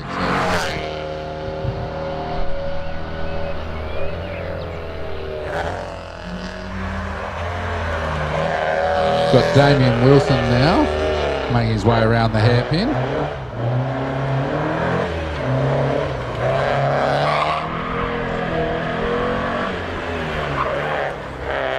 Points his Sylvia to the finish line and crosses the beam at a 103.38.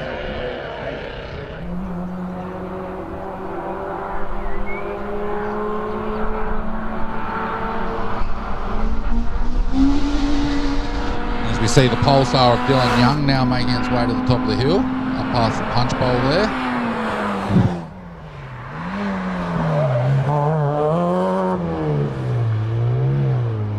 Chasing the little laser up with the drone here. Warren Heath. Dylan Young, he's going to stop the clock there. Pulsar at a time of 101.91.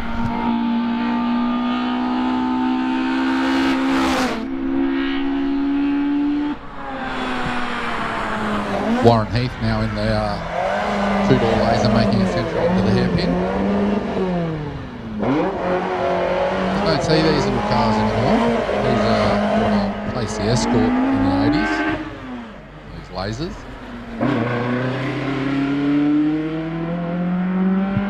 And he stops the clock there at a 101.6. Very nice.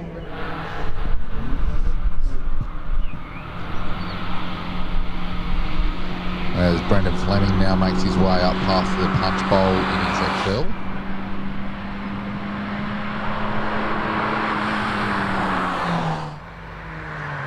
Tips her into the chicane here. Bus stop. Nicely done there by Brendan.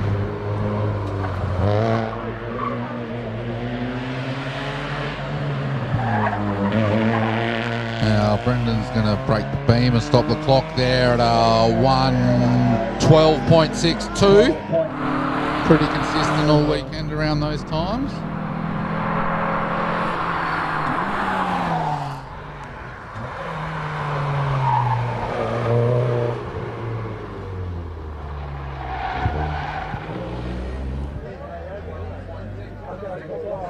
As we look at Jordan Burt now in his Pulsar.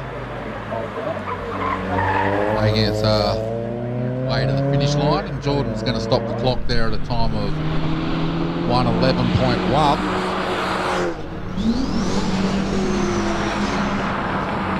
Andrews Downs now making his way to the top of the mountain in the Evo.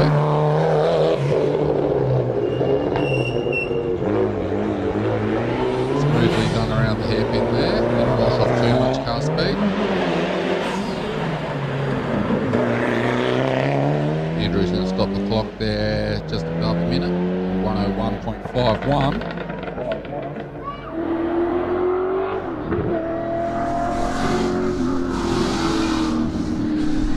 We've got the Matt Evans Homestyle Bakery Holden Commodore making his way to the top of the mountain now. Serious bit of race car in this car.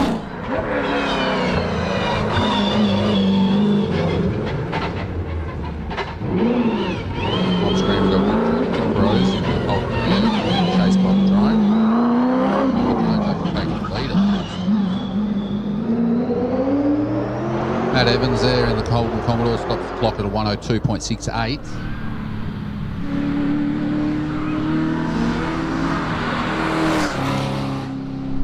The Dip Rose Ute just going past the punch bowl. Making his way into the hairpin now.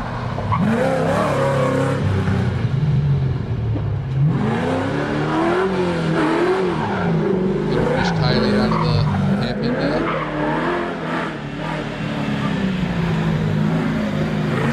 Finish line, and he stopped the clock there at a 1:04.9 for Richard DeBrose. We've got another Holden Ute now. This one, James McGaw.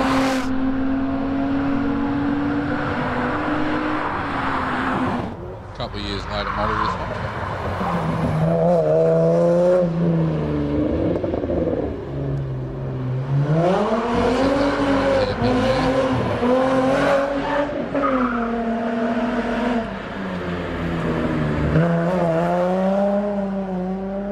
And James is going to stop the clock there at a 1:07.85.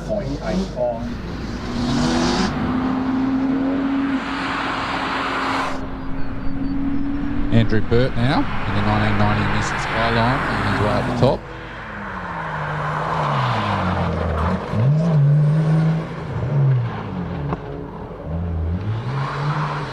Brake block on that car. Oh. bit of a loss there at the top. Covered well. Pushing it to the finish line, and he stops the clock there at 1:10.2.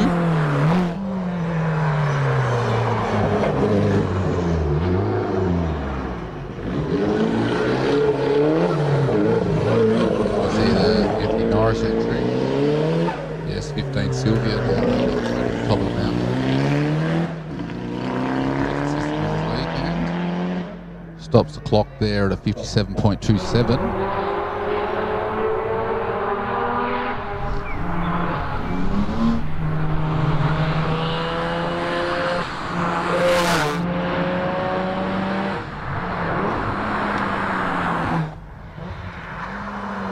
One of the Rotors now on track, Rob Butler in the FD RX7.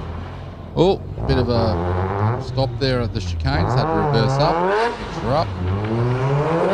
It's not going to be good for Rob this round.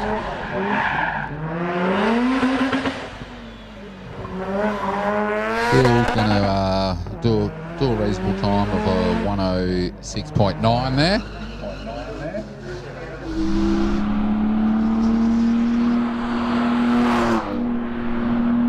See the Craig Day missing Skyline now. These R31 Skylines. Used to be quite common back in the day. You always see these on the street. Very rare sighting these days.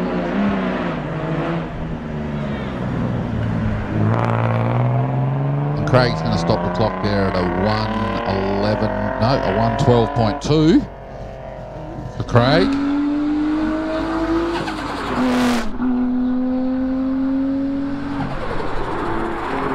We've got the R32 of Timothy Adams on screen now.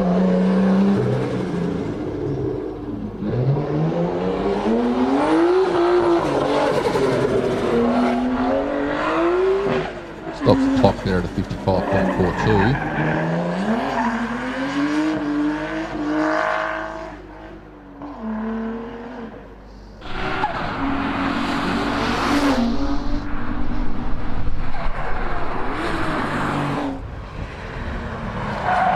Day now in the Skyline station wagon, making his way around the hairpin. This guy's been quick all weekend and they stay rather fast. I don't think I've seen this car run over a minute yet. This time he does a 57.71.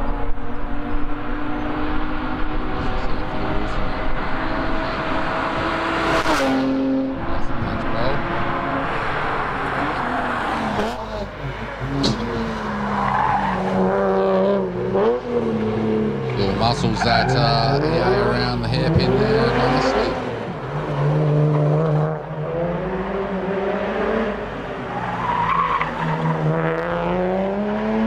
And he puts it over the line in a 59.9 for Phil. He's cracked the minute mark in that, in the old EA.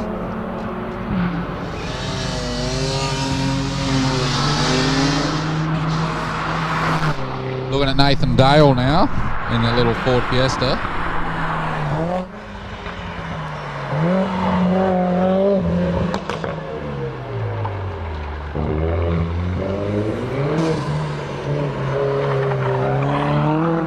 I don't believe that is a Fiesta. I think he does own a Fiesta, but I think he's on a Mercedes this year.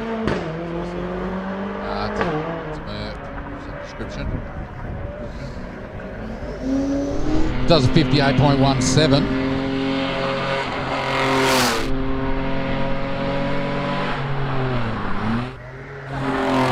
We've got Mark Gain on screen in the Holden LH Tirana.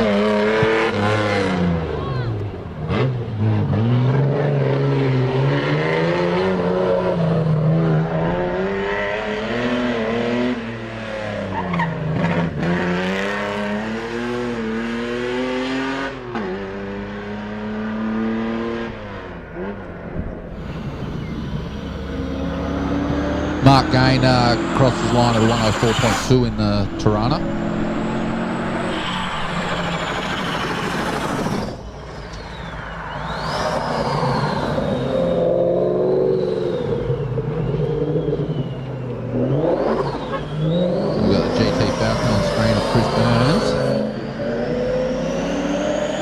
late model. Might actually only be an XR8, I think, the GT. 108.92 there, Chris.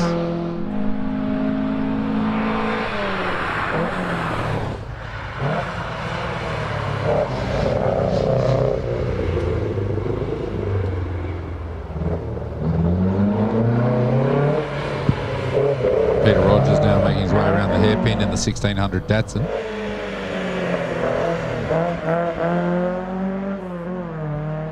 Podge is going to run the data across the line at a time of 105.36.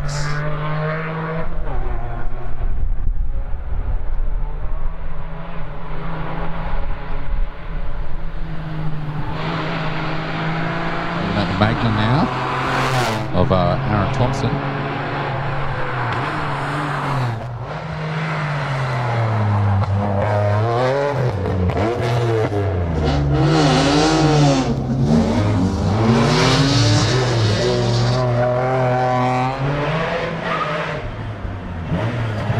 Thompson now taking the Magna across the finish line at a time of 101.5. Got some of the big boys, loud cars coming up now.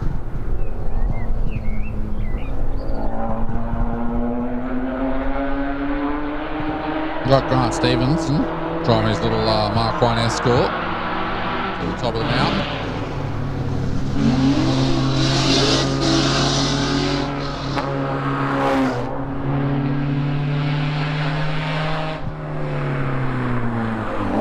Looking down at the drone footage here of the XY of Robert Vanderkamp. My personal favourite car here. Sounds the best, looks the best, looks the best. The drone nearly hit a tree trying to keep up with the car that time, Sam. He'll make some good footage.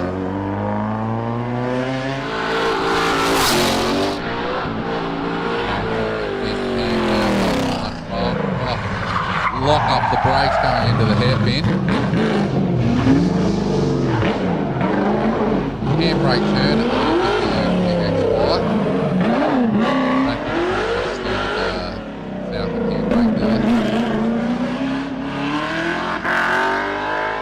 And he puts it across the line in a 57.39. Not bad for a 50-year-old car. Some wonderful times from Robert Vanderkamp today. 57.39 on that last one, Sam. As we see another XY making its way to the top of the mountain now. This one's James Brinson.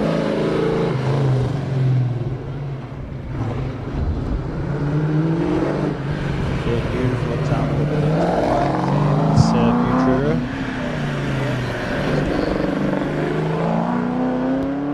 Brinson's going to stop the clock there at 103.2.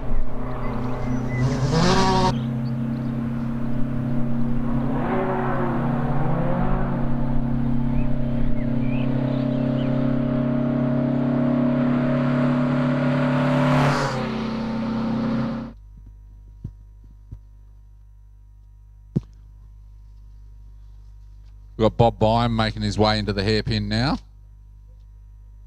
So down at the bottom of the track here, we've got Peter Locke, in-car footage here of the little Mini Cooper.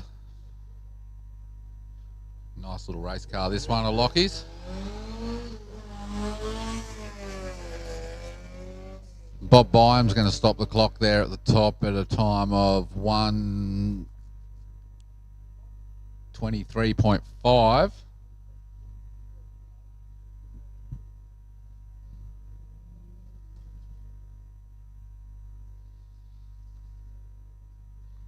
Quick shout out to Roosters Rotisseries at the top of the hill. Spit roast pork rolls, ladies and gentlemen. Lockie looking rather comfortable behind the wheel of the Mini there. Just looks like he's going on a Sunday cruise. Taking it easy. Very comfortable in that Mini.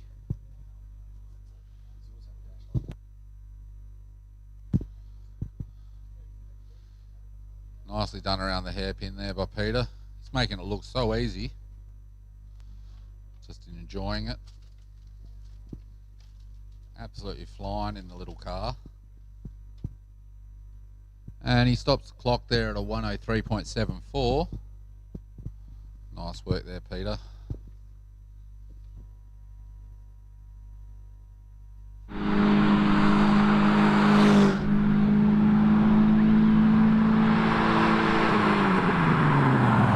So now we'll start off with the juniors.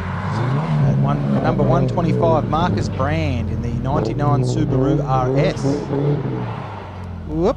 Yeah, just had a little backup moment here. Okay. Looking after his car. Yeah. Oh,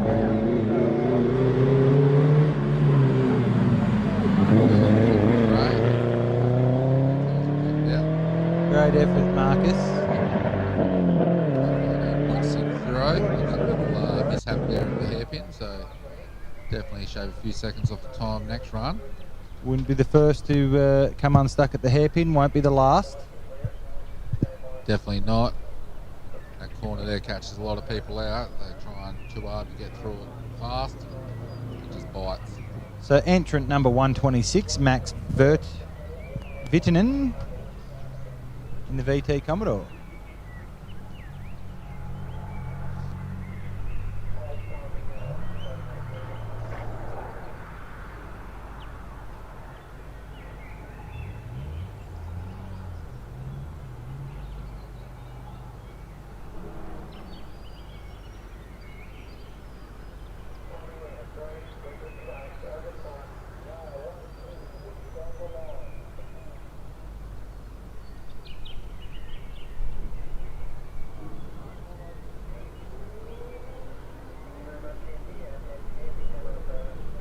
So Max is off the line now.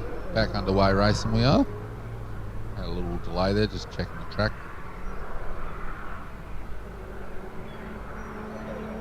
Max making his way through the S's now on the approach to the punch bowl. Up past the Wildlife Park. Should see him coming into screen any second now.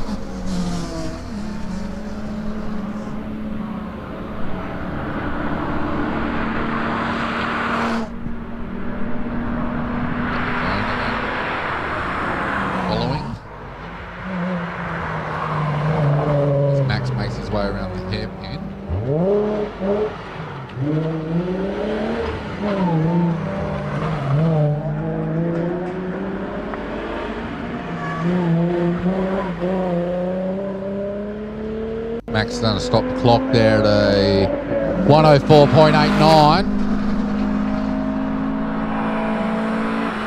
Nice run by Max. Looking at the little 1600 Datsun now. My first car, Sammy. 1600 Datto. Oh, ripper of a car. Game don't have it. It's Kyle Johnson. 101.51 for the Datsun.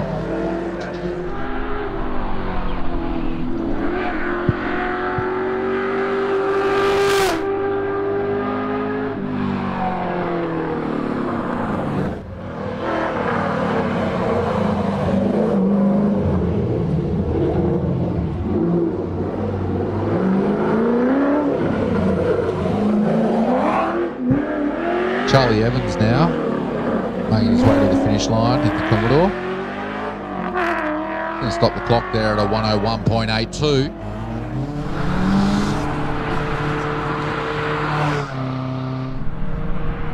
Got Oliver Polar now, making his way up to the top, just tipping himself into the hairpin. Unfortunately, it looks like we're getting a little bit of weather coming in here. Rain, so things might start changing here. Yeah, it's hot touring outside, Sammy. It's spitting rain. Yes, it is. As Oliver Polar goes over the line on 106.43.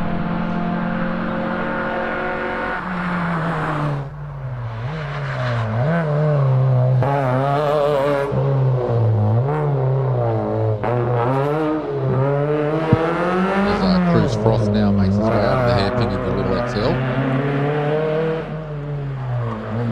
Bouncing the rear end there. stops the clock at a 105.1. Bad time for the XL.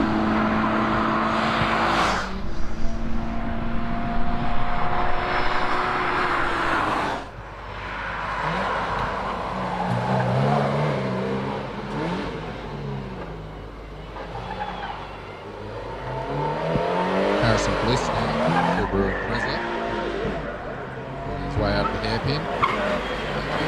Corner.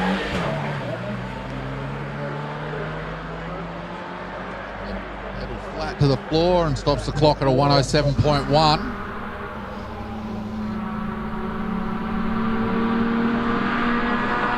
Henry Sims now. The car he's lending to his dad this weekend as well, the little Celica.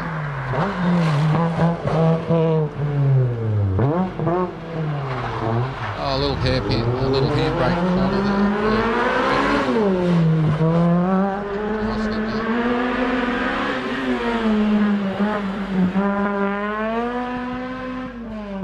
Henry's going to stop the clock at a 108.19. Very nice time there, Henry. Braden Radell now. Taking his Mitsubishi Lancer to the top of the hill.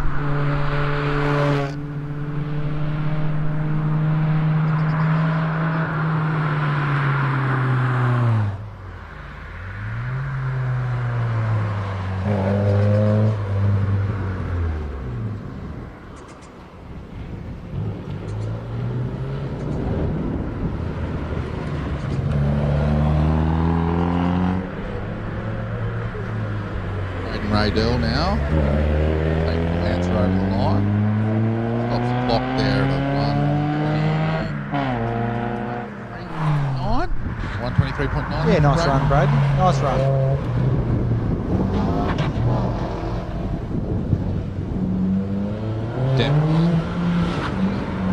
Mitsubishi Lancer also, a bit later model than the previous one.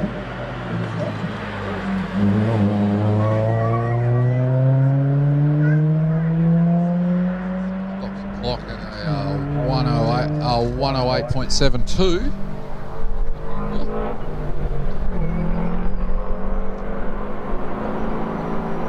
So we're moving back into the full drive saloons, not registerable class now.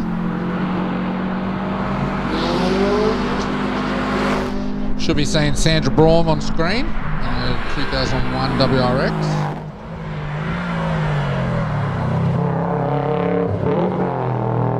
Love to see the ladies having a go this weekend, Sam. Yeah, some of them respectable times. Which is really good. Sandra hits the line at 1:05.4. Very nice.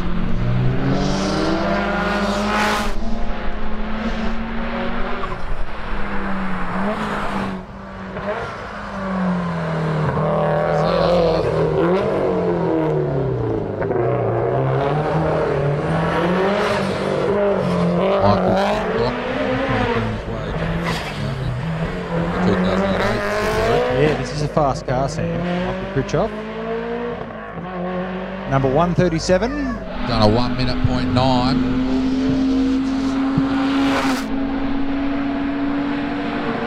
Looking at Colin Hamilton now in the BF Falcon. His way around the hairpin. Nicely done there. Fire smoke. Sideways here. Show off the crowd. Kids for the kids, as they say. Colin Hamilton does a 59.83. Nicely done.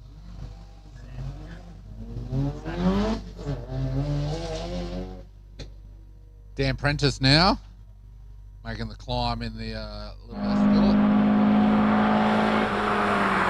These cars here this weekend. Another stock.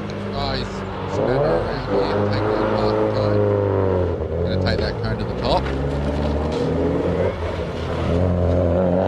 All the way to the top.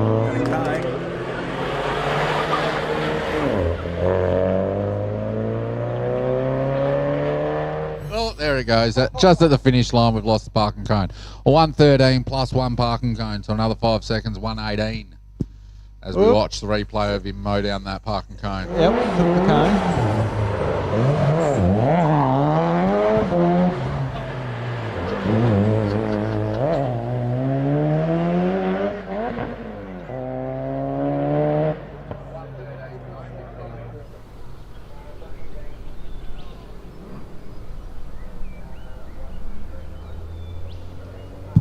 Adam DeBassi now, just crossing the line at a 58 flat. 180. Yeah, nice run, Adam. Entrant number 140, Adam DiBiase.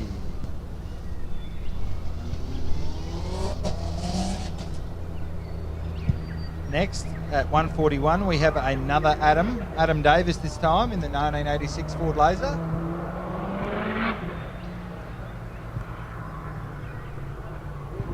I think the Laser's already ran, so I think we've skipped him. We might have gone on to Adam Zemkus. Still an Adam. In the 2015 WRX STI.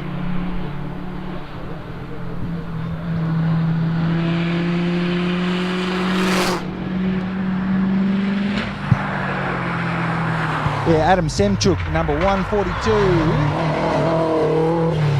Navigates the hairpin. He's a lovely spoiler on that too. Progresses to the finish line. Adam Semchuk posts a score of 58.9 seconds. Well done, Adam.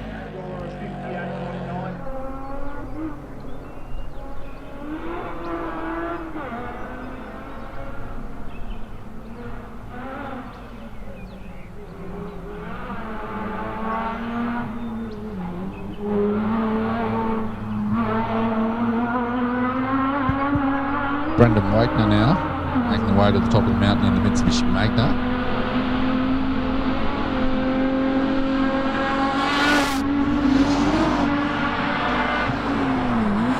Been actually getting some pretty respectable times out of this Magna. Maybe a V6 one. It's been under the minute, the 1 minute mark, last 2 runs, and he's going to make it again. Yeah, the old V6 Magna there, 57.86. Had a V6 there, shows the old Ecotech boys how it's done. No worries for Brendan. The Magna, the Commodore Slayer.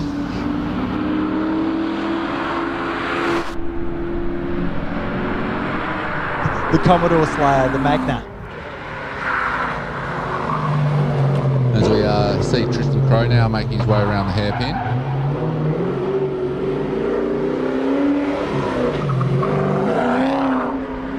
Tristan's got the Lakes library all over his car, looking fantastic.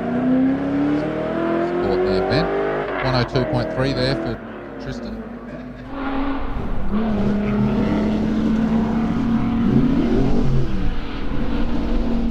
So we got the Pratt Holden Sports, Jeff Welsh, number 145, ascending the hill. It's 1961 this bus.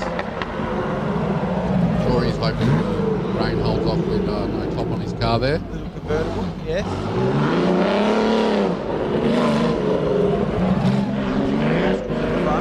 Looks like it would be a fun little car to drive. Not for putting your groceries in, Sammy, this one. You'd get one Woolworths bag in, I reckon. 108.82 for him. Yeah, well done, Jeff. We've got the AC Cobra replica now of Tony Welsh making his way to the top.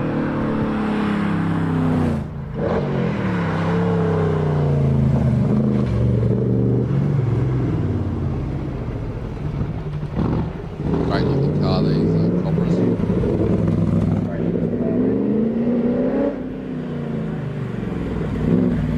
And Welsh is going to stop the clock there at a 109 flat.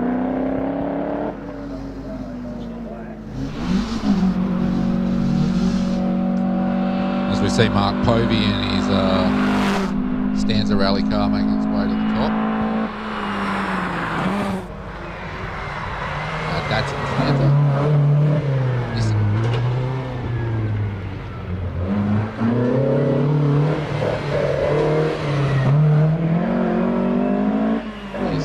rally car.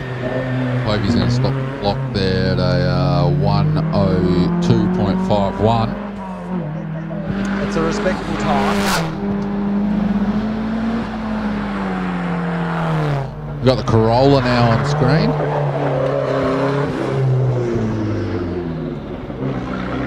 Number 148, Darren Hart.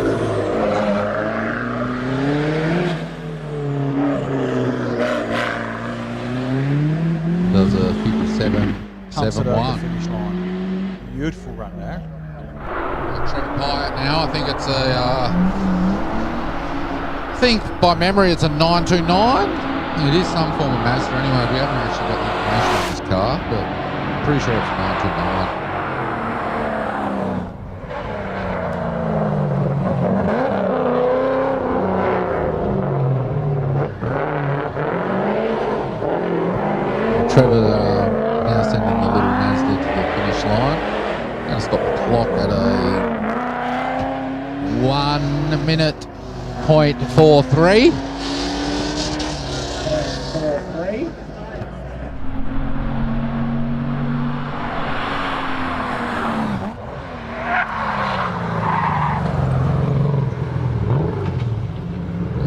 Rana now of Steve Havlicek, is it? Yeah, Steve Havlicek.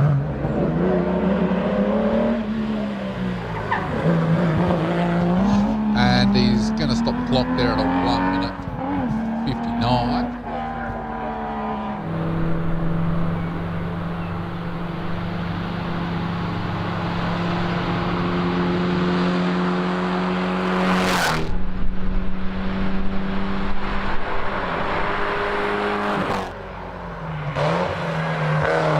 Got Alex Byam now making his way around the hairpin in the BMW.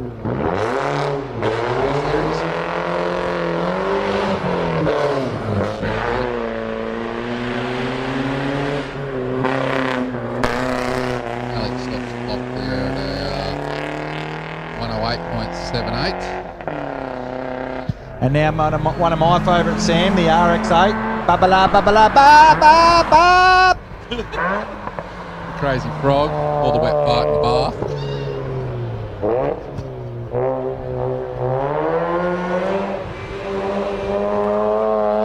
That classic wankle sound. Bailey Munro anyway, he's going to put the RX-8 across the line at a 1:03.98. Yeah, nice Bailey.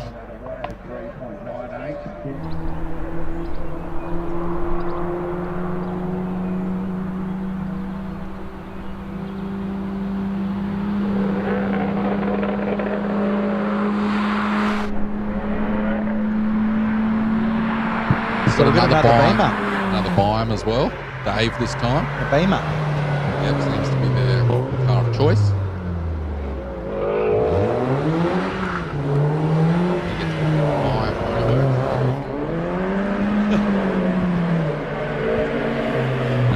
And he's going to stop the clock. Dave is at a 1:09. Having trouble seeing the screen at the moment now that the sun's changed its angle.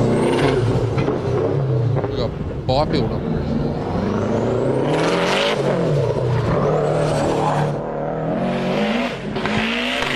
WRX. Yeah, we got Brenton Byfield heading to the line now at a respectable 55.75, ladies and gentlemen.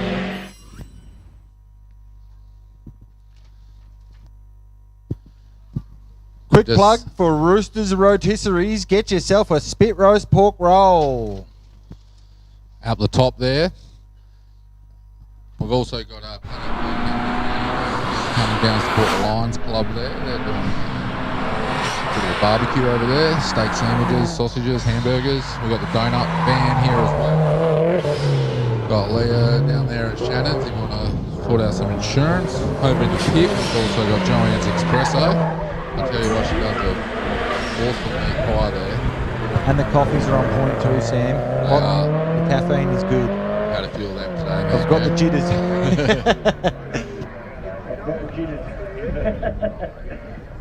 We'll also shout out to a couple of other ones of our sponsors. We'll go out to L&H Electrical, Mad Bastards, Max Medhurst, Crashed His Best, Big first in MGS Towing, Motorsport Service Solutions, Mount Gambier Mechanical and Auto Electrical, Mount Gambier Sawworks, MSS Safety, OFO, OGR, Peary's All Maintenance, PMD Race Products, Pot Steel, Precious Oval, it's not Precision as it says in the book here, it's Precious, Pump X, Raztech Motorsport, Rural IT Solutions, Southeast Fire Extinguishers, S&J Automotive, Sage Automation, SA Time Attack, SA Motorsport Tyres, Shannon's Insurance and She's Apples.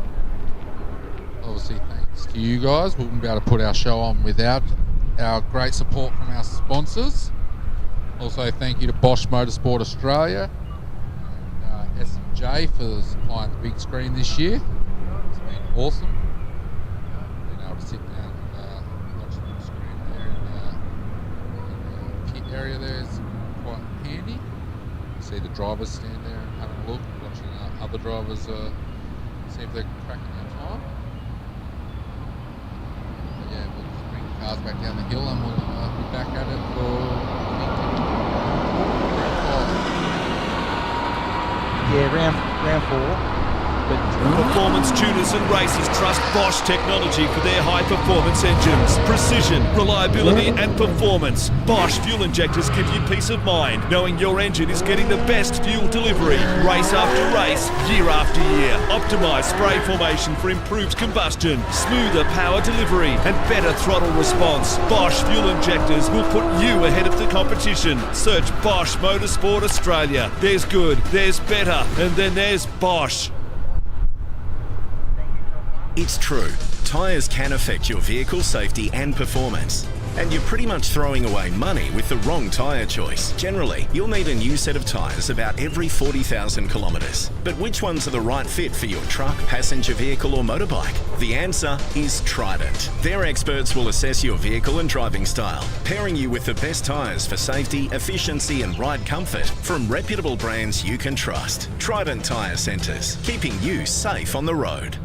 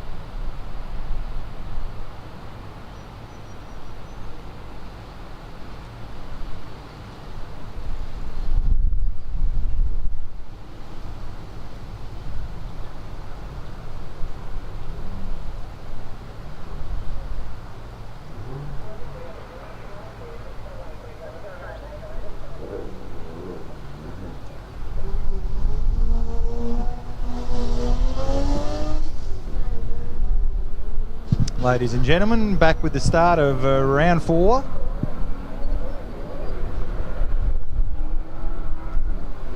Hope everyone's having a good time at the top of the hill there, watching the spectacle that is.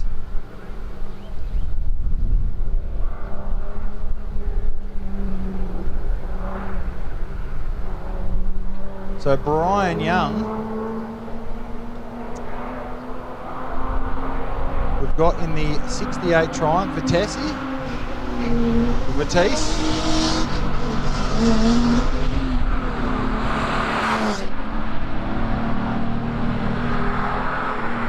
First cut off the rank, Brian Young.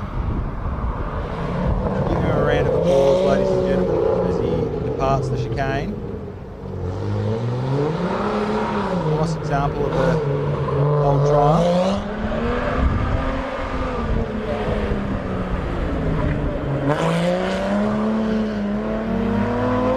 Brian Young stops the clock at 1 minute 9.3 seconds. Number 2, we have Jared McRobbie in the Nissan's R32 Skyline. And he's consistently put 55 plus seconds on the board today.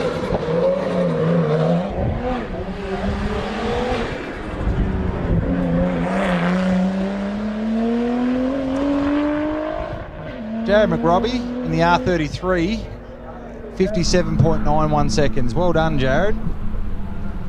Some good racing today. Yeah, that car's been quick all weekend. He was here yesterday pumping out some pretty respectable times as well. As we see the Tirana now of Joe Scanlon making its way through the hairpin. 72 model Holden Tirana. Love the things on the side of that car. Shark fin. Oh, a bit of a lock up on the rear tyre there. Don't know what happened there. Crosses the line. 136.90.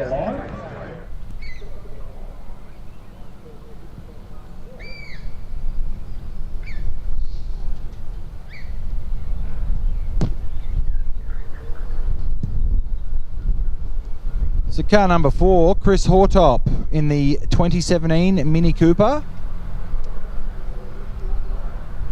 He's sat around the 1 minute 2, 1 minute 3 this weekend. Hoping to improve on that with this run number 4. We're getting a bit of spit of rain before, but it looks like it's dried up as quick as it came. So that's good. We like to keep the track dry, see the best times we can.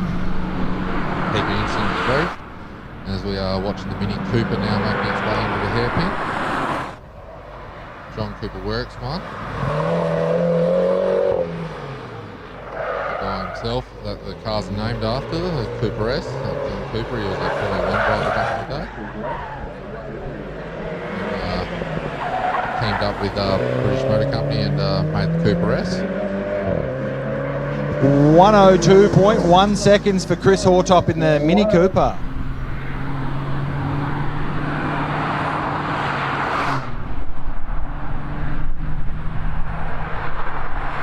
The 32 GDR of Nick Burns now on screen making its way around the hairpin.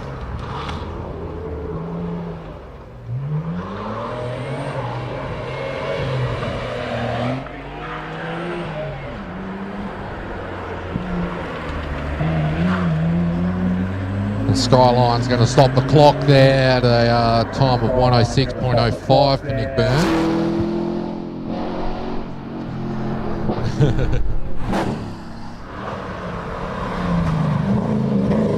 Got Barry Lowe now, taking his Commodore around the hairpin. Where's the BB, is it? BC? 100% sure, not up to date with the commies exactly.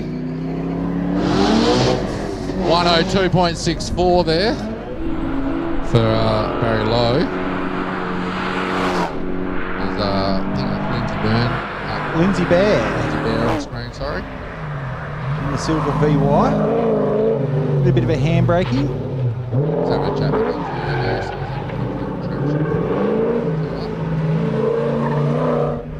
Should have rig tyres out there. A bit more traction.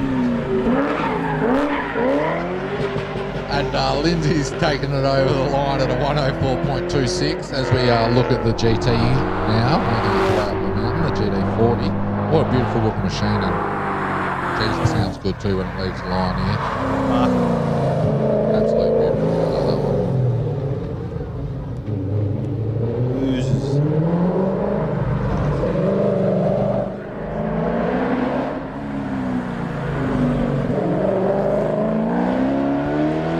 Stop the clock there at a 101.5. Nicely done there by Andrew. That'll be his best run for the weekend.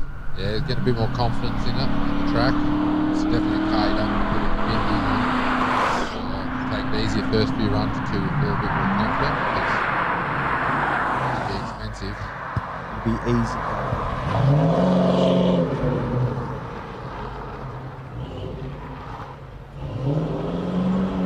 As we see the XR8 now of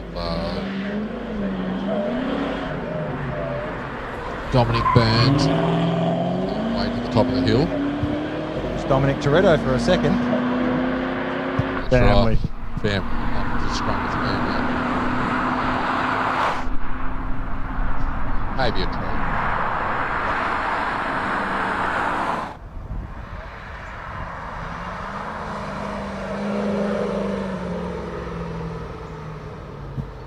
Burns stops the clock there at a 112. As we see another XR8 making Alex Bona. Yep, making his way to the top of the mountain. 113. 113. Now we got the Oblov here. Volvo, I roll.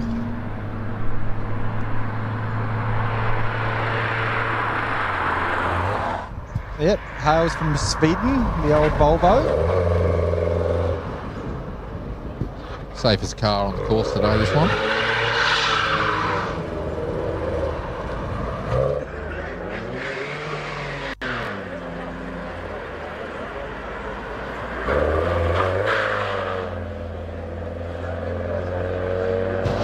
Craig Hazeman pops in a time of 1 minute 19.99 seconds as we get our first Hyundai Excel. Vogel saying entry. Number 12. Goes the chicane on his way to the finish line. Roger Vogel saying. 104.45 for Roger. Nicely done there. With Zachary Vogelsang following in another Hyundai. I think we're looking at one of the Frost ones first though. It's down the field a little bit first. No, you are right, it's Zachary Vogelsang.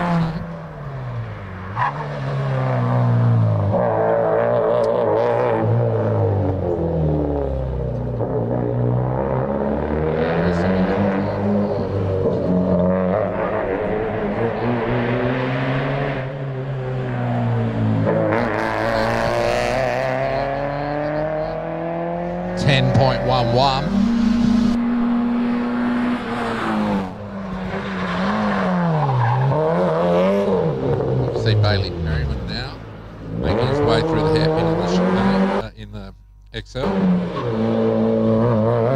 Looking rather smooth, rather quick with the little XL here. Going to stop the clock at a 102.33. Very impressive time there for Bailey Merriman.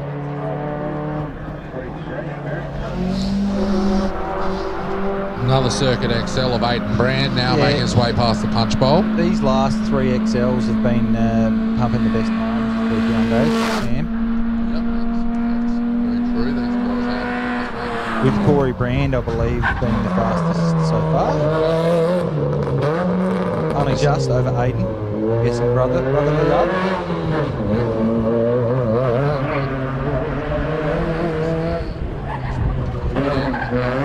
Aidan making his way 101.7. 101.7. Very nice time. 101.7. Now we've got Corey Brand. Corey. Locks up the tyre there on the way. Come on, Corey. They're definitely getting quicker as the day goes on, these guys. the sub-minute. Not quite. Not quite. So Aiden got that one in the bag. Wayne Fitzpatrick now. 180 SX.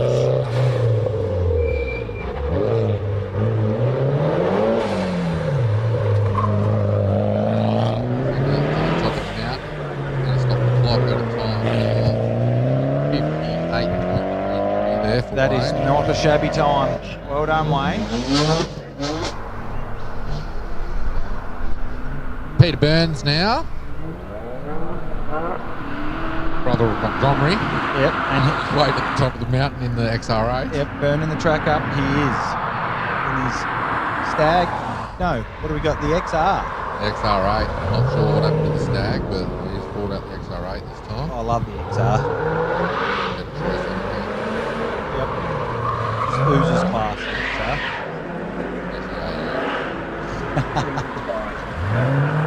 Australia without AU, mates.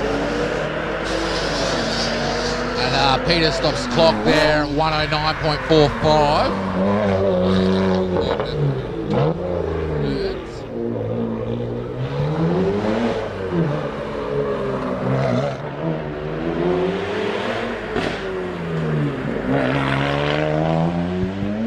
Just looking at Nathaniel Kuchel, crossing the line there in his BMW.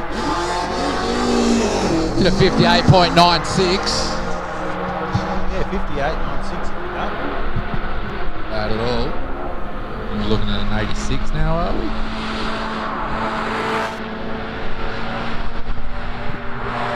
Third 86.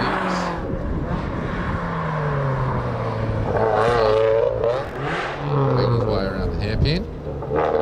Same car as the top of the Super Pounds there.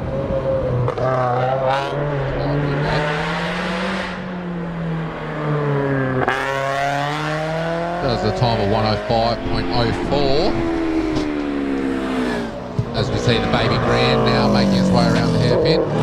What a cool little car this one is. Yeah.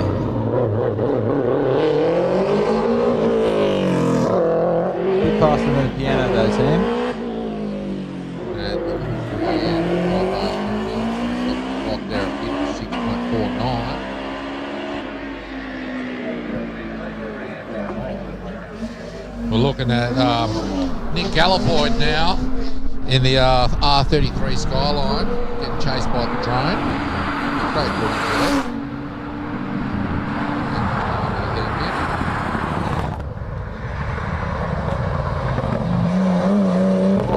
Did a bit of a drift there.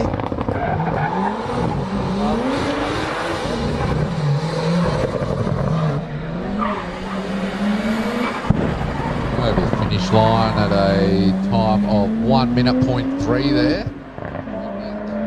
So we have entrant 23, Lloyd the Kloof from, not sure where he's from, but he's driving a Nissan 180SX. Lloyd the Kloof.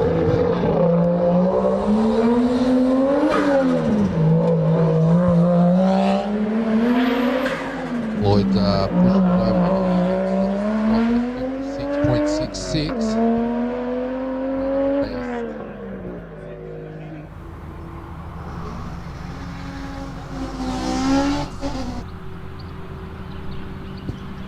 We've got Big Willie on screen now, Will Foreman. Way to the top of the mountain in the Pulsar. Pulsar Power. Little tyre lock up there. Oof. Now, One time or another, that was 19,990, that car. Believe that, Sam? now Willie's trying to get below 110 here this weekend. He's on his I have way. to owe him a box of beer if he does. Get I up reckon to he's that got it this 110. time. I reckon he's got it now. The box of beer coming up. 109.01! Pay up, Sammy! Well done, William.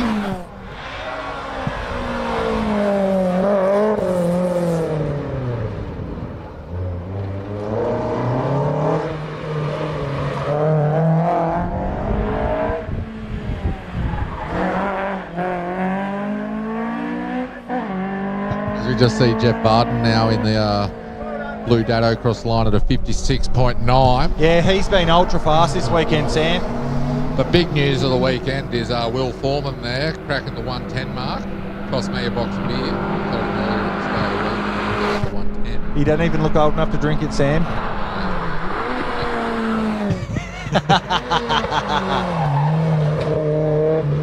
As we see James Pauly now in the little white Mini making his way around the top of the hairpin there.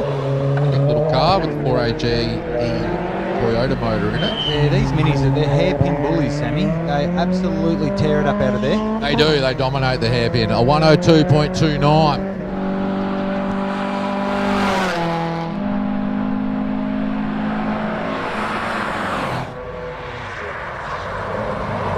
Sean Stinger's now making his way around the hairpin in the Escort. Well, younger, my mate used to have one of these. His dad did. He used to call it the banana car. Yeah, my dad had a different sort of an Escort, Sammy. That's mighty good for him. James, I think that's another name. And Sean did 102.3 there. Well done, Sean Stingers. As we see the little green Mini making its way to the hairpin now. Another Pauly entry. Steve. The General 69 Cooper S.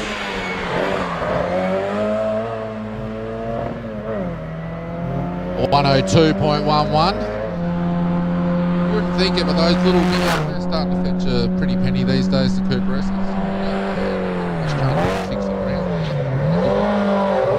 Seems crazy for such a little car. How much will you sell yours for tonight, Sam? We look at Danny Moll making his way around tracking his Escort. Stops clock at a 102.54. These little cars are actually putting up some pretty good times.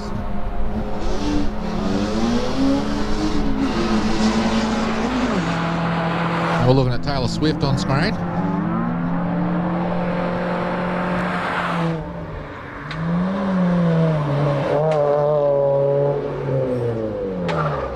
Andrew Mills in the Swift, making his way out of the hairpin there. Had a little bit of an incident earlier today, but back on track. He's back on track. Indicates over the line.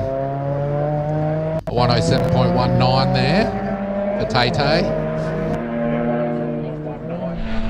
Tay-Tay Swift. Darren Schumacher.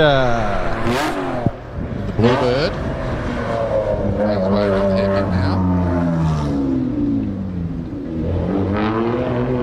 I do remember back in the day these in touring cars, the Bluebirds. Oh, nearly hit the wall there as he exits final corner. 101 for Darren. Yeah, that's a great time by Darren. We have an RX-7 tearing up the hill. Well, we're looking at the VL Commodore at the moment.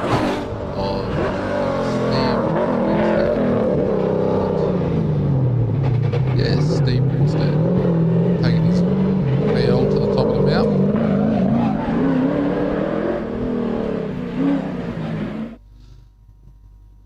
Done a 59.42 in the commie there. Nice.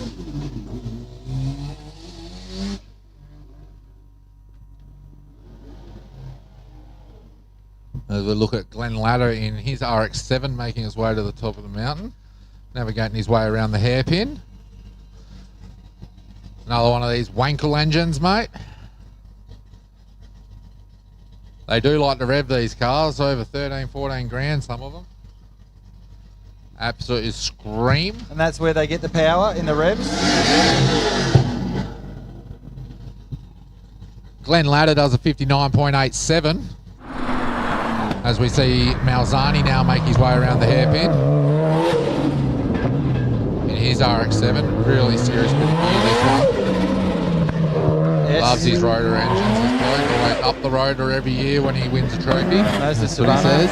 Series 3 RX-7. 54.6 there for Damien. That is a great time. Damien Malzani.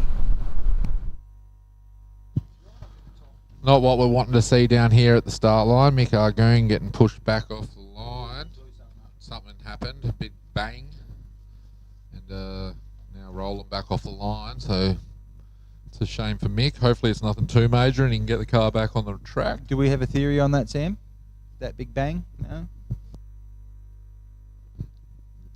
No. Bazinga.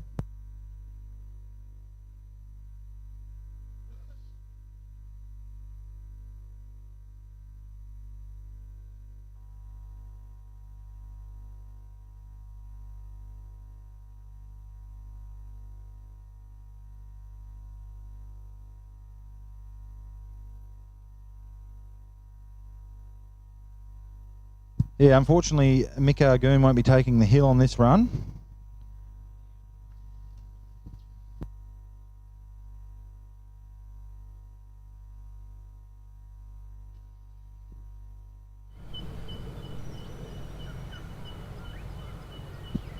Just having a look at over the pit area and the paddock here, thanks to the drone footage. If you want to come down, catch the bus and come down and see some of our food vendors down here at Legends of the Lakes. Plenty of choice to have. Why not go to Rooster's Rotisserie, Sam? At the top there, you can. Get some fresh spit roast pork rolls. Sounds alright.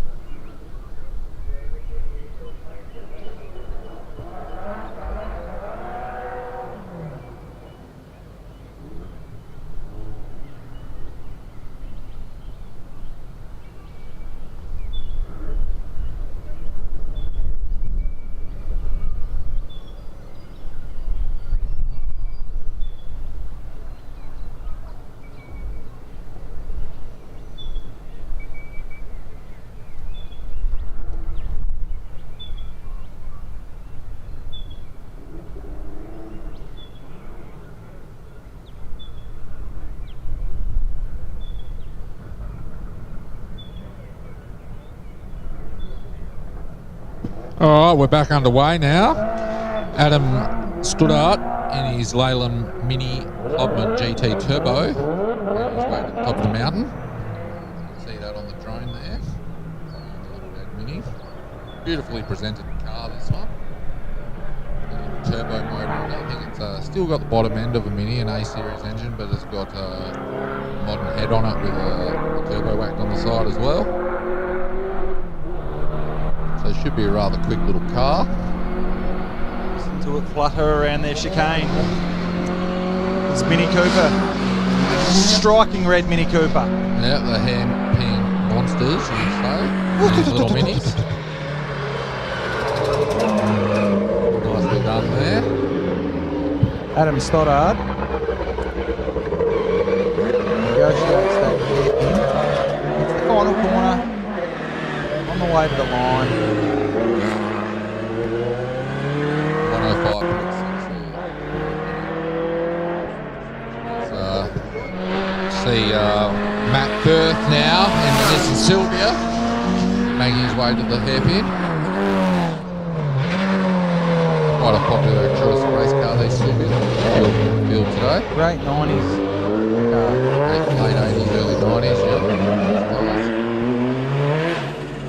SR20. This one's a 92. 92 model. Yep, Matt Frith. 55.47 there. Well done, Matt. Frith. Entrant number 39 now. Reese Molden in the 1600 Dado. Yeah. SR20 powered.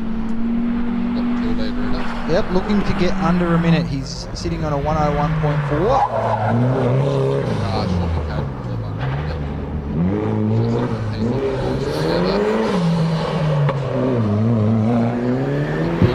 He is looking good. Crack that minute, I think. Well, 58.2, Reese. Well done. Beautiful time there. 58.2 for the SR20 powered 1970 Dado.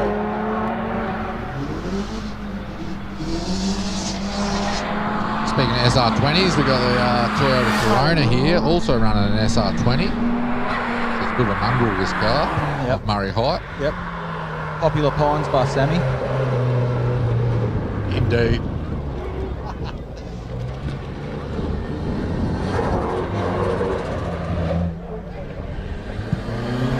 The old Rona's going to cross the line there at a time of 106.53.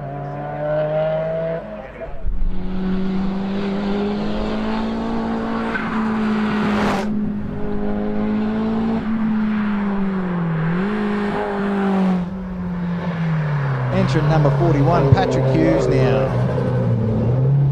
In another S13 Sylvia, this time from 1990.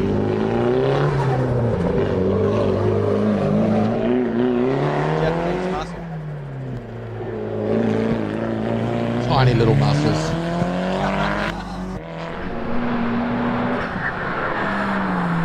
Paddy stops the clock there at a 105.5. You can see the Ulster hairpin. Pretty quick car, this car. Oh, he's just taking the tyre bundle out there at the final corner, so he's going to lose 5 seconds to that. At a 56.19, so a bit disappointing there for Peter Holst. He lost the 5.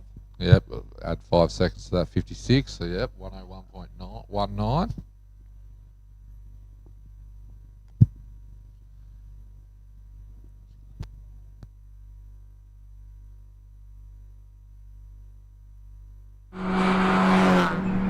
Josh Swan now making his way to the top of the mountain in the WRX.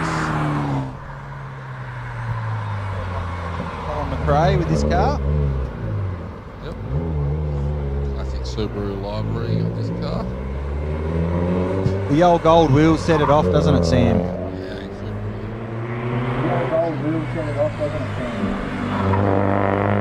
and Josh is going to stop the clock at a 114.75.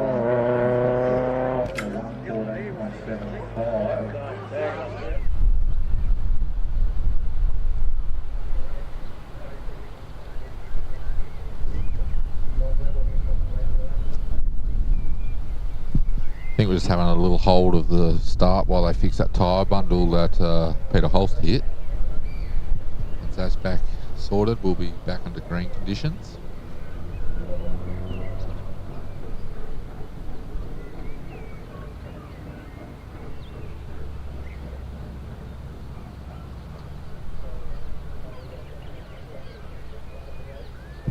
I'd shout out to a couple of our sponsors while we're waiting to get back underway. PumpX, Raztech Motorsport, Rural IT Solutions, Southeast Fire Extinguisher Services, S&J Automotive, Sage Automation, SA Time Attack, SA Motorsport Tyres, Shannon's Insurance, She's Apples, Sims Engineering, South Aussie Hotel. Thank you all. Couldn't do it without your sponsorship and support for our event. We are back underway now. Get excited, ladies and gents. Nathan Robbins on screen. Car number 44. The bug-eyed Impreza as he ascends the hill. Getting excited for these line of Subarus coming up, Sam, especially for one of them about 5 minutes from now. Mr. Day, we want to see a record. We would love to see a new record. Always like to see that. Now make his way through the hairpin. Nicely done there.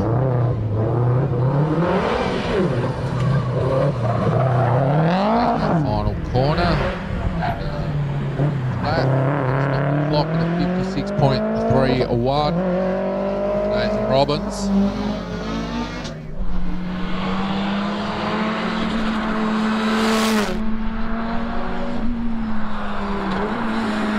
What have we got now on screen? We've got Evo of Henry Beasley. He's got any relation to King? Probably. 56.03 for Henry. The Evo there. Got the little Datsun Sunny now, storming up the mountain. Very well presented car, this one. decent, around the minute 3 today. In that Datsun Sunny.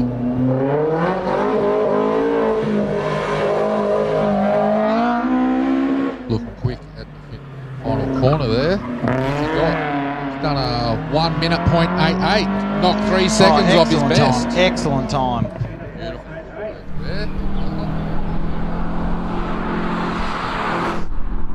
On the screen now. We are well on up the hill. Number 47, Ivan Folgera. 08 Subaru WRX.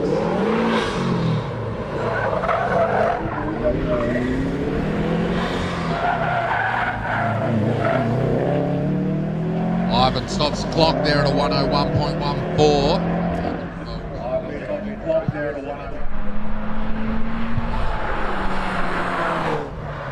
So we got entrant number 48 this time, Derek White, in his 2007 Subaru Liberty. Boxer engine. The Boxer.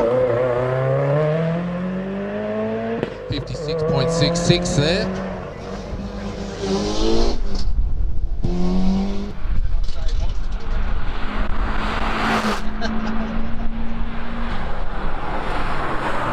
As we see the Subaru of Derek White. No, sorry, Mark Dixon making his way through the hairpin.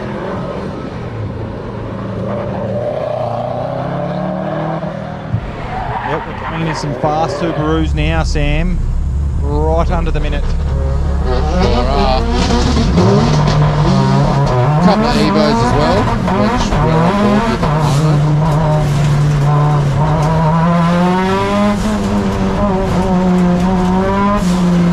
We're in car here with Mark Radford.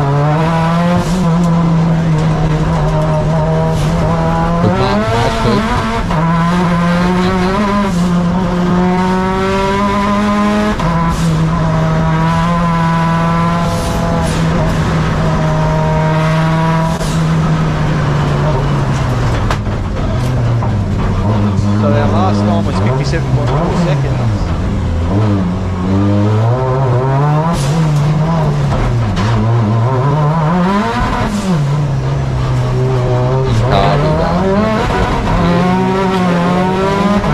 He's pumped it across the line at 53.24 seconds. That is a fast line.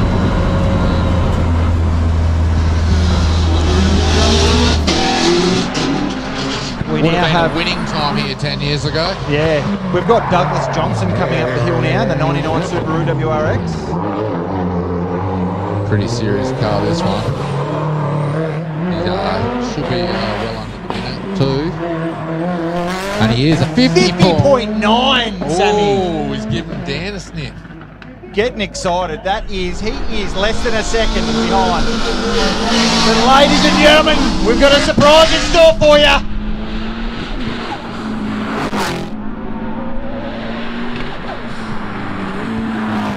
We've got Kurt Wilson coming up the hill now. But geez, that Johnson entry, that's we'll have to have Dan thinking, geez, he might be able to get caught here. That car's got a lot less aero than Dan's car, and not much time in it. Kurt Wilson posted a time of 55.04. But ladies and gentlemen, we have the man, Dan Day, on the chicane. Oh, he's had something go wrong there. He's had to stop near the chicane, so this run there is wasted for Dan, unfortunately. I'll just take the easy over the line now. Even with that near stop, 52.33, still a very impressive time. As we watch Damien Brand now make his way into the hairpin. This guy's the hairpin specialist, Damien. Nicely done as usual. Next year he'll have his new car and might be a legend. I'd like to see it. Gazzard. Peter Gazzard. 53.8 for Damien there.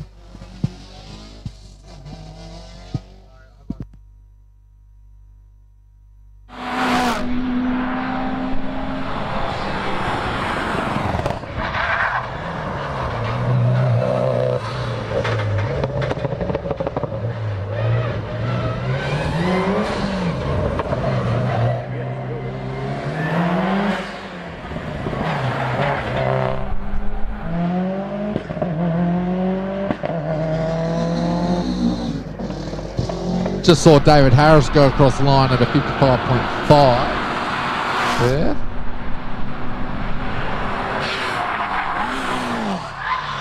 We've got Ryan Cole now make his way around the hairpin there. Bugger.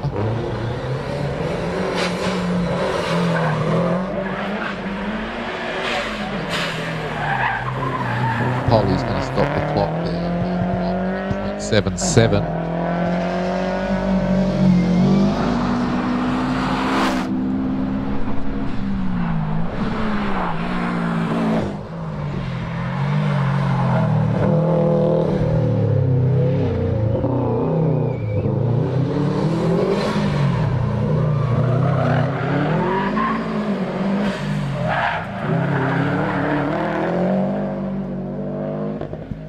Just saw Tom Rogers there, across the line at a 56.96.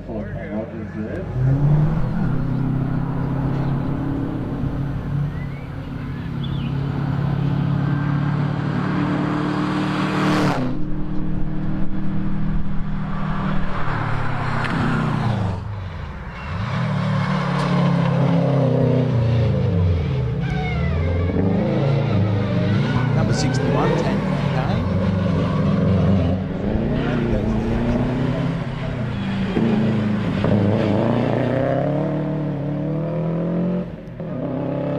Tanya goes over at 1 minute 2.7.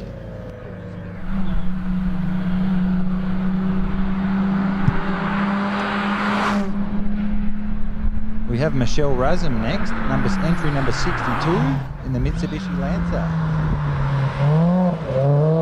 Raztech signs on the side. A round of applause.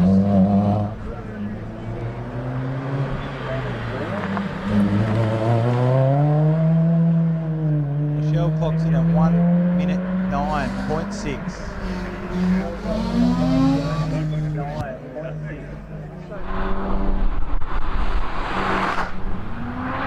Ladies and gentlemen, in the Ford Focus, we have Alexandra Robertson, entry number 63, navigates the hairpin.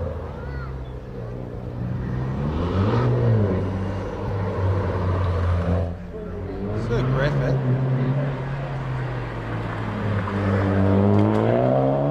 Hits the line at 1 minute 7.78. Alexandra Robertson, well done.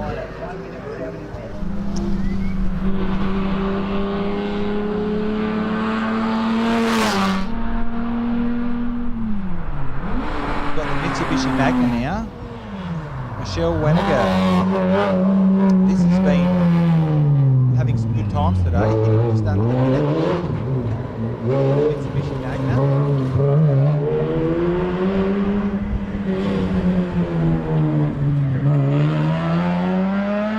This time Michelle hits 1 minute 6.1.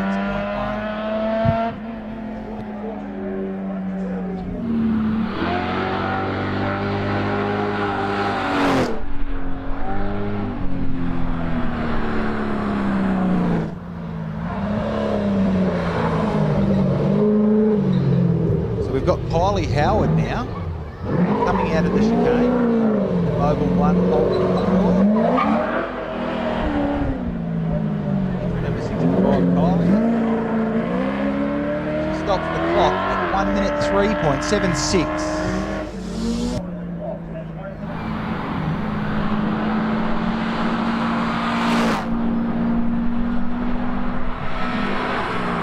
In the 2001 Subaru, we have Emma Brunham, entry number 66. As she leaves the chicane, final straight. Emma Brunham stops the clock at 59.42. What a great effort, Emma.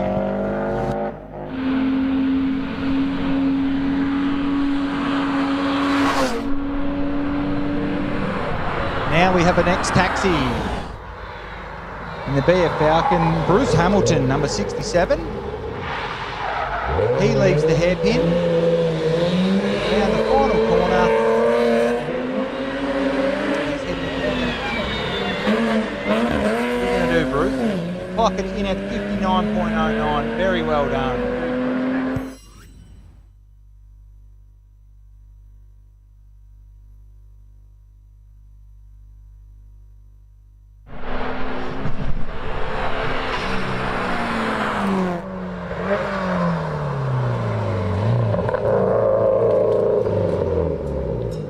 We have a Critchoff car this time in the Subaru. Chloe Critchoff heads for the final time of 1 minute 5.07. Well done, Chloe. Next, number 69, we have Dave Arudham in the Ford Escort. Oh! Gets a tyre off the ground there. Oh! Gives everyone something to cheer for. Let's go. Dave Rudham, number 69.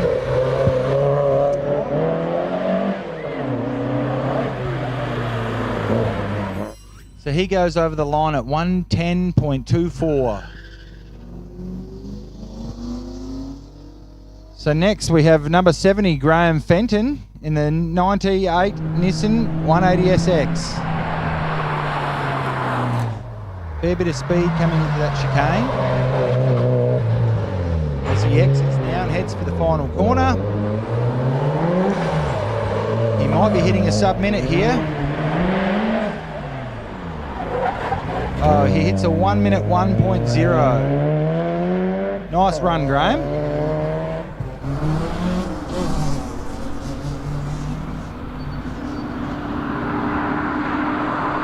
We have an AU XR8 entering the chicane now.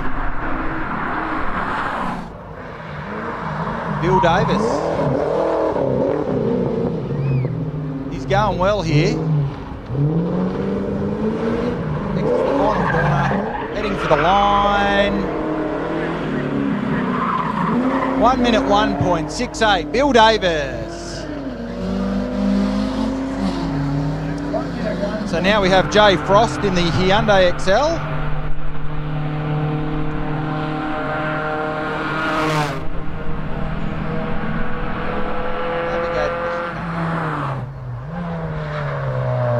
Very nice. Green eyes. Hyundai XL, Jay Frost.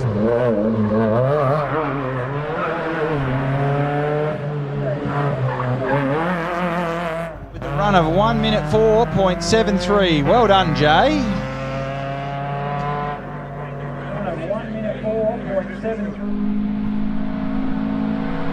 180B SS now. Joshua Munn with the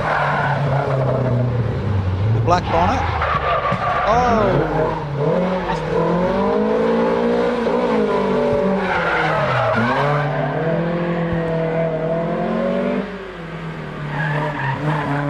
Joshua Munn clicking in at 1 minute 4.17 in the Datsun. 180B SSS.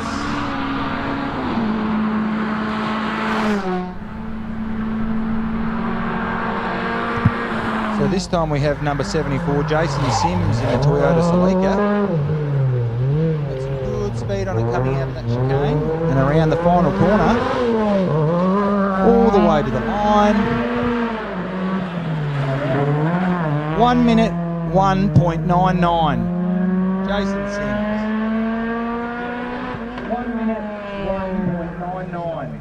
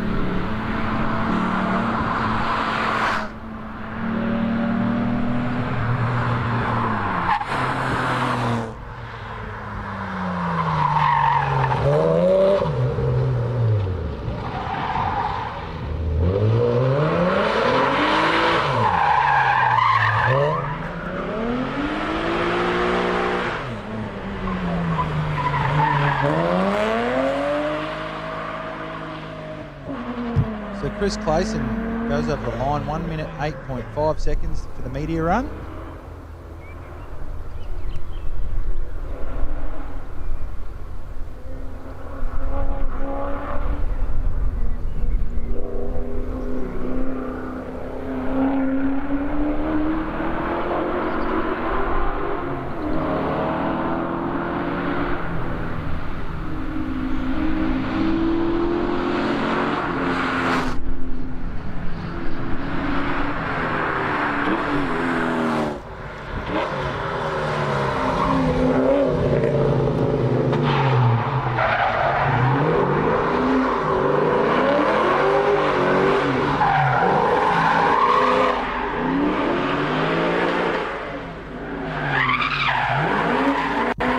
Tristan Crowe putting on a show for the crowd there with the single pegger commie.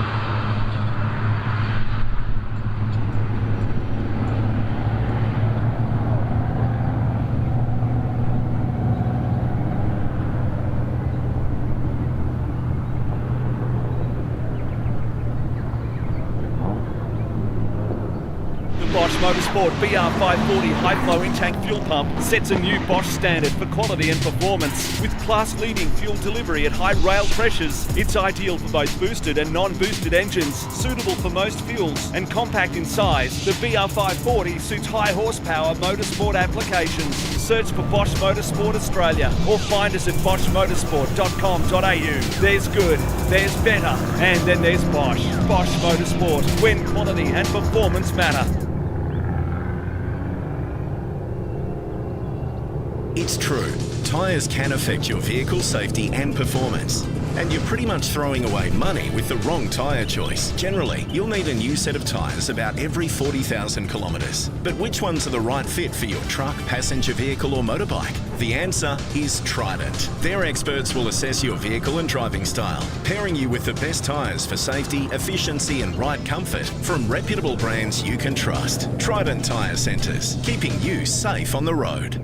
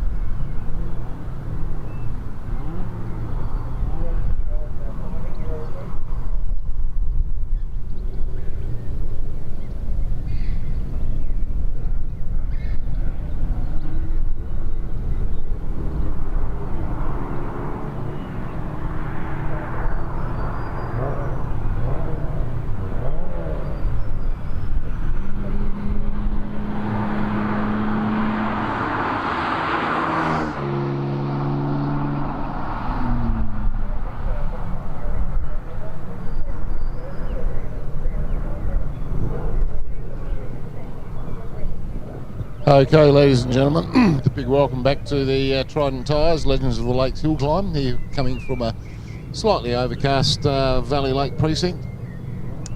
We're about to start the second half of the pack of the field on the fourth run of the day. We're going to get at least another couple of runs in today. We'll be running until 7:30 at least.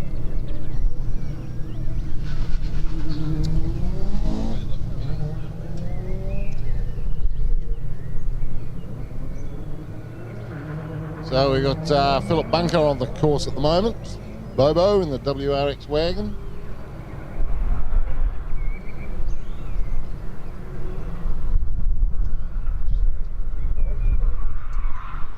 No, Bobo's not having a happy time there. He's had a little bit of an off there coming to the boat ramp road. A little bit of extracurricular reversing, got himself back on track, and away he goes again. Didn't see what quite happened there. Hopefully they'll give us a bit of a rerun there. He's pushing on regardless, get himself out of the way. Gonna head right up to the top.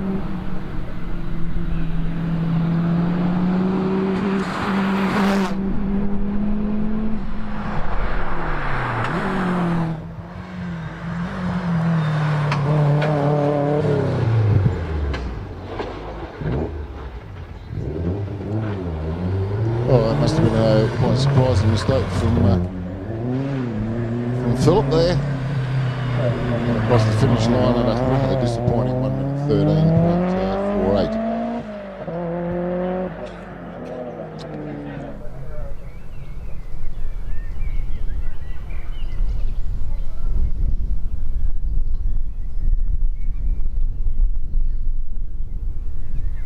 We've just got Igor Gorpenyak in his little white Volkswagen Golf R, little four-wheel drive pocket rocket. He's been doing sub 1 minute so far today.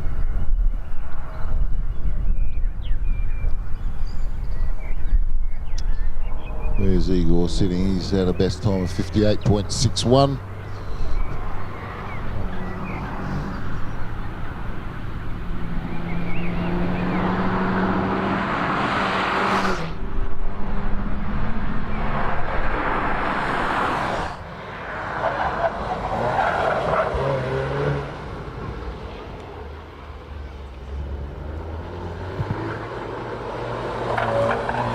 Igor heading for the finish line here. He's going to stop the clock in 58.11. So that's probably his best time for the day. But Oliver Taylor just heading off the line in an RS3. Phenomenally quick car, pretty much straight off the showroom floor with a few little nods.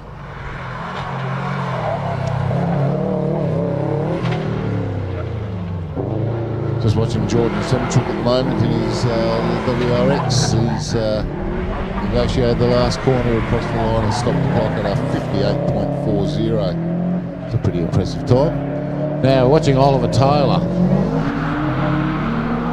in his RS3 Audi, making his way to the hairpin. It's just a 5-cylinder in there. It's like the old S1 engine of old and refurbished.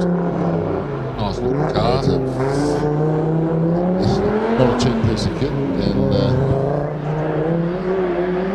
trying to see where he's sitting. He's sitting in 8th outright with a best time of 55.03. So we'll see if he can crack in nothing. No, he's not. He's done a 56.1. Having a few little gearbox issues, I think, in the RS3 with the transmission getting a little warm and not wanting to change gears as smoothly as it should. Carry on. Just looking at the Jordan Rolac, is it? Entry? Yes, so, it is. Yep.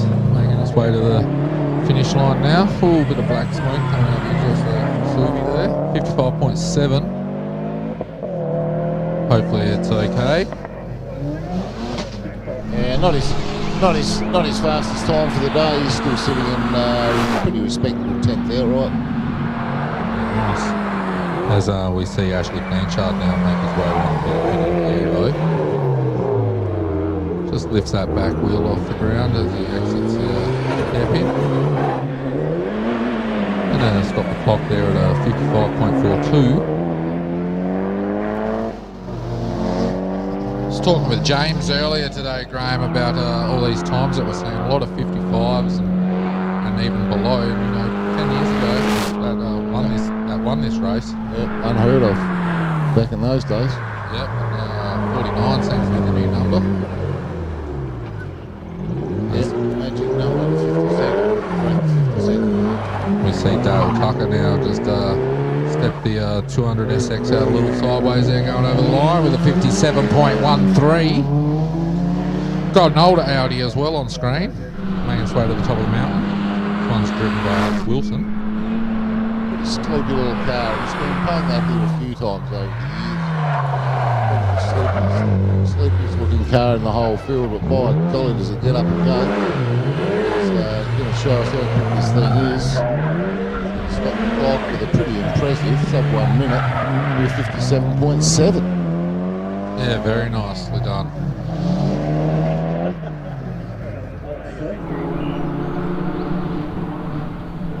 As we see the GTIR of Russell McKenzie now making its way to the top of the hill. You know anything about this car at all? Russell McKenzie car? Russell McKenzie, it's the old car. It is all-wheel drive? Yes, it's an all-wheel drive. It's a GTIR. Pretty rare car, really. Don't see any in the road. Spent at least the last decade and a half playing motorsport. Yeah, 103.22 there for Russell. Not a bad time. They were the bees knees cars when they first came out. Turbocharged pocket on four-wheel drive. Got Ben Trelaw now. And his Subaru STI. Does 103.24 there for Ben.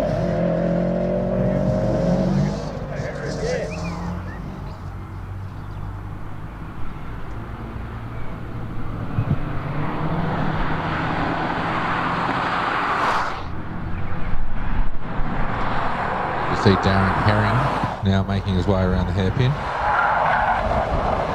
Later model Subaru.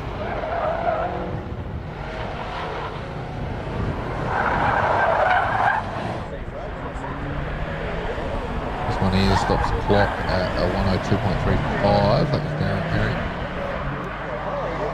As we see Andrew Admiral now in his very well presented GC8 WRX.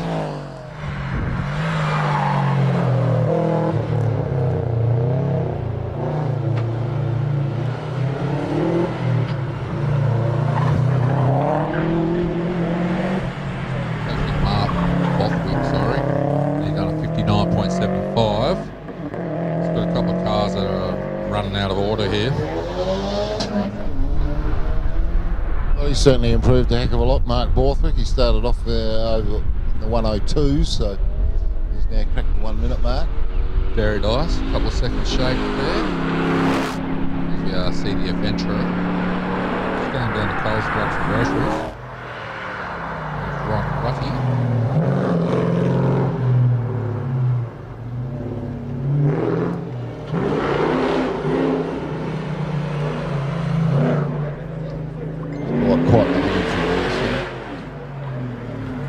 That's a 107.5 there for Ron.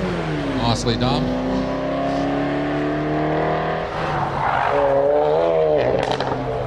Kirk Owers on screen. Focus RS.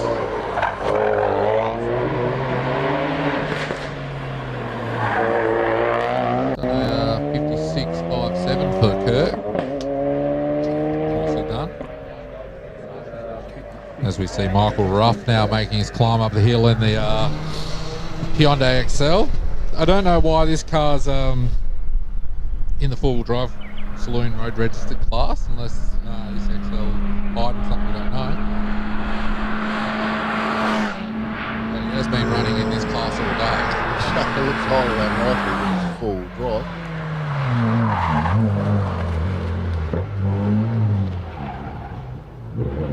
Do that, see? Why wouldn't you do that? Why wouldn't you do that? Future classic, Excel. 103.7 there.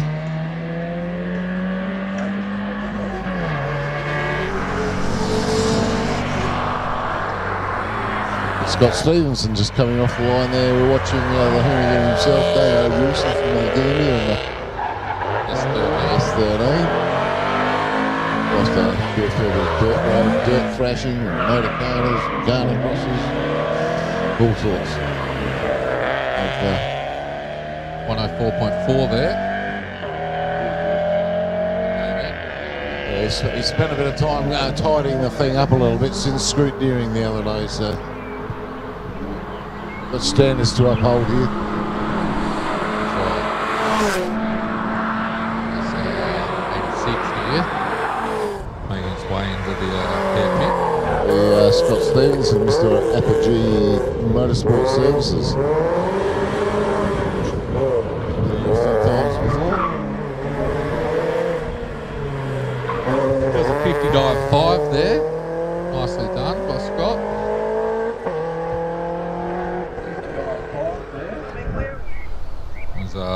We see Dylan Young now making his way up the mountain in the Nissan Pulsar. No, he's not. No, he's he's looking turned a little off. pedestrian, and he's turned off into Browns Lake Road there. So No good there. obviously a bit of an issue with the car. They just sent out the recovery ute, so maybe he's in a tyre bundle or something needs fixing. Maybe a bit of dirt cleaned off the track. While we do that though, might shout out to some of our sponsors.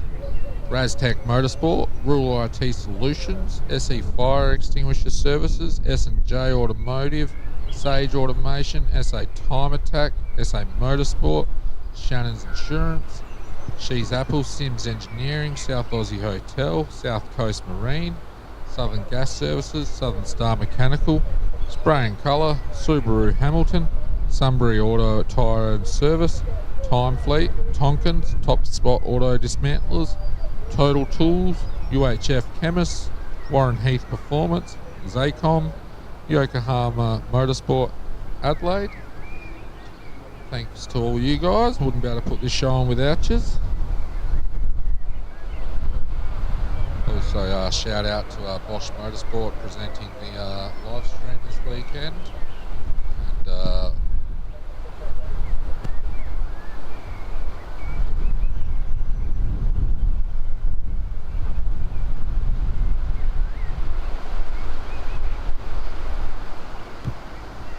And Jules Removalists, they're sponsoring the drone this weekend. So it's getting that great footage.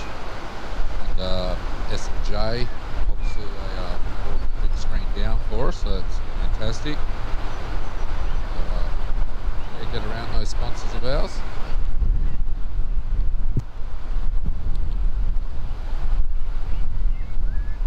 Performance tuners and racers trust Bosch technology for their high-performance engines. Precision, reliability and performance. Bosch fuel injectors give you peace of mind, knowing your engine is getting the best fuel delivery. Race after race, year after year. Optimised spray formation for improved combustion, smoother power delivery and better throttle response. Bosch fuel injectors will put you ahead of the competition. Search Bosch Motorsport Australia. There's good, there's better, and then there's Bosch.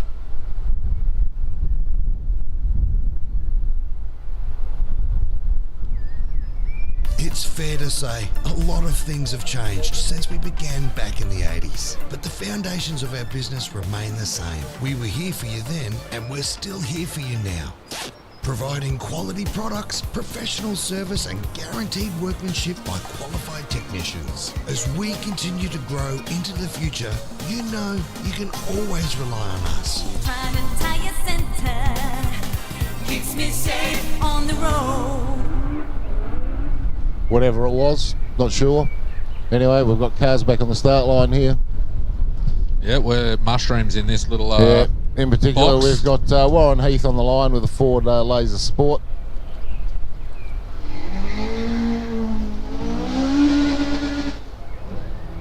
Bang that limiter, Sam. Bang that limiter.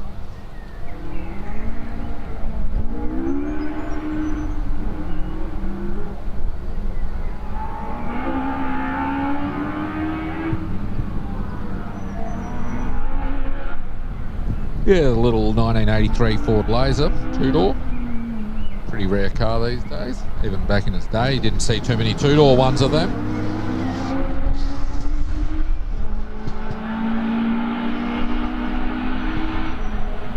These cars are what replaced the Ford Escort.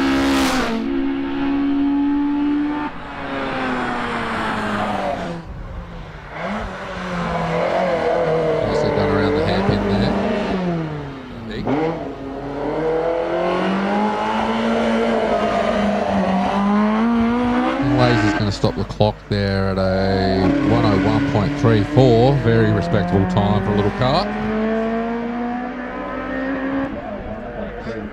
Very respectable time.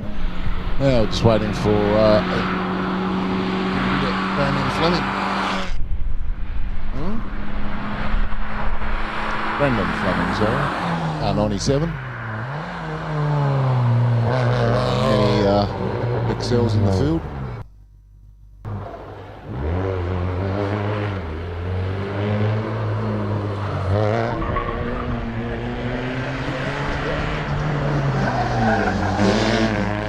So it's a 1:11.39 there for Brendan.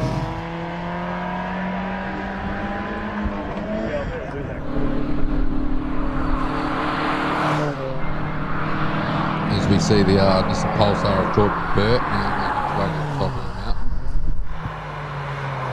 Just navigating the hairpin. Do have the drones, the Jules drone chasing the Evo there of Andrew Downs. Jordan Burt though in the Pulsar stop clock at a 1:10.84. 1:10.84 there for Jordan Burt. Andrew Downs now making his way around the hairpin. The Evo.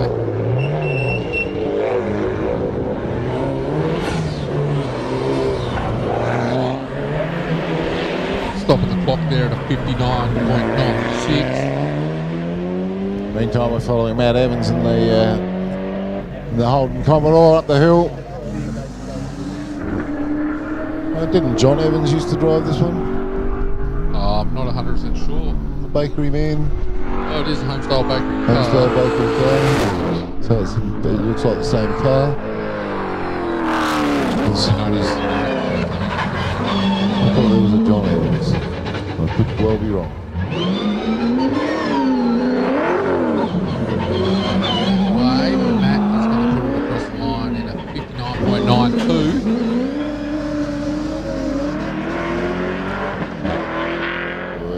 Following Richard Diprose now, yeah? Another Commodore, yes. Big single pegger.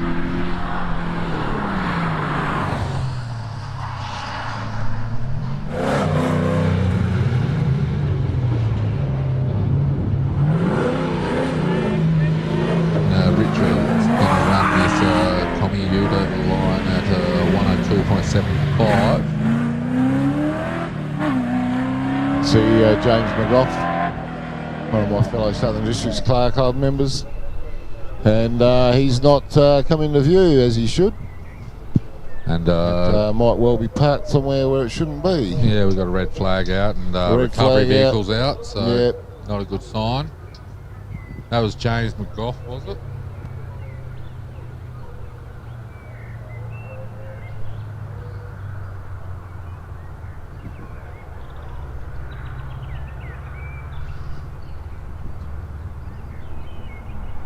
Whoa, there's a first one up. We've had a red flag shown to Jim McGough. Obviously, the drone has crash landed onto the track and burst into flames. So we're not seeing this on the live feed of coverage at the moment. There's no pictures of it, but that's the word on the ground, ladies and gentlemen. That might be the end of the drone for the weekend. Yeah, could well be. Oh dear.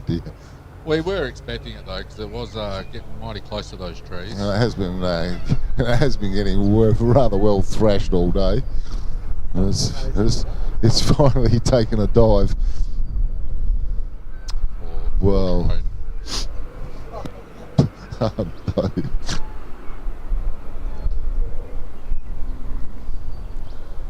So my guess is that Jim will be returning to the start line for a rerun and hopefully rebuild the drone.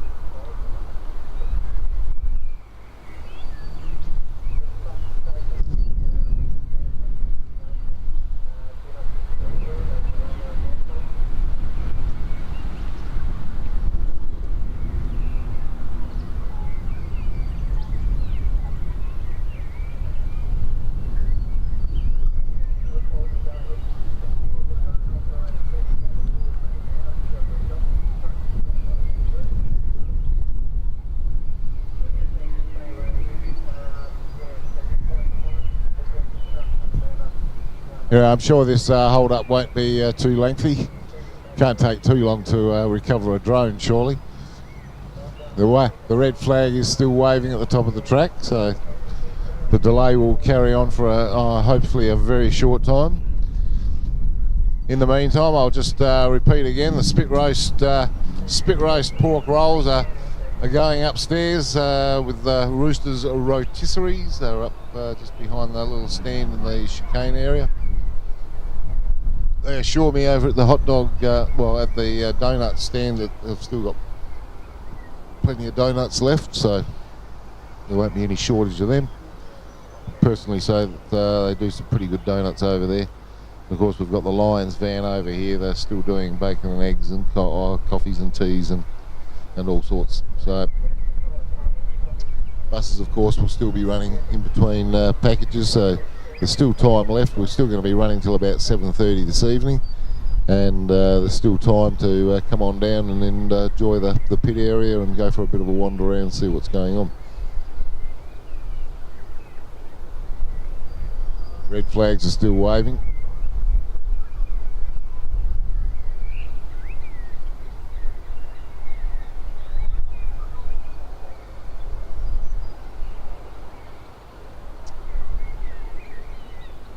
So hopefully they'll be able to put the fire out on the track where the drone landed. This battery pack has burst into flames apparently. We still haven't seen any footage of this, but just working off what we're hearing on the radio.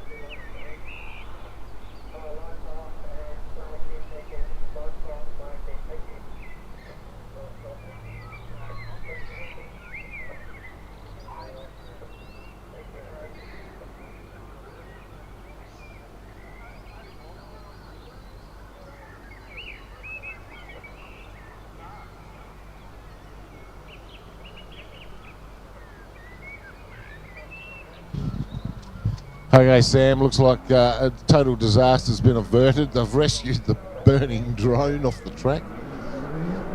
What are you saying? Flames a couple of feet high? I don't know what you're talking about. Here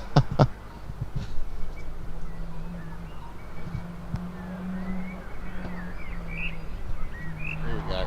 No, we've got a Skyline wagon on the track at the moment.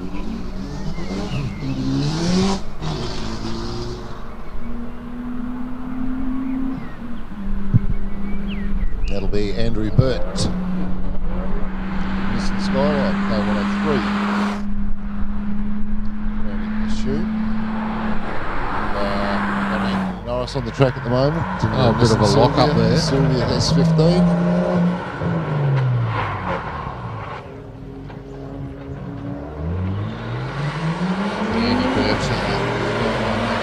Finish line there. It's going to stop the clock at a 1:13.44. Now we're looking at Norris making his way around the hairpin there.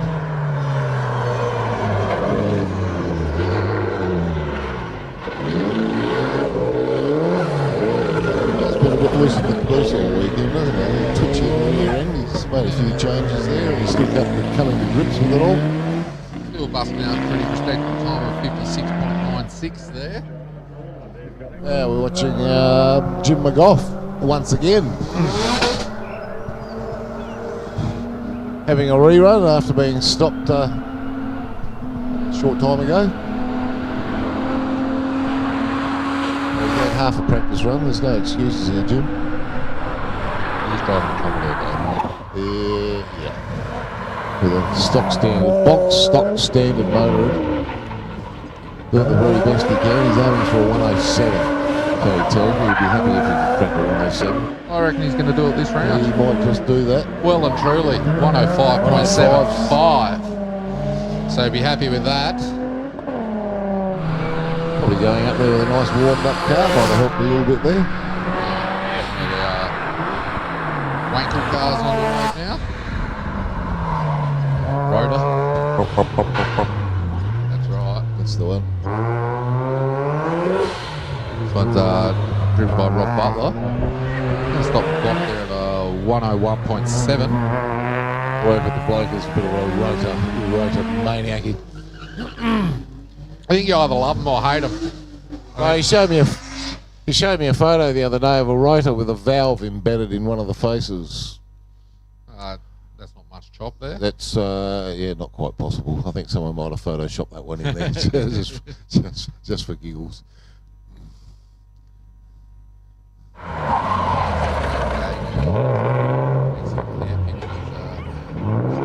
Another Skyline. Jesus, a fella on out here today, isn't it?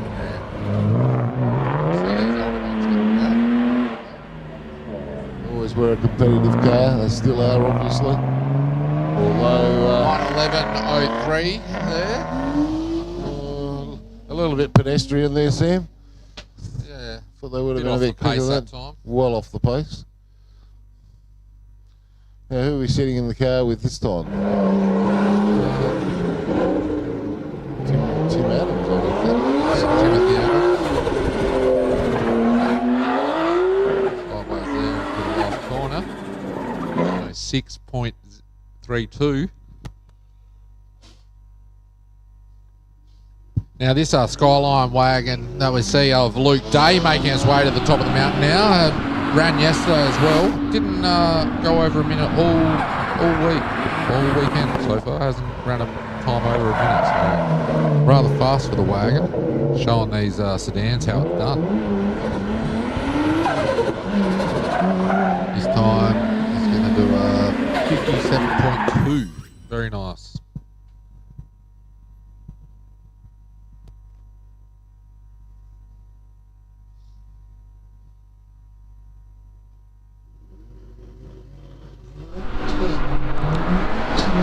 Looking at Phil Wilson now in the EA Falcon, making his way around the hairpin. Nicely done there by Phil. Normally runs the Toyota up here. Not sure what the go with that car is, if it's repairs or extra work done to make it faster. I thought he would have brought the Sora out with a much faster car. Although Phil's going to prove us wrong, and he's pulled a 59.8. That's right, and the old EA. I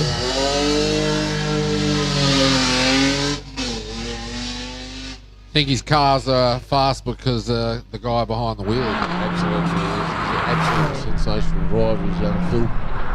Remember 3 years ago, he had a bit of a whole lot here, mate.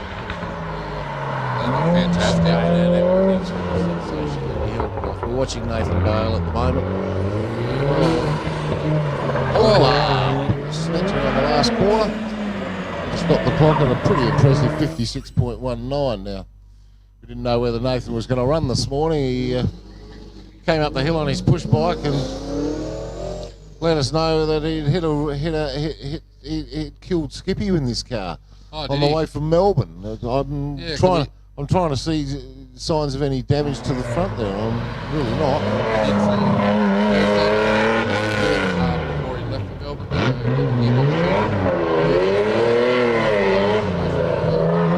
As we watch Mark Gain now. It's the first time around here in the nice turned out Tirana. With a 104 there.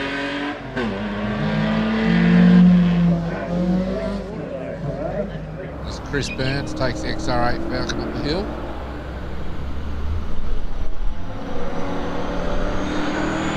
We're just missing a couple of cars that Tony Wallace won't be running again in his yellow Cooper S after crunching the wall and losing a wheel and then crunching the wall. Not a driver error thing, but mechanical failure on a fairly massive scale. Went too many other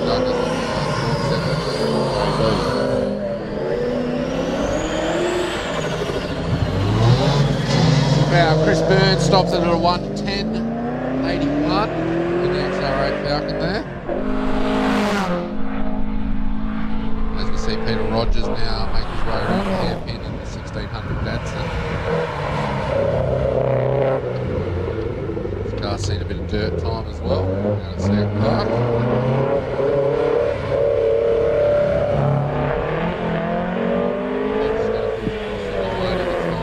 105.45, he'll be happy with that.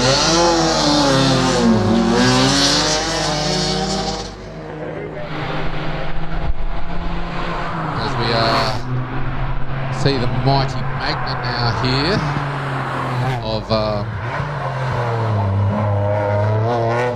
Aaron Thompson making his way out of the hairpin. One of Tonsley's finest. Yeah, you used to work at this joint, didn't you? It did indeed. 101.3 there for Aaron. V6 Magnas, quite a quick car really. Like they would keep up with the Commodores and Falcons of their Europe. Very underrated car, Magna. That's it. We did make a fine motor down at Lonsdale though. Oh, Grant Stevenson's a bit loose. Right slapper up there. Well, yeah, he's trying to keep it in a straight line, folks. Grant Stevenson at 108.7. Another classic Ford now behind Grant. The Vanderkamp entry. Always a crowd pleaser, this one. Oh dear. Up there for that was nice. He's bagged it up. He's going to have a bit of a drifter.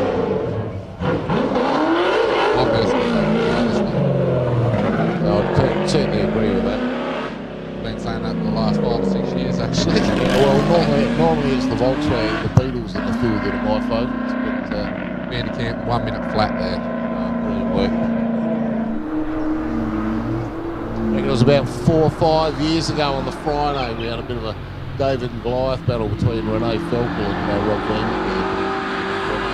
The Beetle car pipped him on the last run.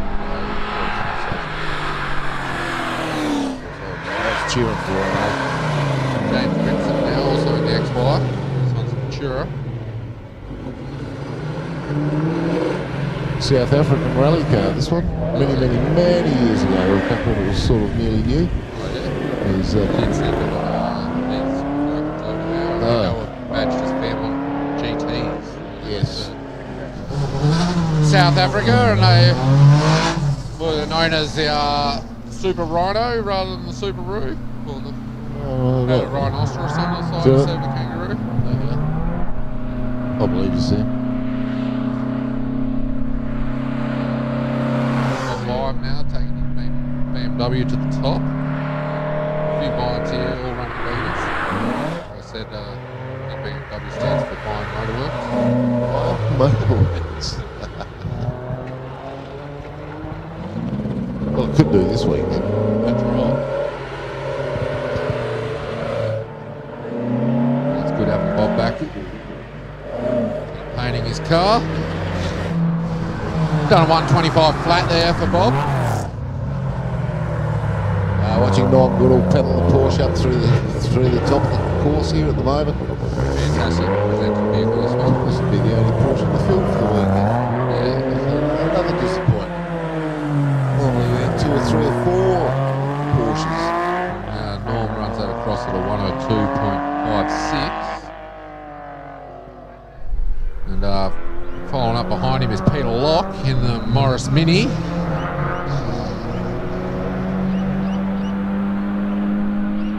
See how tidy Peter is coming in and out of the chicane. Had some in-car footage on the Locke is gone. Saves it. Big lock up there for Peter. I thought he was going to opt out and go straight on there, but no, he's managed to tip it in and keep it there. Thought he was going to copy Tony Black. Early model Mini this time. Yes, I saw that flash before my eyes as well. Still a 103.4 there. And we're going to get a replay in all its glory. Woohoo! Yeah.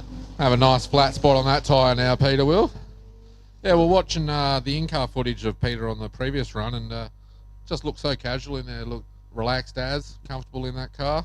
He's been driving this thing for long enough. Yeah, he used to race at the Speedway as well. Pretty well. He wouldn't know anything about minis. Lockie's the man to ask. He knows virtually everything about them. Probably named list off all the part numbers for him.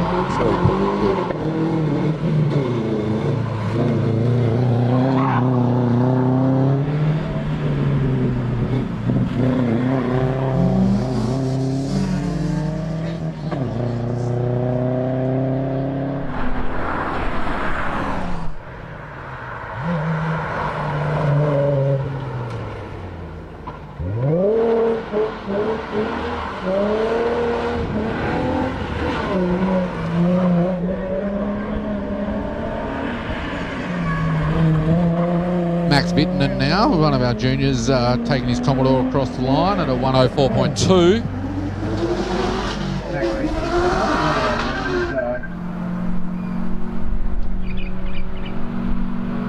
As we look at the 1600 Datsun now making its way into the hairpin, driven by Kyle Johnson. A few of these 1600s here this weekend. I don't know how many of them are running stock engines. I know a few got SR20s in them. I'd probably say this one has something else under the bonnet other than 1600 as well by running a 103.20. I don't think there's too many of these cars, Sam, that are what they appear. They're all somewhat modified, different motors.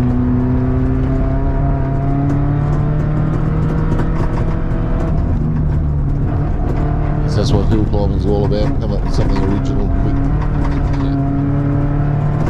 Work with what you've got. I've got an SR20 motor sitting here in my shed. Well, maybe we'll shoehorn that into my old Datsun 1600. Let's watch Charlie Evans in the Commodore across the line at a 101.1. We're in car here with Oliver Polner. Subaru, way into the hairpin. Nicely done there.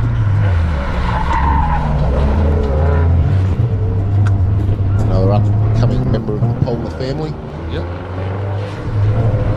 Said before, see that's a wonderful club and really encourages the juniors and parents come out and bring their kids. And Ollie's stopped the clock there at a 106.53. Well, that's reasonably impressive. Pretty stock standard.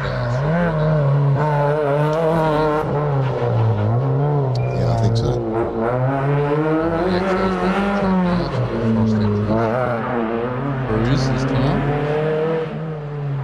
103 flat for cruise. Very nice.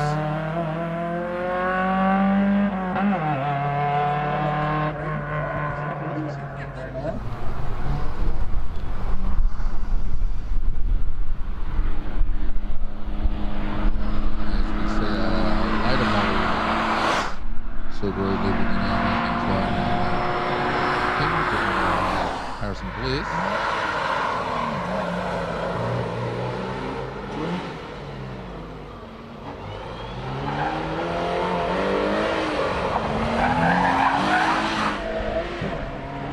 And Harrison's going to put the Subaru across the line at a 106.60.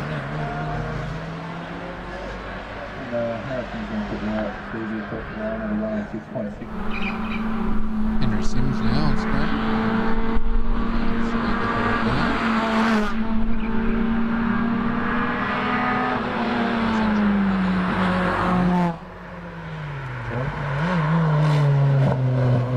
Tell you what, this junior trophy's going to be hard fought this weekend, isn't it? Everybody on in there. At least a couple of dozen more.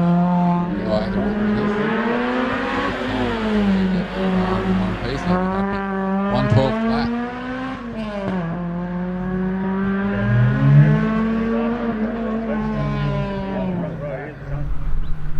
Got the Radell entry now in the Lancer. It's right at the top of the mountain.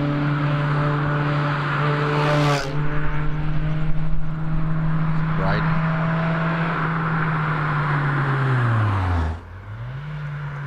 Oh, a handbrake turn there by Braden in the Lancer. Oh, that was sweet.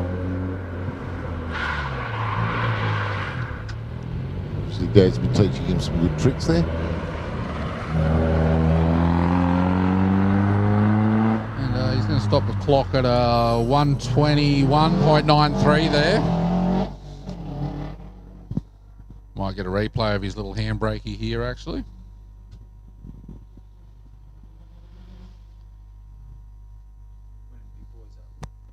Oh, that was to really float in well, didn't it? Floated out.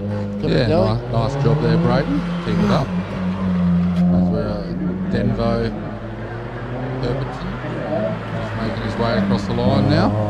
109.1 in the Lancer there.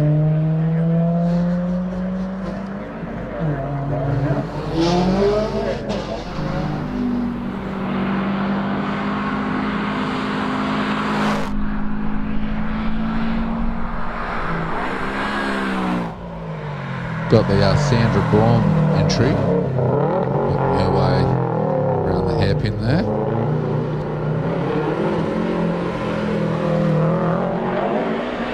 Going to stop the clock there at a time of 102.27. Welcome back, Jimbo. Thanks, Sammy. Let's break. Have a little break, have a stretch of the legs. Got a bit of tucker. Yep. Looking at the Michael Krikoff entry now. Making his way around the hairpin. There's some J lively on the side there. Ooh, quick out of the hairpin. Going to stop the clock there at a 59. No, 58.09. It is a 59.09. Michael Pritchard. Nice run there, mate. A bit faster than the last time. I think we've got Colin Hamilton now on screen. Yep, rather hot into the hairpin there. Been pumping this car pretty hard all weekend. Old boy Bruce in the other BF taxi. Last year they shared cars, this year they've got one each. And it's 58.2 there for Colin. Very impressive time. Well, that's only Barra powered that one, and we've seen some of the XR8s of the same era go slower than that, so he's actually doing quite well.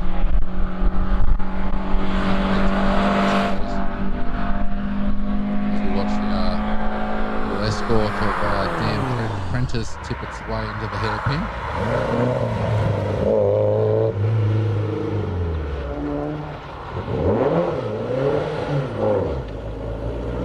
His final corner now. Flat, and he's going to stop the clock there at 112.84. Entry 140, Adam DiBiase. Now at the 180 SX. Yep, shared car.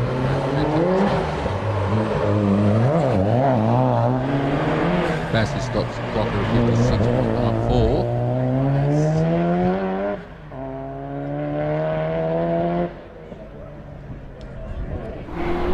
Got another WRX making its way over here.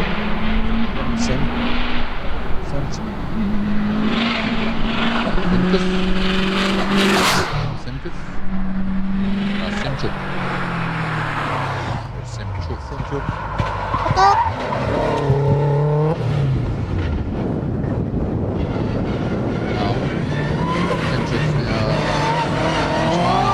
Clock there at a time of 58.6. Yeah, nice run, Adam.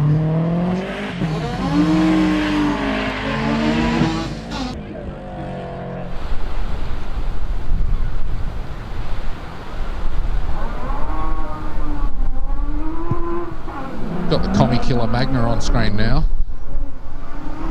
Eats Commodores for breakfast this year. Brendan Magna.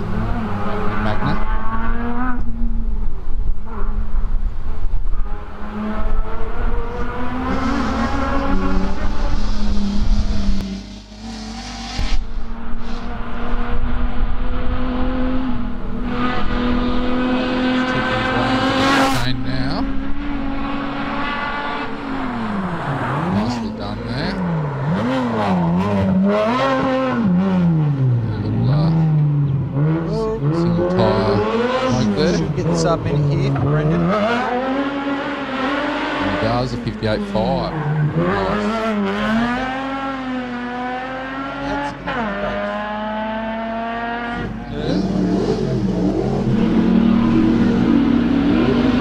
We're looking at the Pratt Holden now.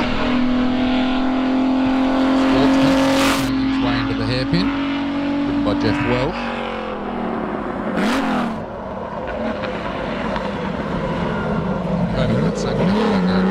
Chili. Drive up there now. Open the visor. And Jeff's going to take the little Pratt Holden across the line at a 107.9.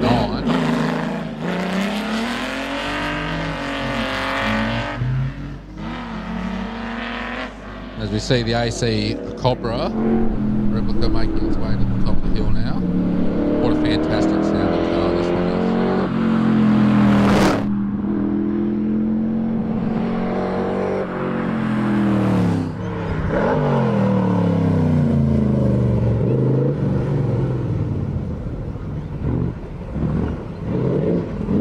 Tony Welsh, and he's going to stop the clock at a 10. Definitely enjoyable to watch this guy today.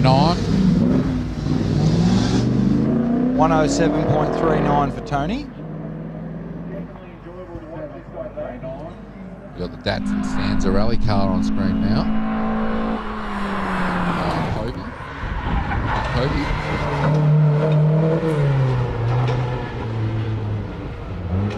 Points to the finish line.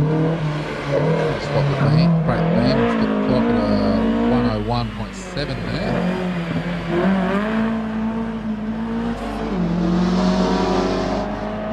As the little Toyota Corolla comes flying up the hill now, hairpin.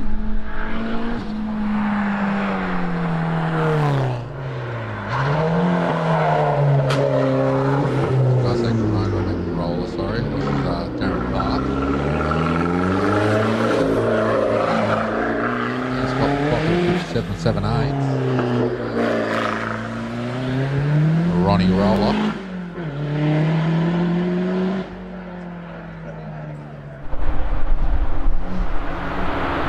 Seeing the Trevor Pryor entry now. I think it's a 929. We haven't got any information on this car. It must have been a late entry.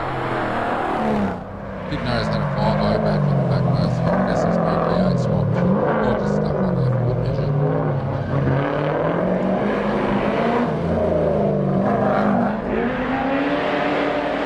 1 minute 59 there. 1 minute 159, sorry, should I say.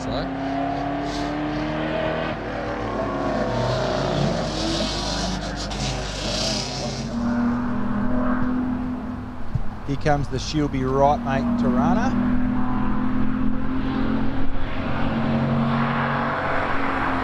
Beautiful example of an old Holden, this one.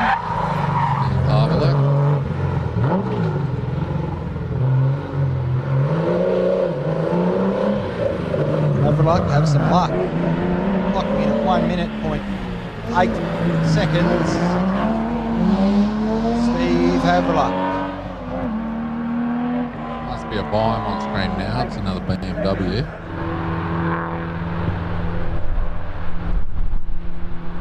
Not sure which one it is. We'll find out shortly.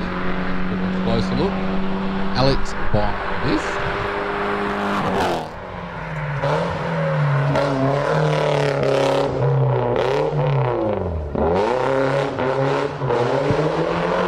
Alex is going to stop the clock there. 109.21.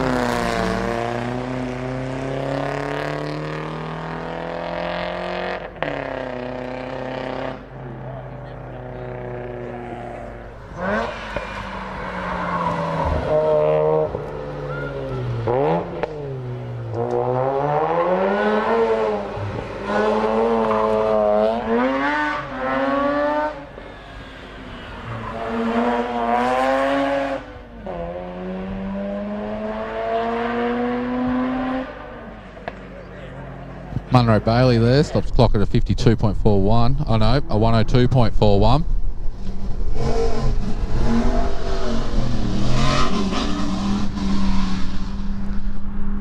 Got another Bime on screen now, Dave. Also running the BMW. Seems to be their car of choice.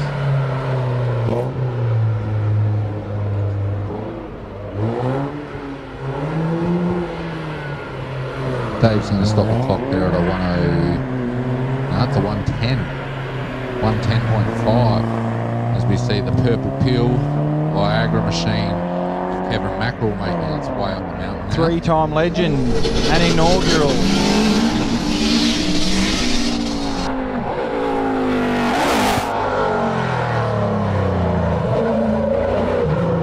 Kevin navigates that hairpin nicely. For a pretty respectable time here, and he's going to stop the clock at a 55.50 there. Yeah. Nicely done.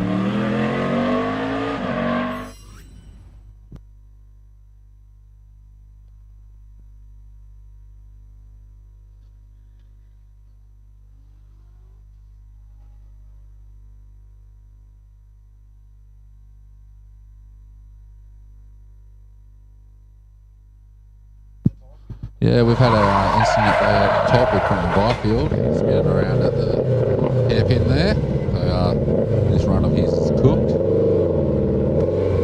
Running a bit hot into the hairpin for the wagon, the Subi wagon.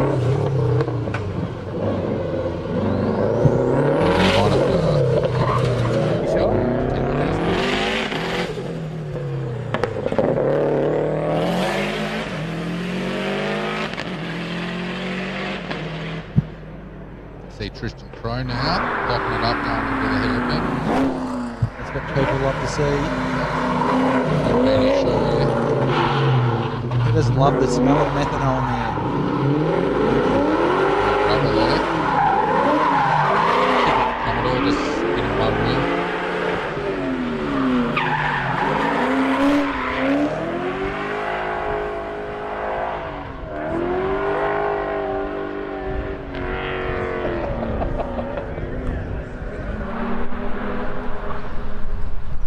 Got another media run here now. We've got the Colin Freya WRX tribute car making its way around the bend.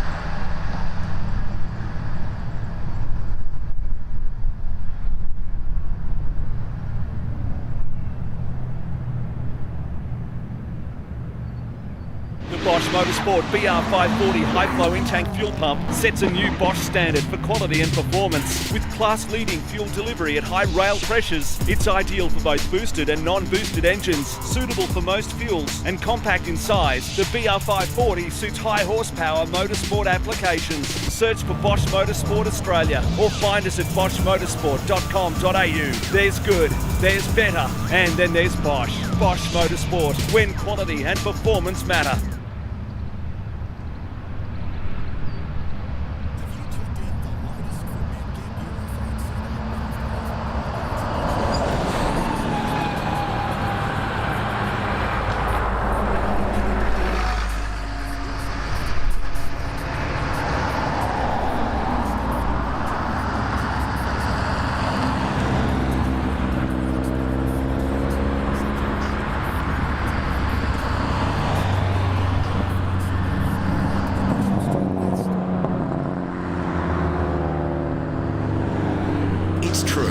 Tyres can affect your vehicle's safety and performance, and you're pretty much throwing away money with the wrong tyre choice. Generally, you'll need a new set of tyres about every 40,000 kilometres. But which ones are the right fit for your truck, passenger vehicle or motorbike? The answer is Trident. Their experts will assess your vehicle and driving style, pairing you with the best tyres for safety, efficiency and ride comfort from reputable brands you can trust. Trident Tyre Centres, keeping you safe on the road.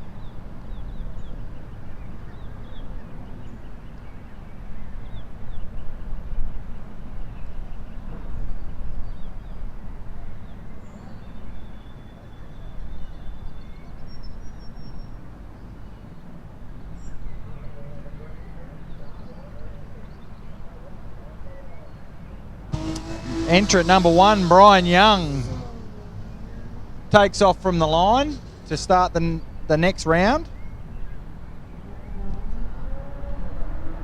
In the 68 Triumph for Tees.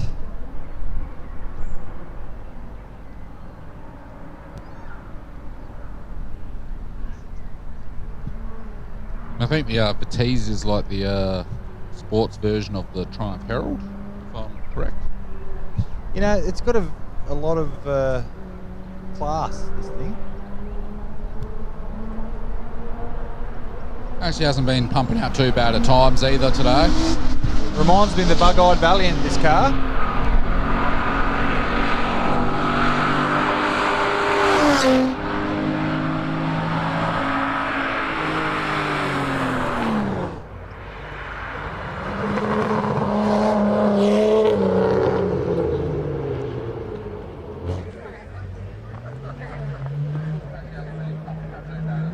And Brian's going to run a little Batiste across the line at a time of 109.81 as we see the skyline now of Jared McRobbie making his way up the mountain. R33, he's been consistent in his times today of around 58 seconds.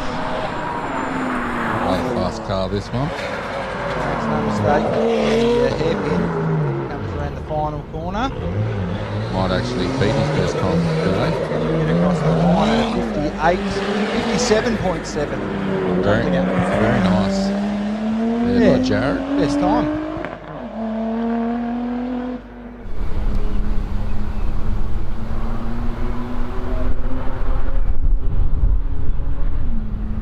As we see the Tirana making its way up the top of the mountain, driven by Joe Scanlon.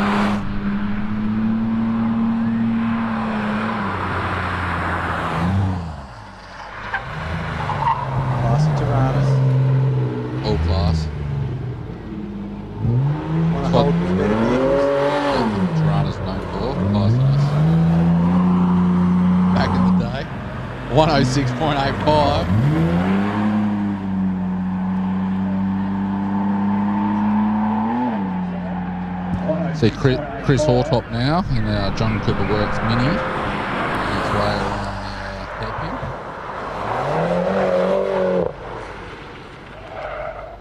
The Mini that's not so mini. Yep, the BMW produced Mini there. Mini. A 101.44 there for Chris. Yeah, that's a nice time.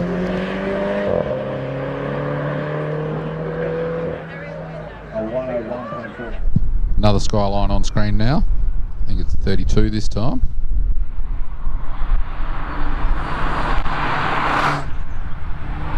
Nick Burns.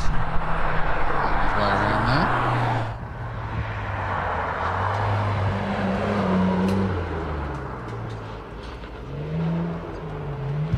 Yes, this is a nice Godzilla skyline. And Burns is going to run across the line at a 105.8.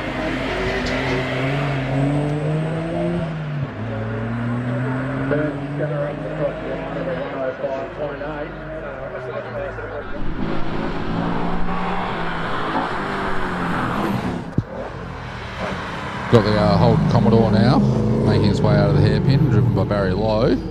It's either a BB or BC. Not real familiar with the Commodores.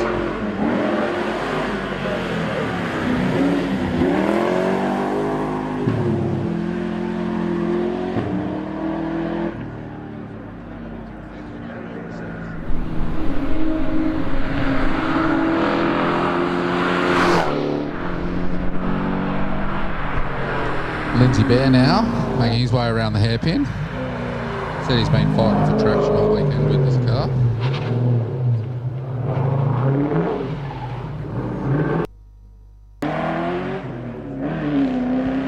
Lindsay runs the old commie across the line at a 106.1. As further down the mountain we look down at the GT40. One of my favourite cars here this weekend. Sounds fantastic, looks fantastic. Yet to see sub-minute time.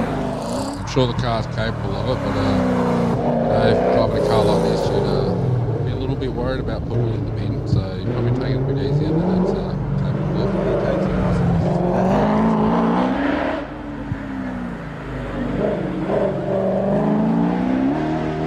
And GD40 is going to cross the line at 101.6. That's driven by Andrew Andro.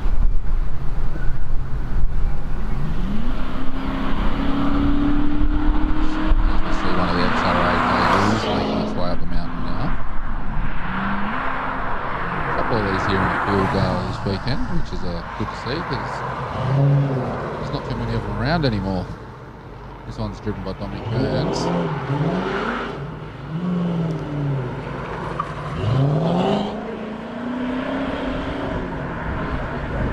Little 302 inch just a 5 litre motor.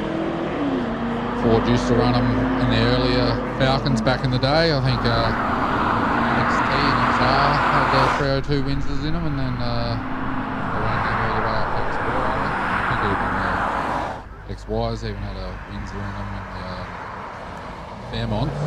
GT ran the big Clevo, the 351 Clevo. And then after that they dumped them until EB came back and they brought the 5 litre Windsor back. Old motor, that's the job. XR8 across the line at a time of 1:14.16.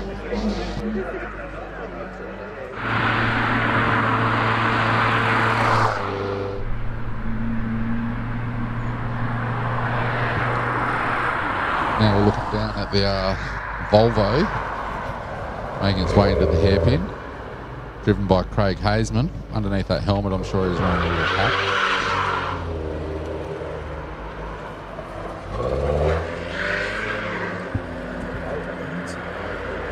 Go racing, might as well go racing safe. Get a Volvo out for a burn. Powers it across the line at a 119.45 as we see the Volvo same entry XL make its way into the hairpin.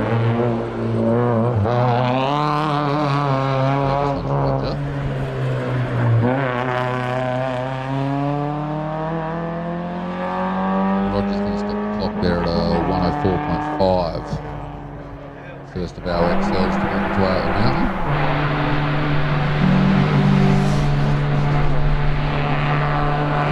So number 13, Zachary Vogelsang in the XL, coming up the hill.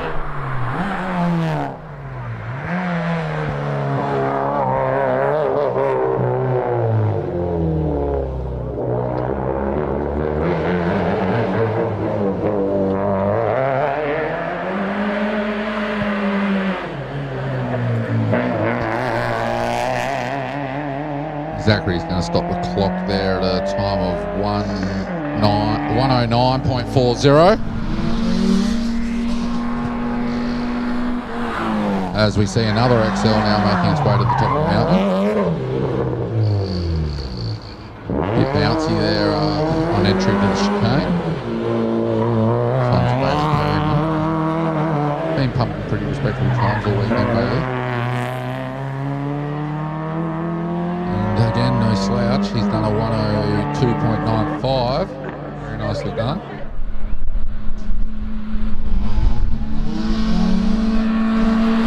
Number 15, Aidan Brand now in the Hyundai XL. Yep, couple of brands now in a row.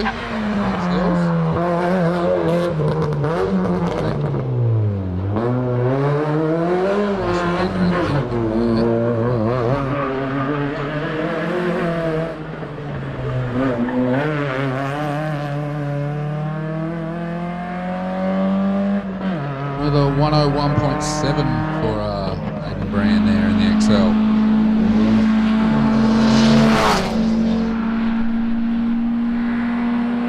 Yep, followed up. Following Aidan is Corey Brand.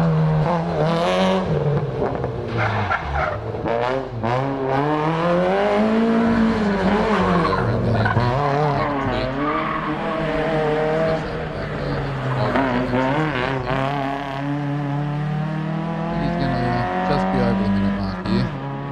102.56. Nicely done, Corey.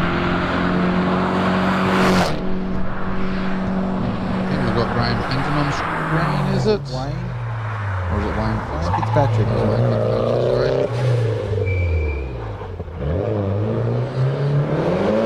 ADSX. Stable sports cars that are on.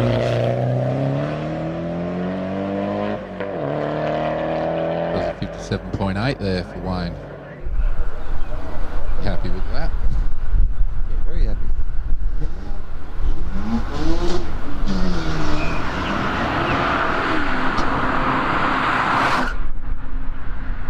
Again, we've got some more Australia's finest motoring on display here. Mighty AU. Peter Burns.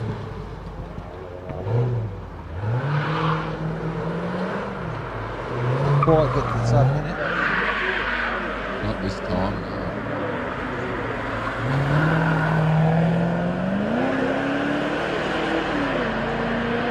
It's 108.8 that time.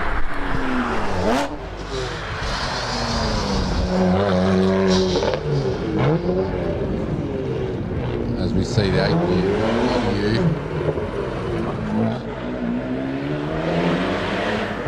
way out of the hairpin over the line.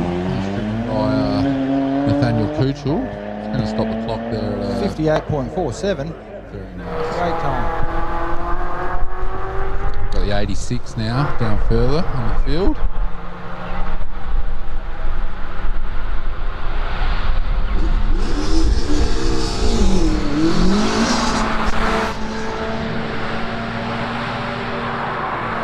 Fletcher Bolton. The big 86. Popular drift car, these Toyota 86s. And the older ones, but I don't know about much.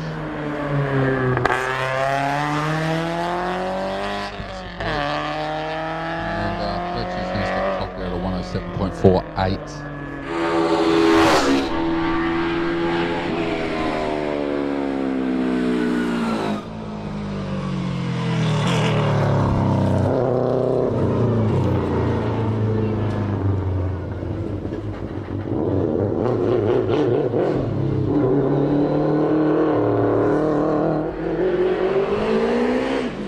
The little baby Grand now making its way to the top of the mountain.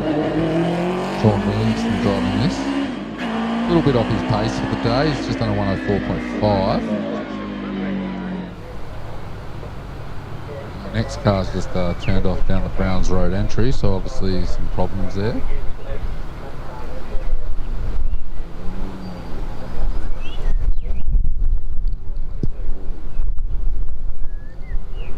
That was Nick Galford, I think. He'll be disappointed with that. But off the line now, we have the entrant 23, Lloyd de Cruyff, in the 180SX. Lloyd de Cruyff.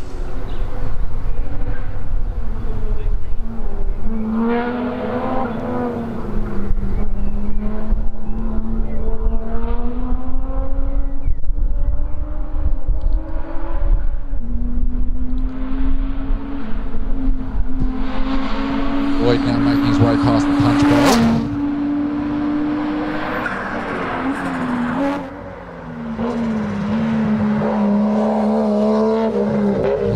Lloyd tipping it into the hairpin there. Should be a pretty respectable time here, this up minute anyway. On a 57.50 there for Lloyd de Cruyff.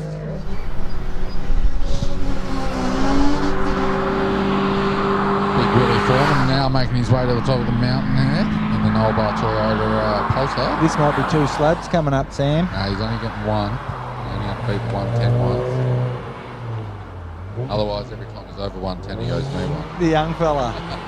What's he going to put out for us? He's definitely going to go better than 110. Well, he has been improving every one so far this weekend, so it's good. Very well turned out little race car he's done there. Oh, you'll be happy with that. A 108.22. Very nice, Big Willie.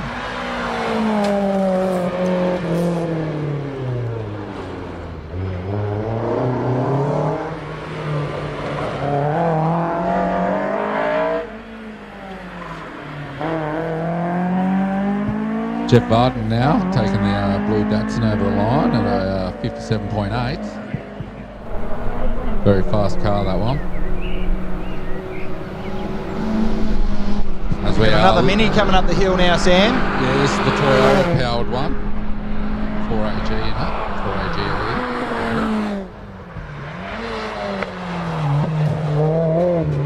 here. James Pauly. Sub-minute here, I think. Oh, it'll be very close. Might be just a smidge over.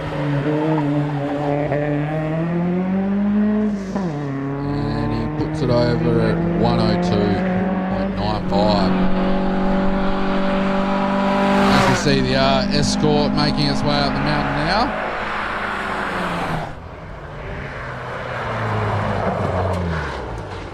This one's not Danny Moll, this one's Sean Stingers. Danny's up there.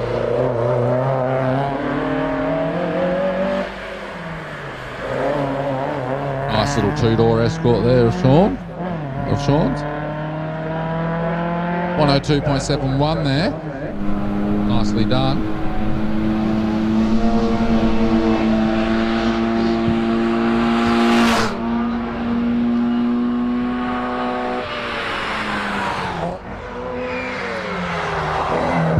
Got another Paulie entry now. Steve. 69 Cooper S this one. A bit bouncy up the front end there. And a 101.7.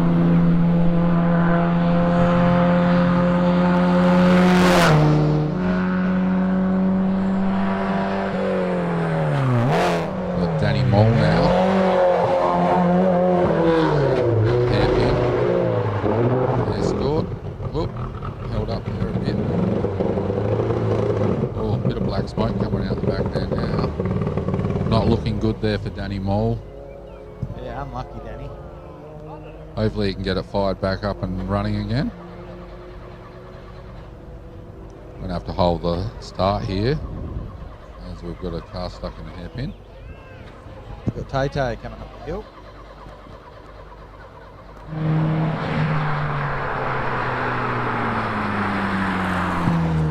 Andrew Mills in the Suzuki Swift. Stop the red flag. He will get a rerun. Yeah, not looking good here for the little Escort of Danny Moll. Bit of smoke there coming off out of the engine there. L50's pulling in for a chat.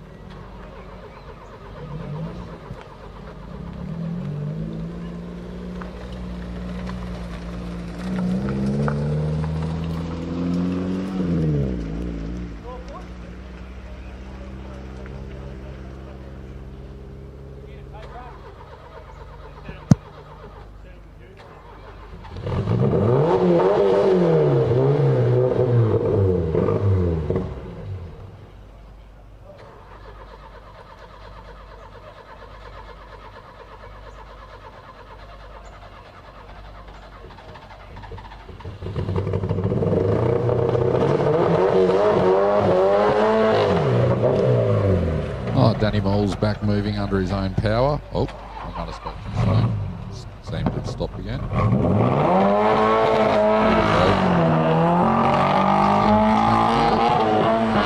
Left any oil or anything behind?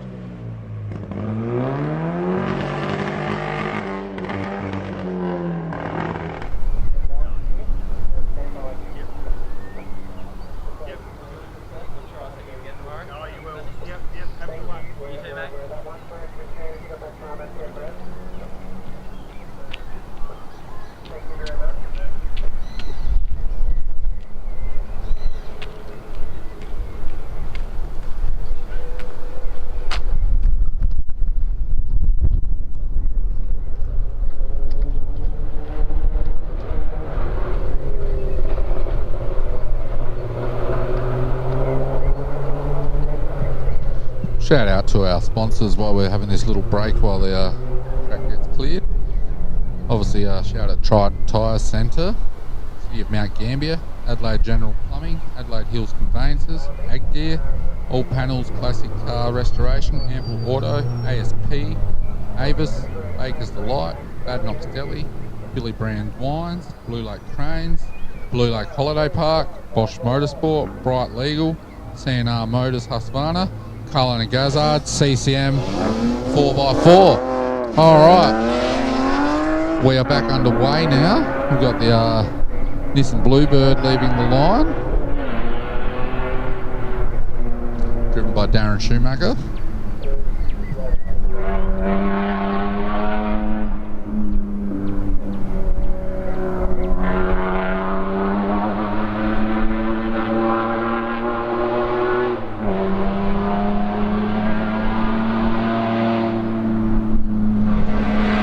Schumacher now making his way past the punch bowl.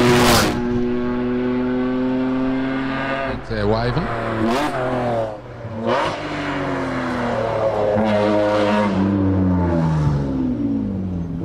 Making his way around the hairpin now.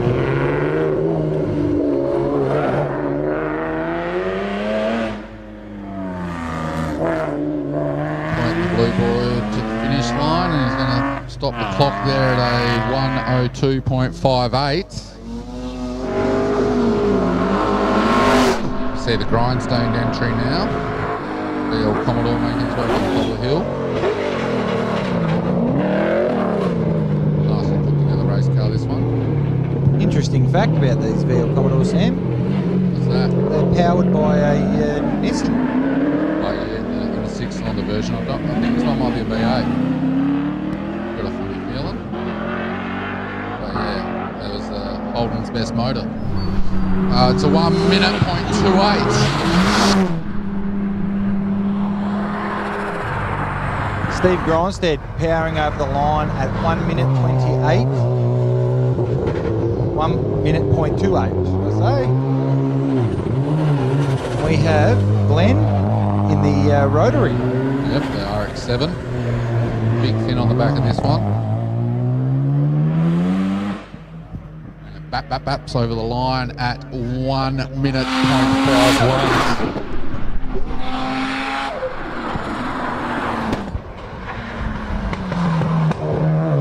We've got another rotor now, Damien Malzani, making his way around the hairpin.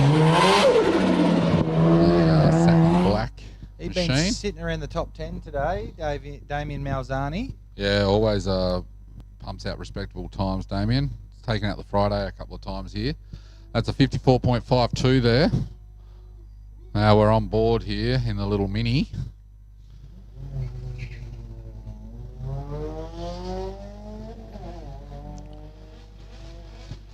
Bit hard to see out the windscreen of this Mini, actually, to be honest, for the onboard camera. This is Adam stood up.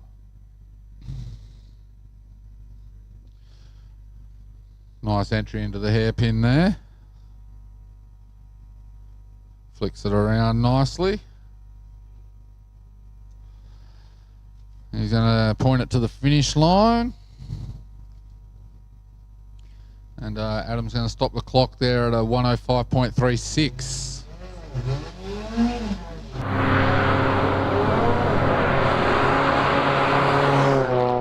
Quick shout out to Roosters Rotisseries. Get yourself a spit roast pork roll.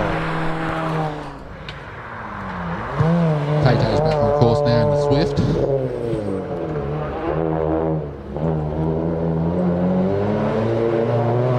Andrew Mills.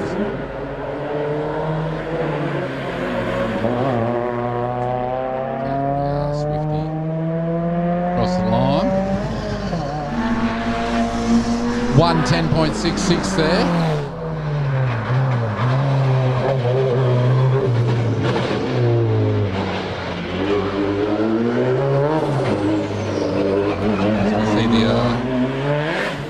Chris Sylvia now making his way to the top of the track.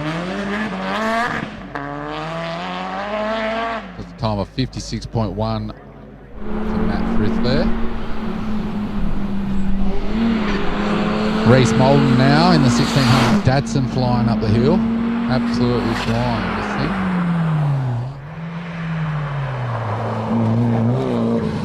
Nice entry into the hairpin there by by Reese.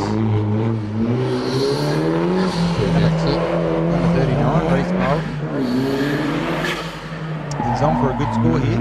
Yeah. Going to be sub-minute to 58.3. Very impressive time there, Reese. Got Murray Height now making his climb up to the mountain. Hadn't had a lot of luck today, Murray. He's had to pull in a few times actually. Hasn't made it to the top a couple of runs today. Not sure, but hopefully he's sorted out all the bugs in that car.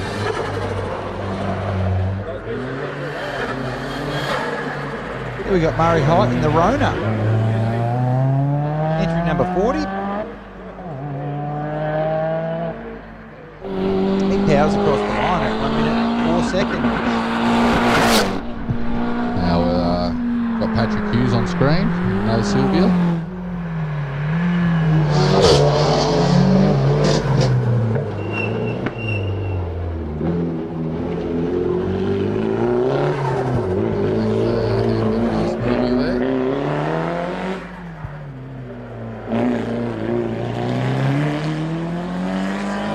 Takes the car over the line there at a 103.18. Nice work. We've got a bit further on the track. We got on track.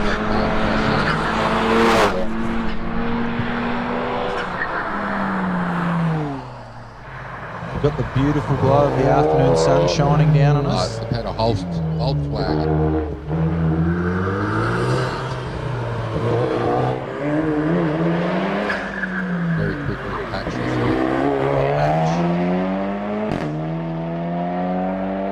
Yes, 57.5. Nicely done there.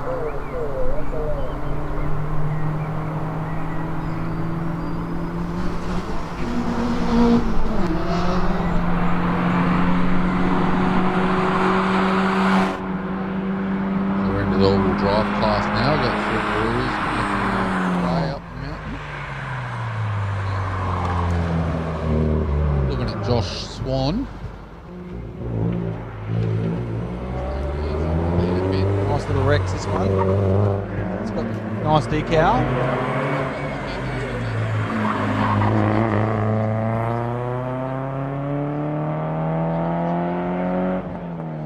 Does a 112.3.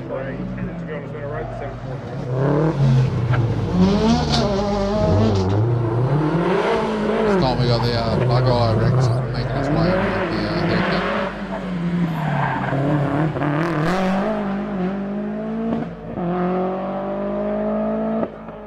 That was Nathan Robbins there.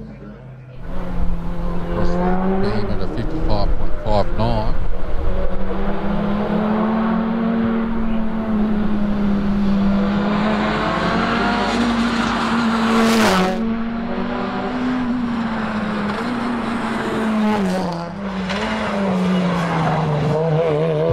See the Henry Beasley in the Evo. That's way around here.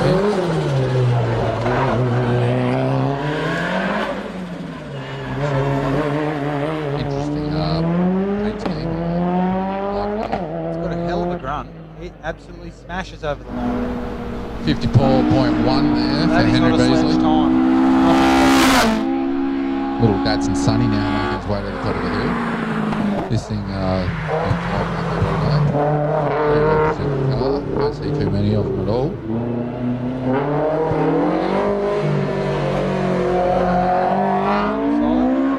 Yeah, Japanese style there. Fair lady, but 59.52 there for Carl Ward in the Sunny.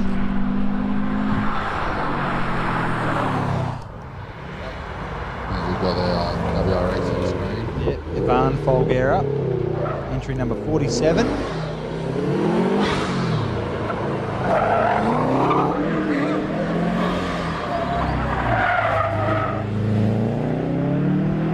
Ivan's going to run it across the clock at 1 minute .07. Stop the clock there.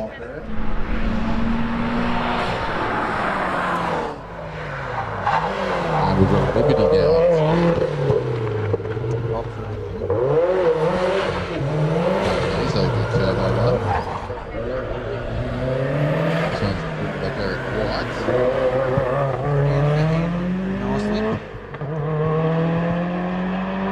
Does a 56.1. Beautiful.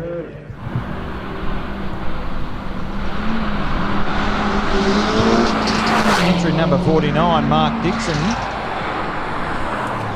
Subaru STI.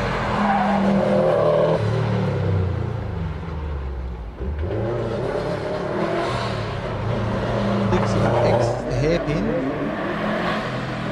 Down the final corner. He will hit a sub-minute. Stops the clock at 56.49. Great run, Mark Dixon.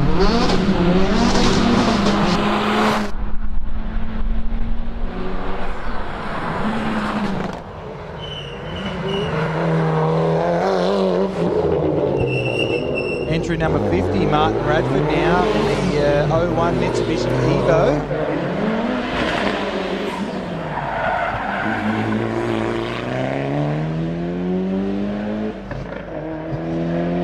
Does a time of 57.86 there for Martin Radford. Got a couple of fast cars now making their way around the track. We've got Miko Gerbic in the Batmobile. Borrowed this one off Bruce Wayne. He's been getting some great times though. He ends the final corner at under 50 seconds. This next car though, if we're looking down, Miko. 3.4 for Gerbic. We've got Johnson down screen now. He did run a 50 just the previous run, Johnson, so he would be putting wind up Dan Day here. Being only half a second behind him. So this guy possibly could give him a run for his money. Doesn't look like he's going to get there this time. He's going to stop the clock at a 52.04, so he's dropped a bit of pace.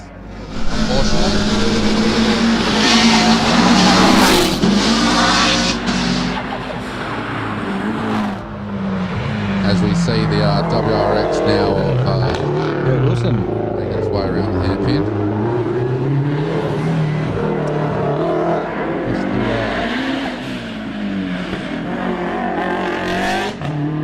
Alright, and Kurt's going to stop the clock there at a 54.6.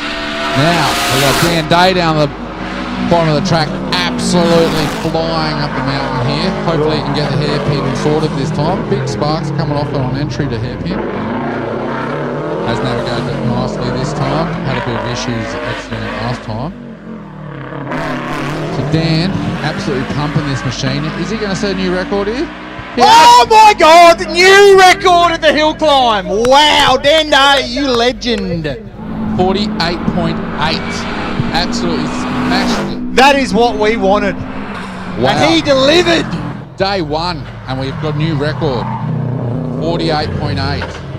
He says throws everything at that car, and now it's like, bring it. We've got Damien Brand now making his way up to the top of the mountain. He's going to stop the clock there at a 53.9.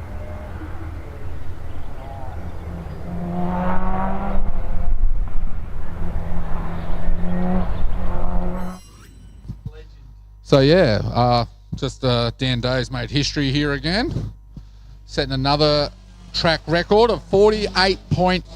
That's what we've seen, but not 100% official yet, but I'm pretty certain that it's going to be. So someone finds some reason to so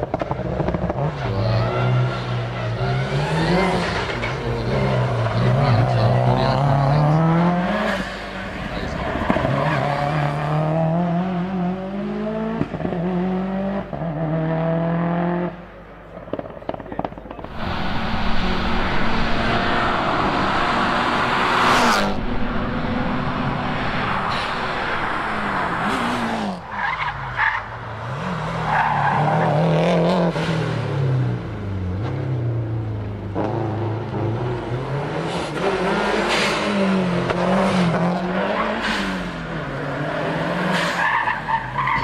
So Ryan Pohl now making his way to the finish line in his WRX.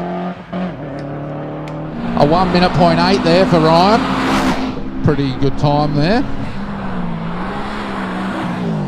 And Welcome back, Graham.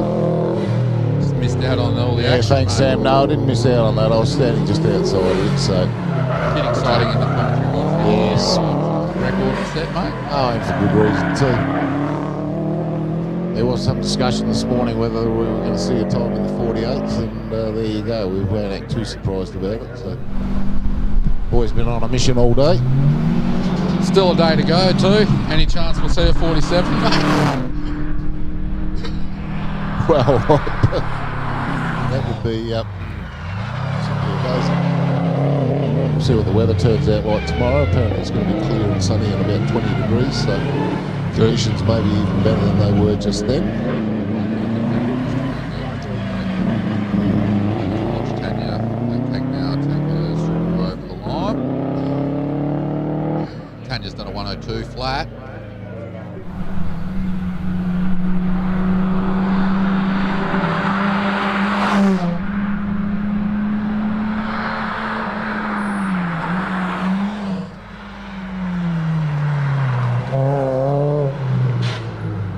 Michelle Rasm now making her way around the hairpin. Mitsubishi Lancer.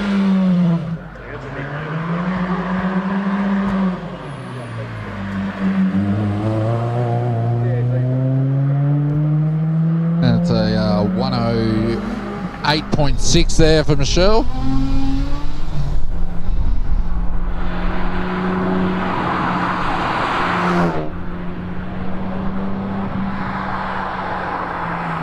Focus RS on screen now.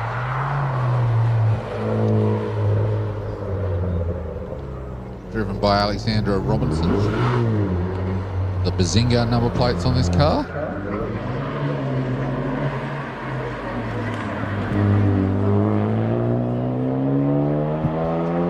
Just going to take it across the line and stop the clock at a 109.14. As we see that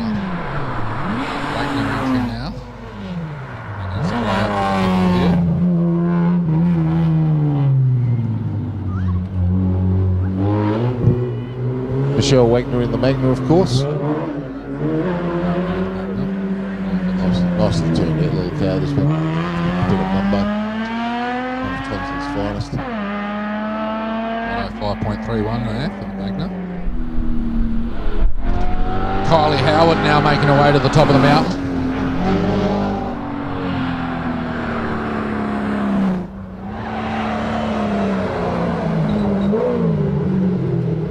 Only one left standing there, household servant. Another Berg squad, yeah. Unfortunately, the big banger. She's been laid up for weekends and had on the line here. I think she had a bit of a big bang on the line. I wouldn't be surprised if Mick jumps in this thing tomorrow. If Kylie lets it. For 102.6 there for Kylie. Right. I'm sure they'll sort that out over dinner this evening. Whatever time that is, we're going to be running till maybe 7:30 tonight. Oh, we've had Subaru at the top here of Emma Braun make contact with the barrier. Unfortunate for Emma. Beautifully turned out car. Hopefully it's not too damaged. Into the back of she's the backing bus it stop. up, so that's a good start. Now she's going to do a bit of rear end damage as well. We'll see what's happened here. There's a bit of paint on the concrete, so it's not going to be nice. It's moved the concrete barrier as well, so sad to say we're going to have a little bit of a hold up here. At least the car's still moving under its own power, so hopefully it's just cosmetic damage and she can continue racing this for the rest of the weekend. Will be upset with herself though. It's never fun being in the car.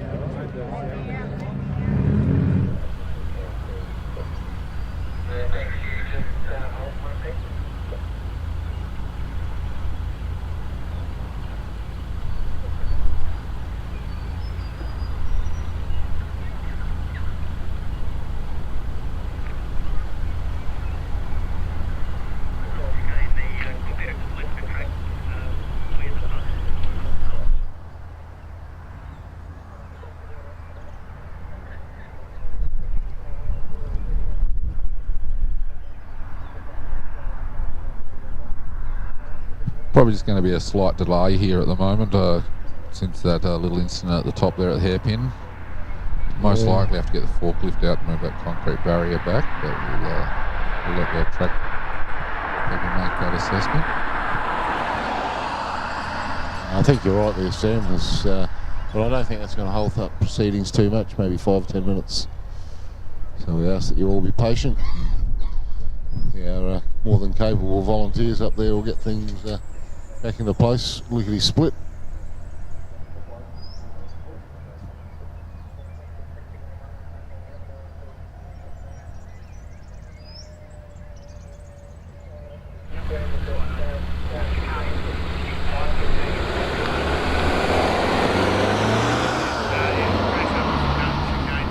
We've got Bruce Hamilton still stopped on the approach to the bus stop. Of course, he got red flag as a result of the incident. He'll probably be just going up to the start of the bus stop, turning around, heading back down for a rerun as soon as we get the bollards back into place.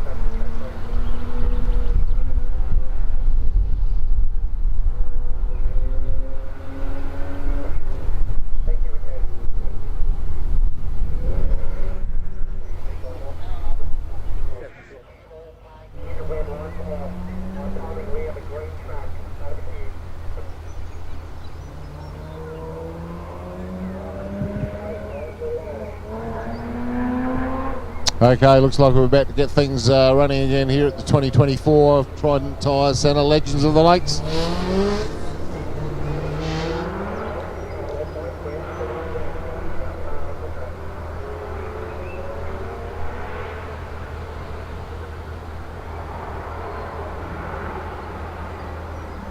Yeah, nice show of enthusiasm there, James. It's more than warranted for such a brilliant run. Yeah, See a 48.8. Wow. Nearly 20 years we haven't seen a time that low. Very exciting stuff.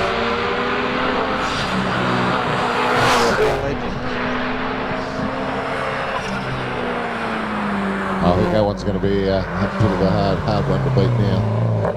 He's kind of raised the bar into a different postcode there.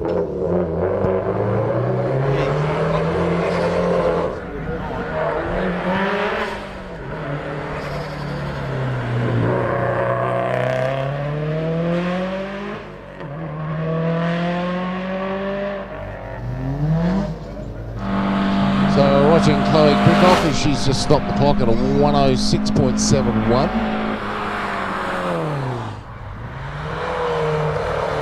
Watching Dave Rudder negotiate the bus stop in his little Mark II Escort here. Fairly stock standard car, probably better suited to the dirt. They're doing the best they can.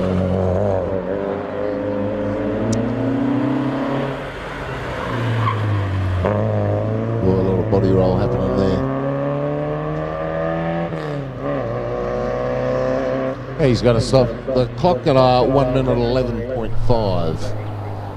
And in the meantime, we're watching. Who are we watching here? Graham Fenton.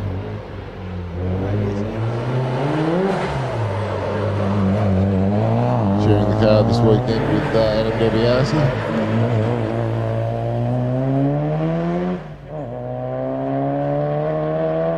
And Graham Fenton stops the clock at a 1 minute 2.3.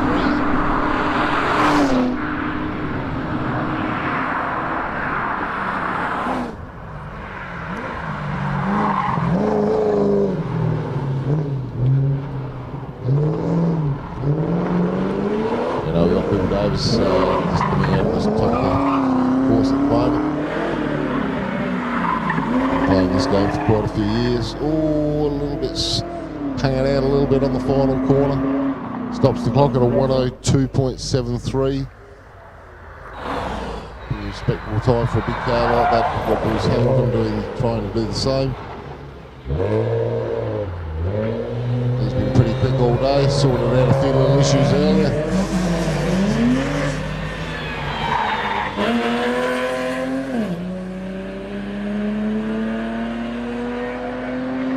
I'll tell you what, this is going to be a close dice at the end of the day between Bruce and his son Cohen. Bruce has just stopped the clock at a 58.75.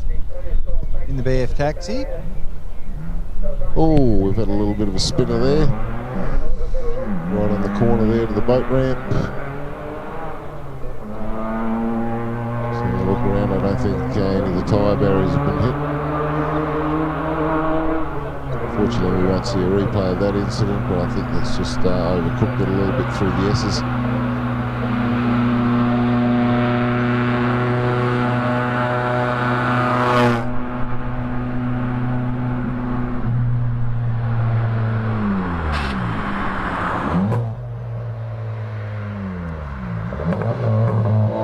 Yeah, it'd be nice. I wonder if they're doing it for dinner.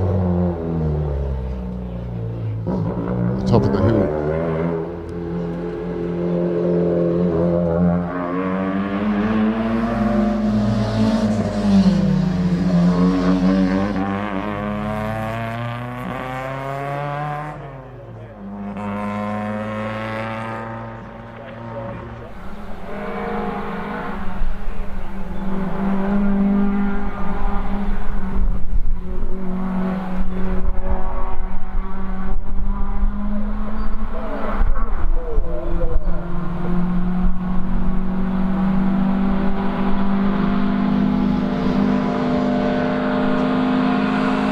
Joshua Nunn now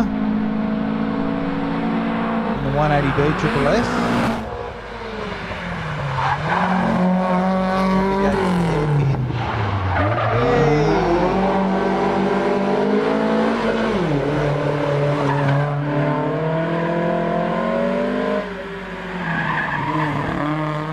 Now we're just about at the end of this package. We've got a couple of media rides to come yet. And the buses will be swapping spots again. 102.81 as they have been all day. For Josh.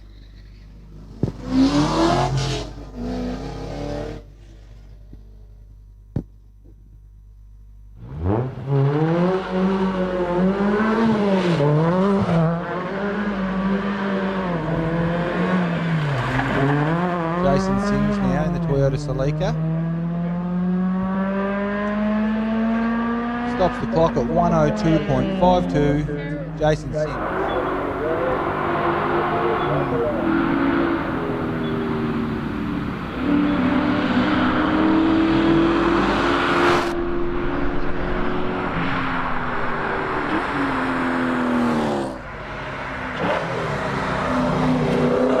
Okay, we've just got the Colin McRae replica car on the course at the moment, with the final car in this package. All the course guys out here.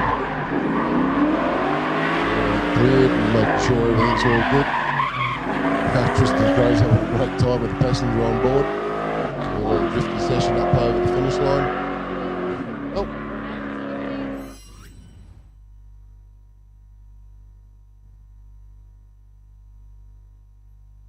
Nice work, Tristan. Tristan's having a great time here by the look of it.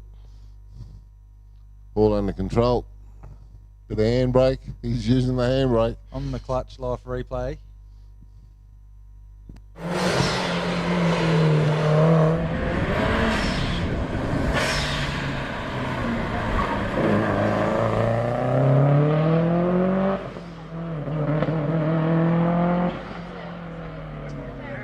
Find out what it takes to get a full ride in that little Subaru.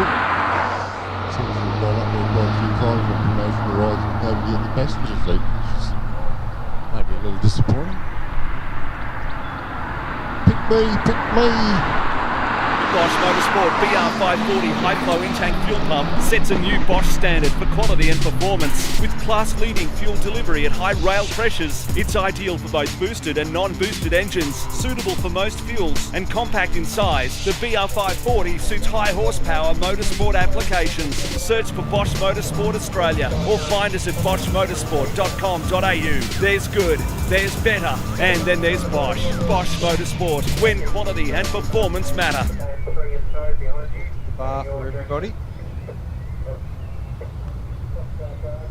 It's true, tyres can affect your vehicle safety and performance. And you're pretty much throwing away money with the wrong tyre choice. Generally, you'll need a new set of tyres about every 40,000 kilometres. But which ones are the right fit for your truck, passenger vehicle or motorbike? The answer is Trident. Their experts will assess your vehicle and driving style, pairing you with the best tyres for safety, efficiency and ride comfort from reputable brands you can trust. Trident Tyre Centres, keeping you safe on the road.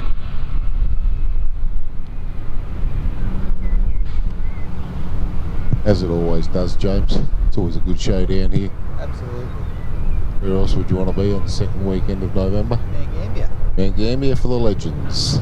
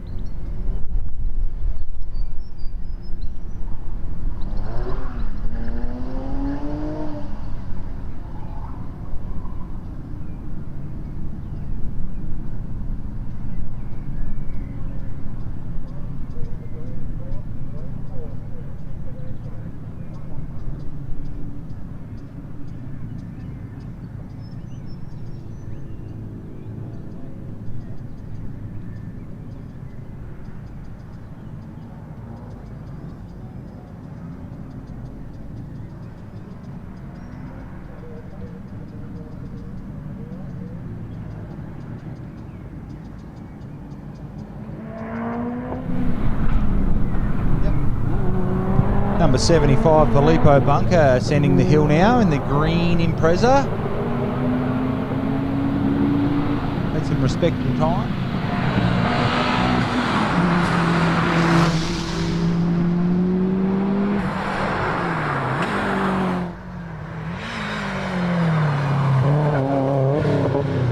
Into the hairpin.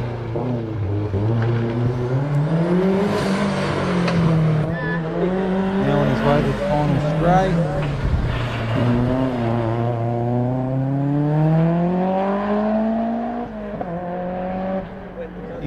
Filippo crosses the line at 58.80. That's more like the times we're used to seeing Bobo pull up this hill. He's been campaigning that same car for quite a few years here. Watching Igor Gorpiniak at the moment. His little white Golf R.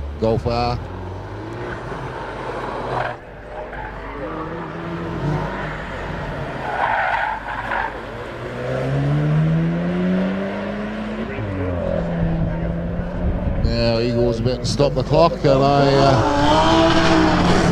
58.79 for Igor.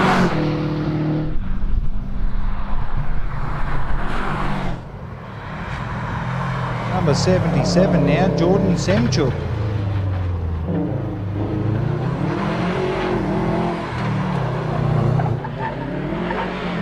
Semchuk in the 99 Impreza WRX.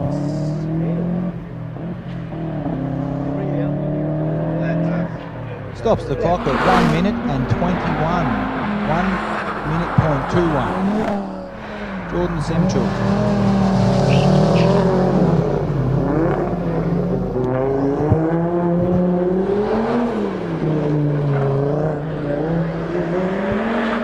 Now number 78, Oliver Taylor in the 2017 Audi RS3. Impressive car. Stops the clock at 55 seconds, .94. Oliver Taylor. Not bad for a 5-cylinder, eh? 5 cylinders. 5 cylinders.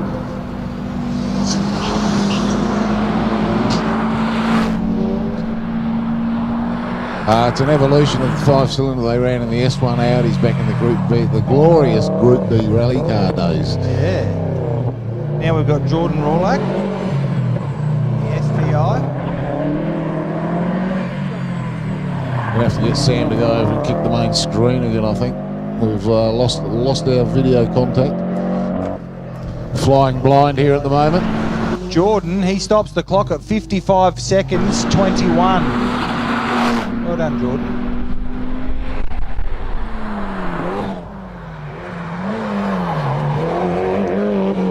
Yeah, we've got number 80, Ashley Blanchard. Yeah, Mitsubishi Evo.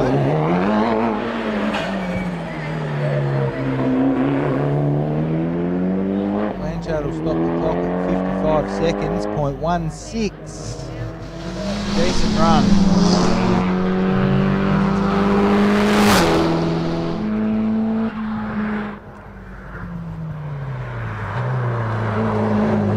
Number 81 now, Jacob Brackenridge in the Focus RS.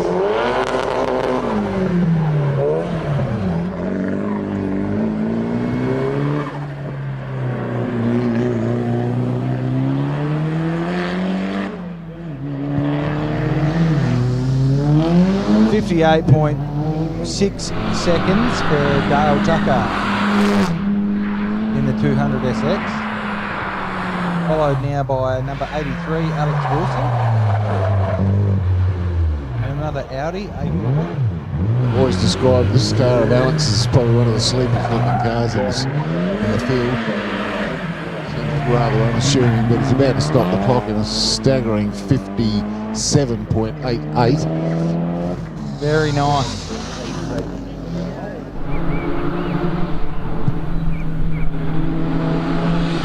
Certainly didn't come out of the factory that fast, that's for sure. Now we've got Russell McKenzie coming up the hill. Little GTIR Pulsar there. He's been campaigning that one for many a year. Quite the rocket ship in its back in its day. It still is, really.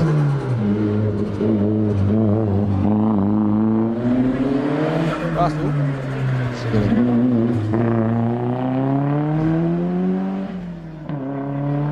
1:05.40 for Russell McKenzie. Well, he must have done something wrong there. Anyhow, number 85, Ben Trelaw. Blue Subaru WRX.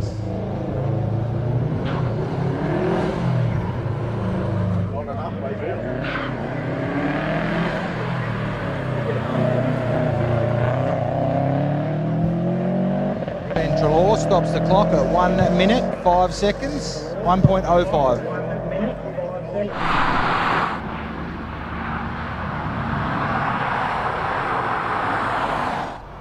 Number 86 now, Andrew Admiral in the 01 Subi. Very nice.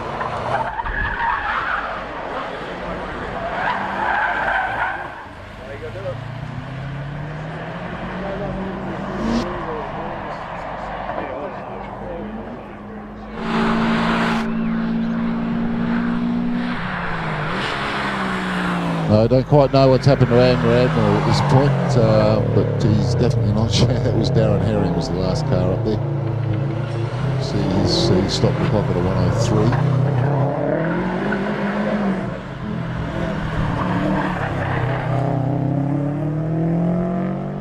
I think Andrew Admiral was suffering a fair dose of gastro early on in the day.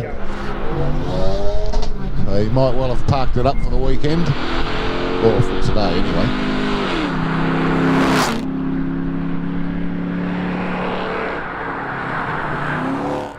Mark Borthwick stops the clock, 59 seconds. Oh, got some good drone footage coming here. He's right up in the sky here. He must have had a spare drone. Good on him. You can't have a spare drone, would you? Excellent drone footage. So Ron Rotary has stopped the clock at 1 minute 8 seconds.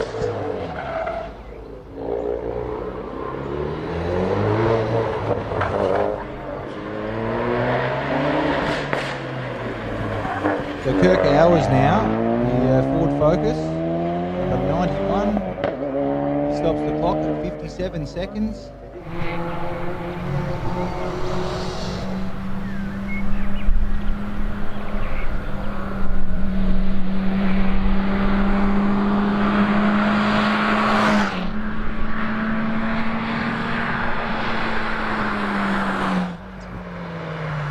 Michael Ruff now in the Hyundai XL.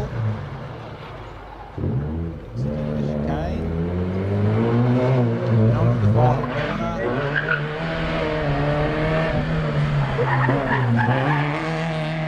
Michael Ruff stops the clock at 1 minute 4 seconds.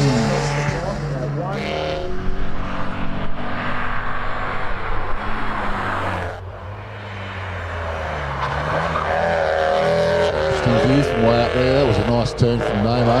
Nice bit of handbrake work. He's putting the motor car ahead. Yes, 13 Sylvia.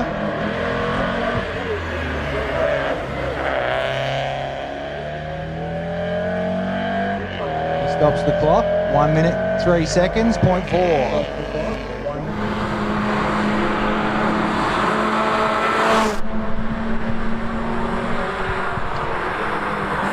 Scott Stevenson now, number 94, in the Toyota 86. Mr.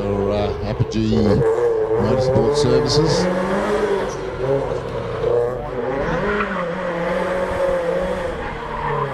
Sets a lot of other people's cars up for him, so he's got a point to prove here.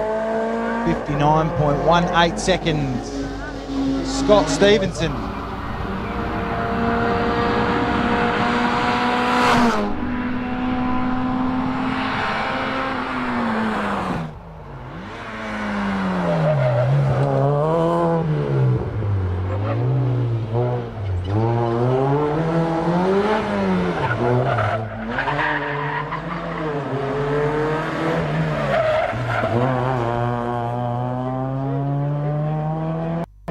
I believe we're running till about 7:30 this evening, so we may see another half the field go through after this run.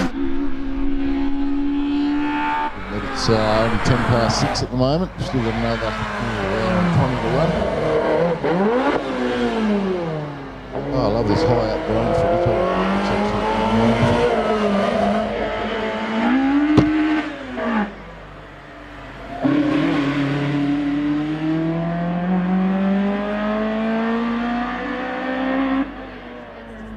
Warren Heath stops the clock at 1 minute, 1 second.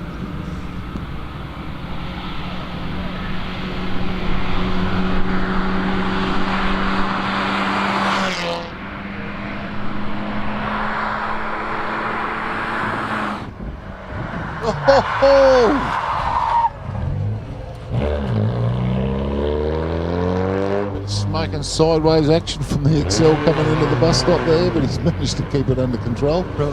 Brendan Fleming? In a way.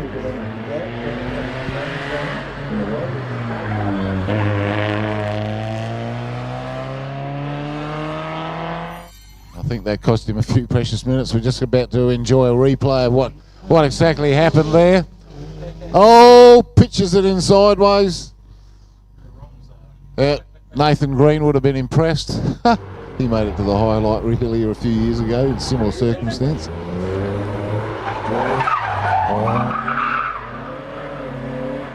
Jordan Burt now in the 92 Nissan Pulsar.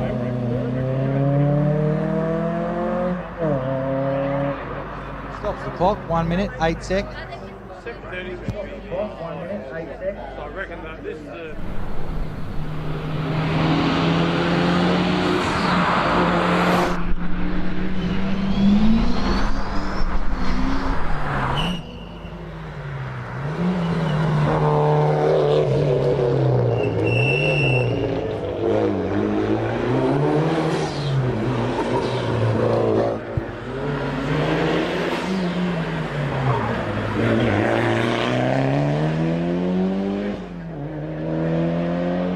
Downs hits the 1 minute, 2 seconds.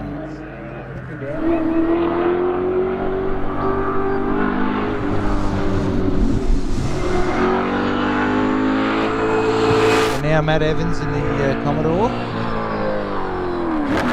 He's been hitting sub minutes.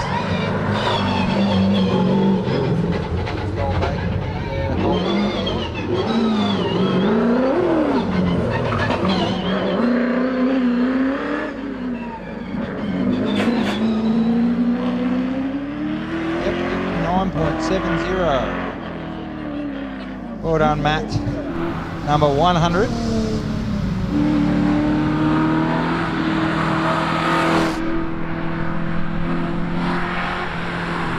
So now number 101, Richard DeProse. Holden Duke.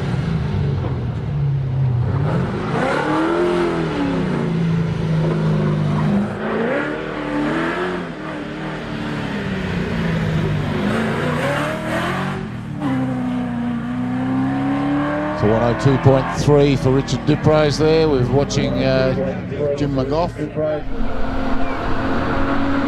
black Commodore. Fairly standard kit. I think he got down to a high 105 last run. You'll have to be pretty happy with that. Let's see if we can do any better than this.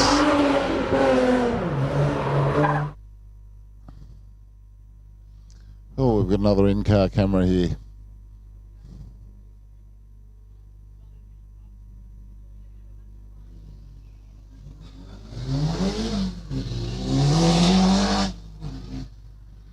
Okay, Jim McGough's done a 1 minute 5.8. I think he'd be quite happy with that.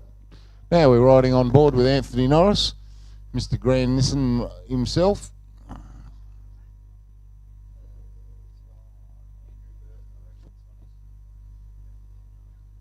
Number 103, Andrew Burt.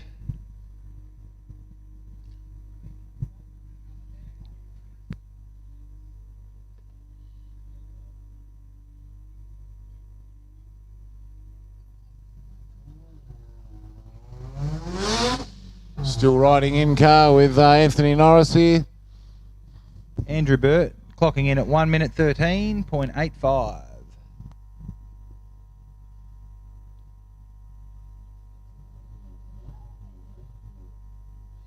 Anthony Norris stopped the clock at a 57.31. Oh, that's nice.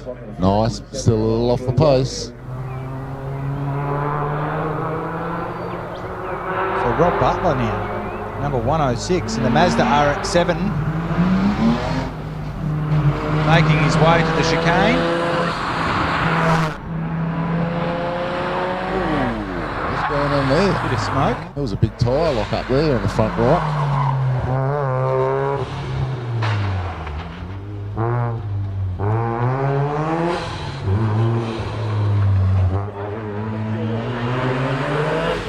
Nasty little flat spot on the front. But Rob Butler's done a 102.5 there.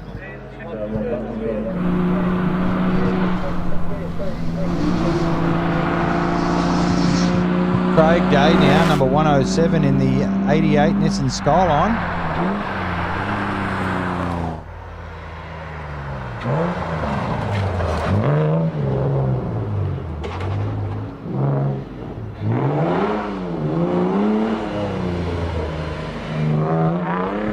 He was struggling there a bit to come out of the bus stop.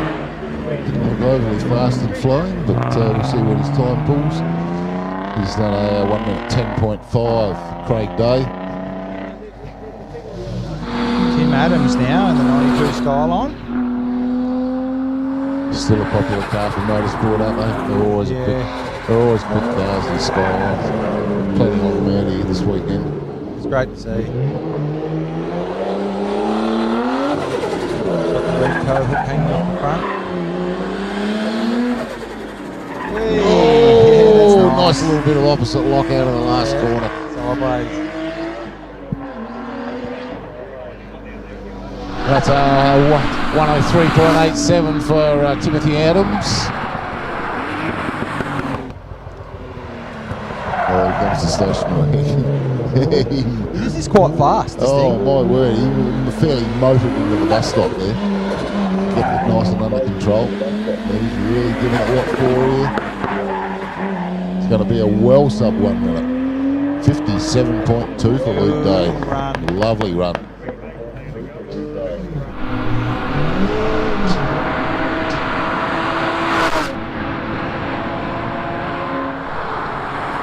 Phil Wilson. Oh, Phil, come on. A little bit of handbrake here.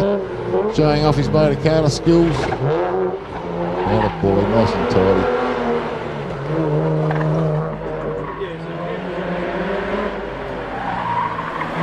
And he's going to crack the 1 minute part by heaps. It's a 58.8 for Phil. Beautiful run for the EA Falcon. Oh, man knows how to pedal a motor car already. Fiesta. Nathan Dale. No, that's a Mercedes. Well, he's got two different cars. He brought the Merc. Drove it over to Melbourne the other night. Get the gearbox tuned in. And then hit Skippy on the way back. So seems like it might have been only superficial damage, obviously. So, and he's just stopped the clock at a 58.20. Watching Chris Clayson on screen at the moment, the little white Magda.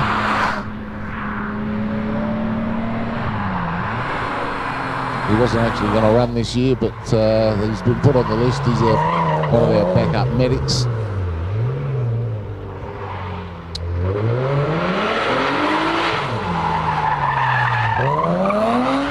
A bit of understeer coming out of the bus stop there, but he's kept a fair bit of lock into it and kept it on track, and he's going to stop the clock at a 108.6.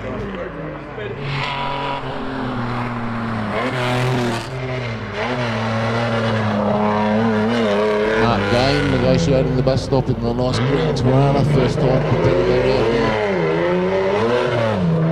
Obviously got his first rodeo, but first time here at Legends, so he's going to stop the clock at a reasonably respectable 103.6.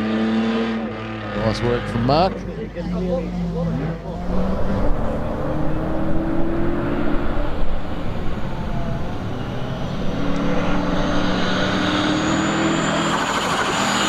Oh no, here we go. This gets confusing.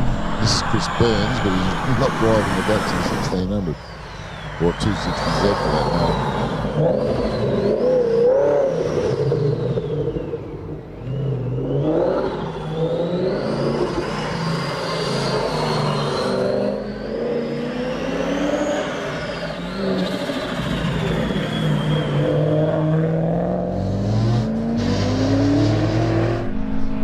Chris Burns just stopped the clock at a 1:11.91. Don't think that's his fastest run for the weekend. Watching the local man, Peter Rogers, Podge they call him. He's been peddling this car for a long, long time. He's going to stop the clock at a 1:05.38. Could do better.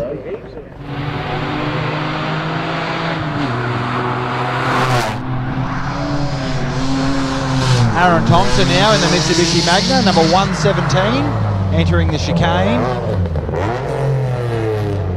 One of Thompson's finest. The mighty Verada, top of the line car back in its day. Absolutely. All the trims. And a 1:01.41 for Aaron Thompson. Nice time.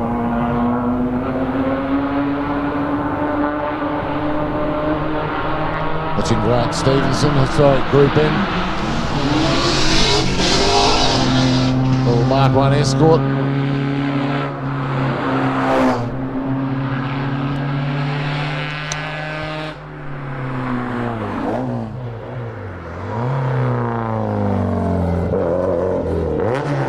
Navigating the chicane now, the MK1.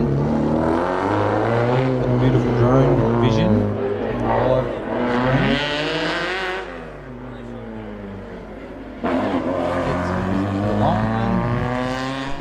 109.6 Grant Stevenson. I'm surprised a bit by that. He looks and sounds so strong off the start line, you sort of expect him to be pulling better times than that. Robert Vanderkamp now. Oh, he's really hooking in and out of the bus stop there. Got the bit between his teeth here. It's going to be well under 1 minute, 55.96.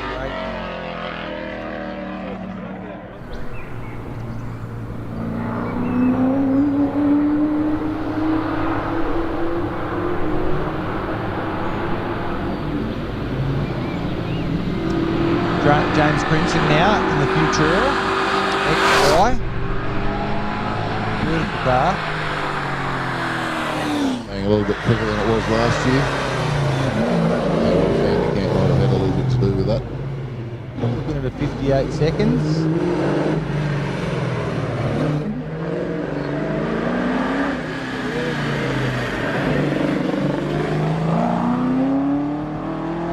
Stops the clock, 1:03. If you want to know how to get your GT Falcon going faster up here, if you want to know how to get your GT Falcon going faster up here, just put Rob Vanderkamp in the driver's seat for a couple of passes, and then he'll write you a homework list. The boot's not open; it's just the big wings.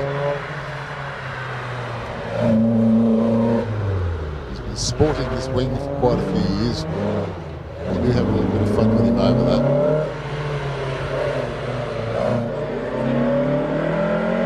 Always due respect, Bob's been a real stalwart at this event.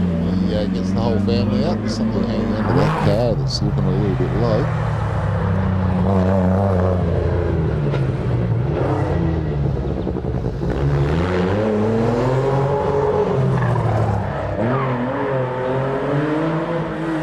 What's happening near that way here. We haven't seen him out on the course most of the day today.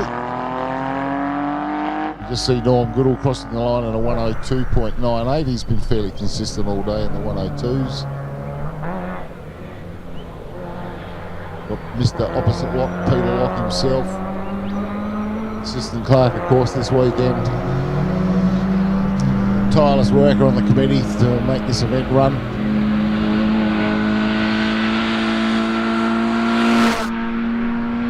motorsport experience behind the wheel of this little mini. I tell you what, as he tips it into the bus stop. Nice and tidy. Come on, Peter, keep it flying out of there.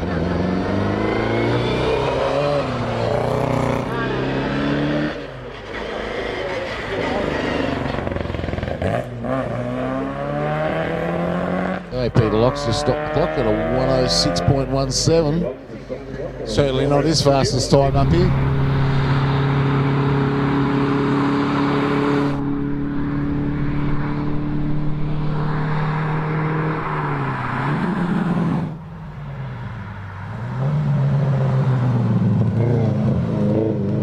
The young Marcus Brand, first of our juniors.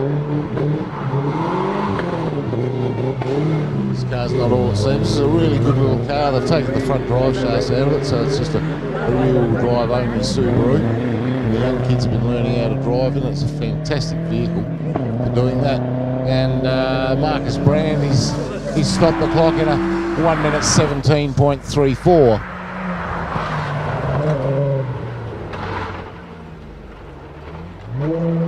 We've got Max of Vitan and the mighty Commodore, another one of our juniors. We've got about 8 juniors here in a row.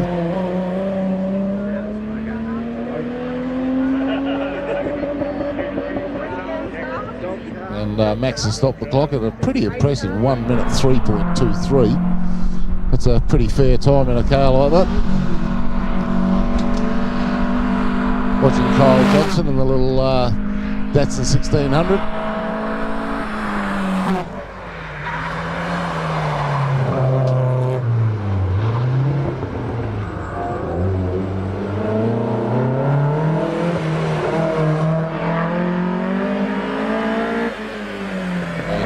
The official word, we are going to have a half field run following the completion of this bracket. So we're going to be running, well, once this group's finished, we're going to be running car 1 to 75, and we'll then pick up in the morning and start with car 76 or thereabouts. Yeah, they should put us somewhere near the 7:30 finish that we're anticipating. Yeah, we might even have a few less cars. A lot of cars don't seem to run the last bracket number of the day because the track cools off and not going to really make you a decent time. It's been a long day. They're all getting tired. They need their naps. Yes.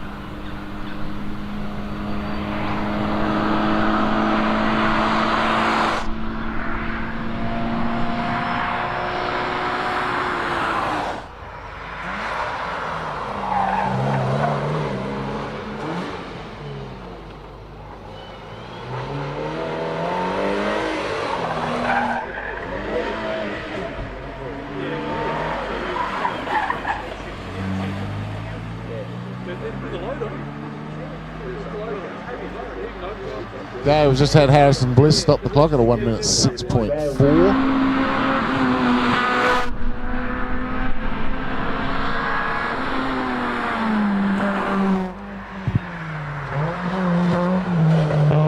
Looking at Henry Sims now whipping it around the hairpin. rotated that little handbrake a bit. Anyway, he carries on.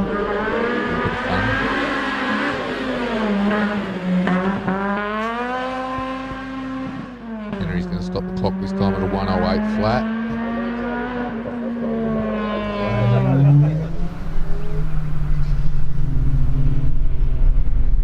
Oh, we're back in the air with the drone, I see.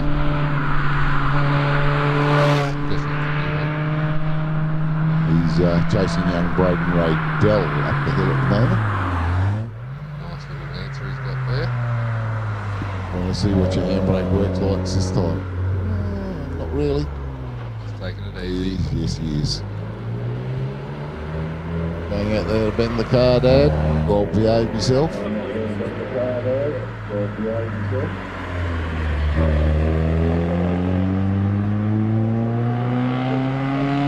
Does a 121.5.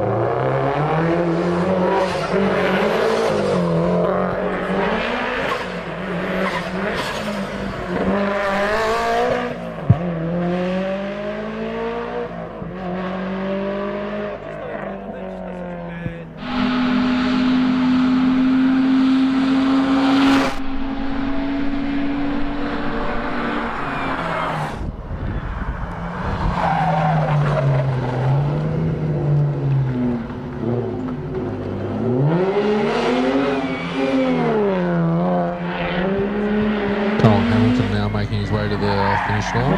He's been pumping out some pretty respectable times today, Cohen and Bruce alike.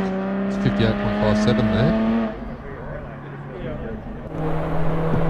Yeah, young car's been pretty consistent. I think he's been in the 58s all day today, hasn't he? Yeah, he did have one in the 57s maybe earlier.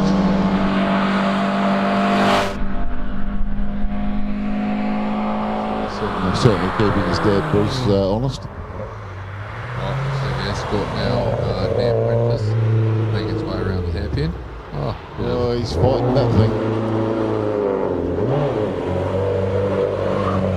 I think they need to get this thing a bit lower to the ground, get it set up for a bit better for picturing. Yeah, that too. So Dan stopped the clock at a 1 minute 10.64.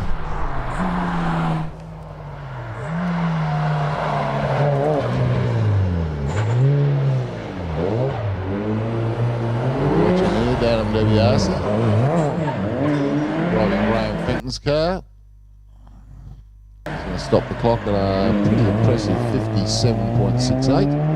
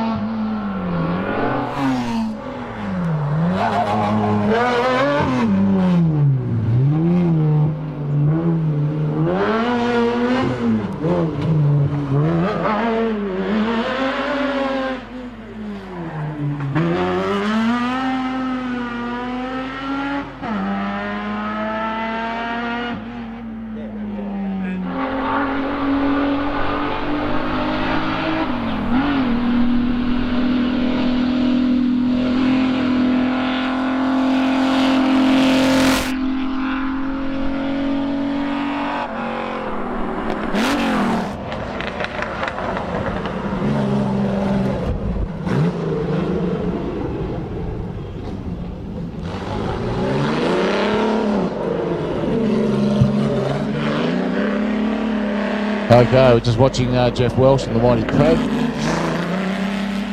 Early 60s clubman. Stops the clock at a 1 minute 7.5. He's being chased up the hill by Tony Welsh. I'm not sure how they're related, but they got to be sure.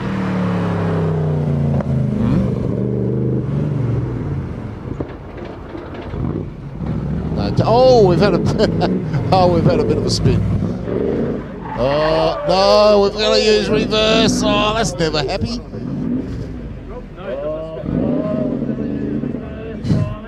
Oh, look after that Cobra. He's having a bit of a struggle there. We might go. Oh yes, we're going to see a red flag out here. Or are we? Yes. Mark Povey's come up behind him. Now we're just seeing a replay of what's happened here, and he's a little much gas coming out of the bus stop, and he's over rotated it. Oh dear, but at least he hasn't touched anything nor damaged it. We'll soon recover. At this late stage, Mark Povey I think is going to be coming. What's Mark Povey done there? I'm not sure. He's travelled on through to the finish line.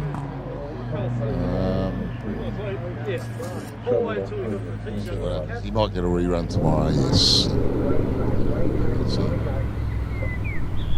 Now, I've just been informed that our live stream's going to be ending at the end of this run, which is going to be in a mere few cars' time.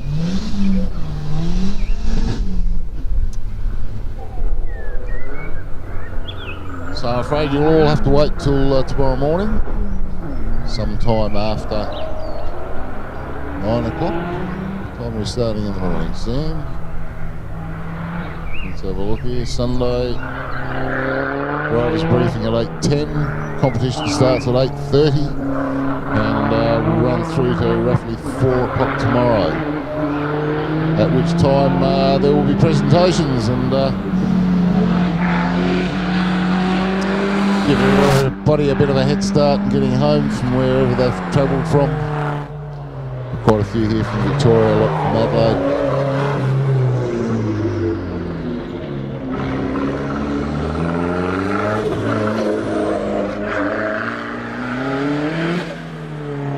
We'll play that one by you, sir. They reckon they'll finish at about 4 tomorrow, and presentations will be about half an hour thereafter. Of course, we want everybody to be down here for presentations tomorrow, so we've got to give our officials up at the top of the hill adequate time to get down here, and of course all the competitors. Pretty much a compulsory part of this whole event is to turn up to presentations.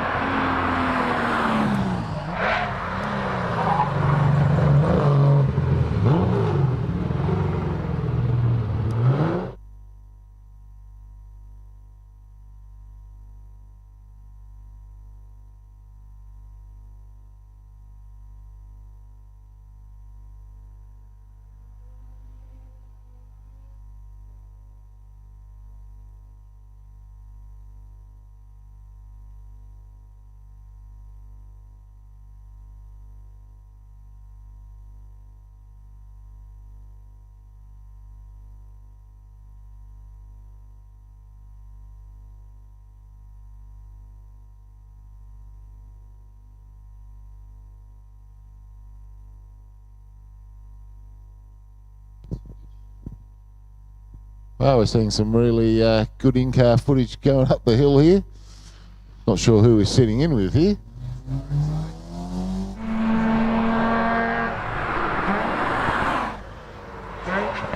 But we're seeing a bit of bonnet view this time. A little strange. In the front of the dash instead of the back of the car.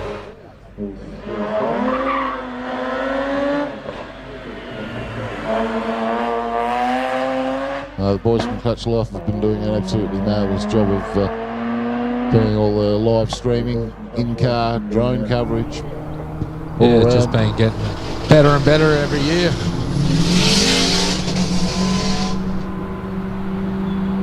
It's fantastic. People that can't make it down here, as well. And for the odd 10 people that are at Adelaide Rally, they can watch this on the side. So, yep.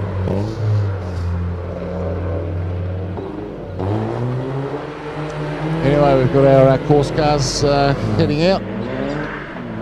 Quick check and clean up if necessary. And then we're going to be starting the field all over again from car 1.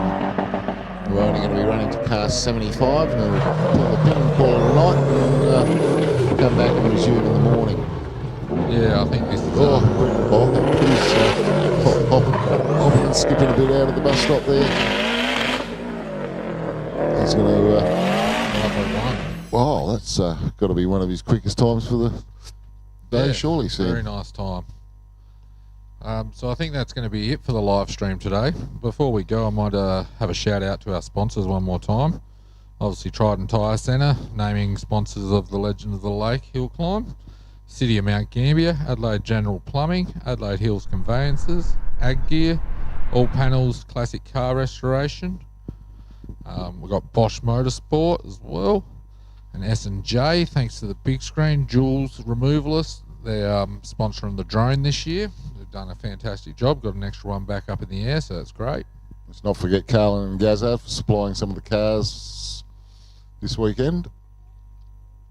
D&D Mechanical and all-wheel drive, Decor Lighting, Defy Performance, DPF Particulate Solutions SA, Jules Removals, EB Graphics, do a wonderful job of all the merchandise for this weekend. Exchange Printers, Farm Gear, Galpin's Accountants, Gambia West Brakes, Giles Machinery, Goolwa Towing. We'll get through them all here, Sam. Goolwa Vehicle Sales, Grand Auto Wreckers, Mr. Tony Norris himself. GT Industrial Sales, Hang Time Hostel, Hannaford Seeds, Heemskirk Security, who look after the security of this whole place, Heenan Earth Moving, Homestyle Bakery, Hydrolec, Hydrojet Solutions Australia, InfraBuild, Iron Rock International, Joanne's Espresso, been doing a sterling job of serving up hot food and coffees all day, JSM Carports and Verandas, and Cub Power. So yeah, thanks again to all our sponsors, and we'll be back here again tomorrow to do it all again and see the Bosch Motorsport shootout in the afternoon. I will put out an extra shout out to Top Spot Auto Dismantlers, who have been sitting all day at the top of the hill. I know they can hear me up there, and these guys have been foundation supporters of this event right from day one. So good to see them still keen and on board with all of this.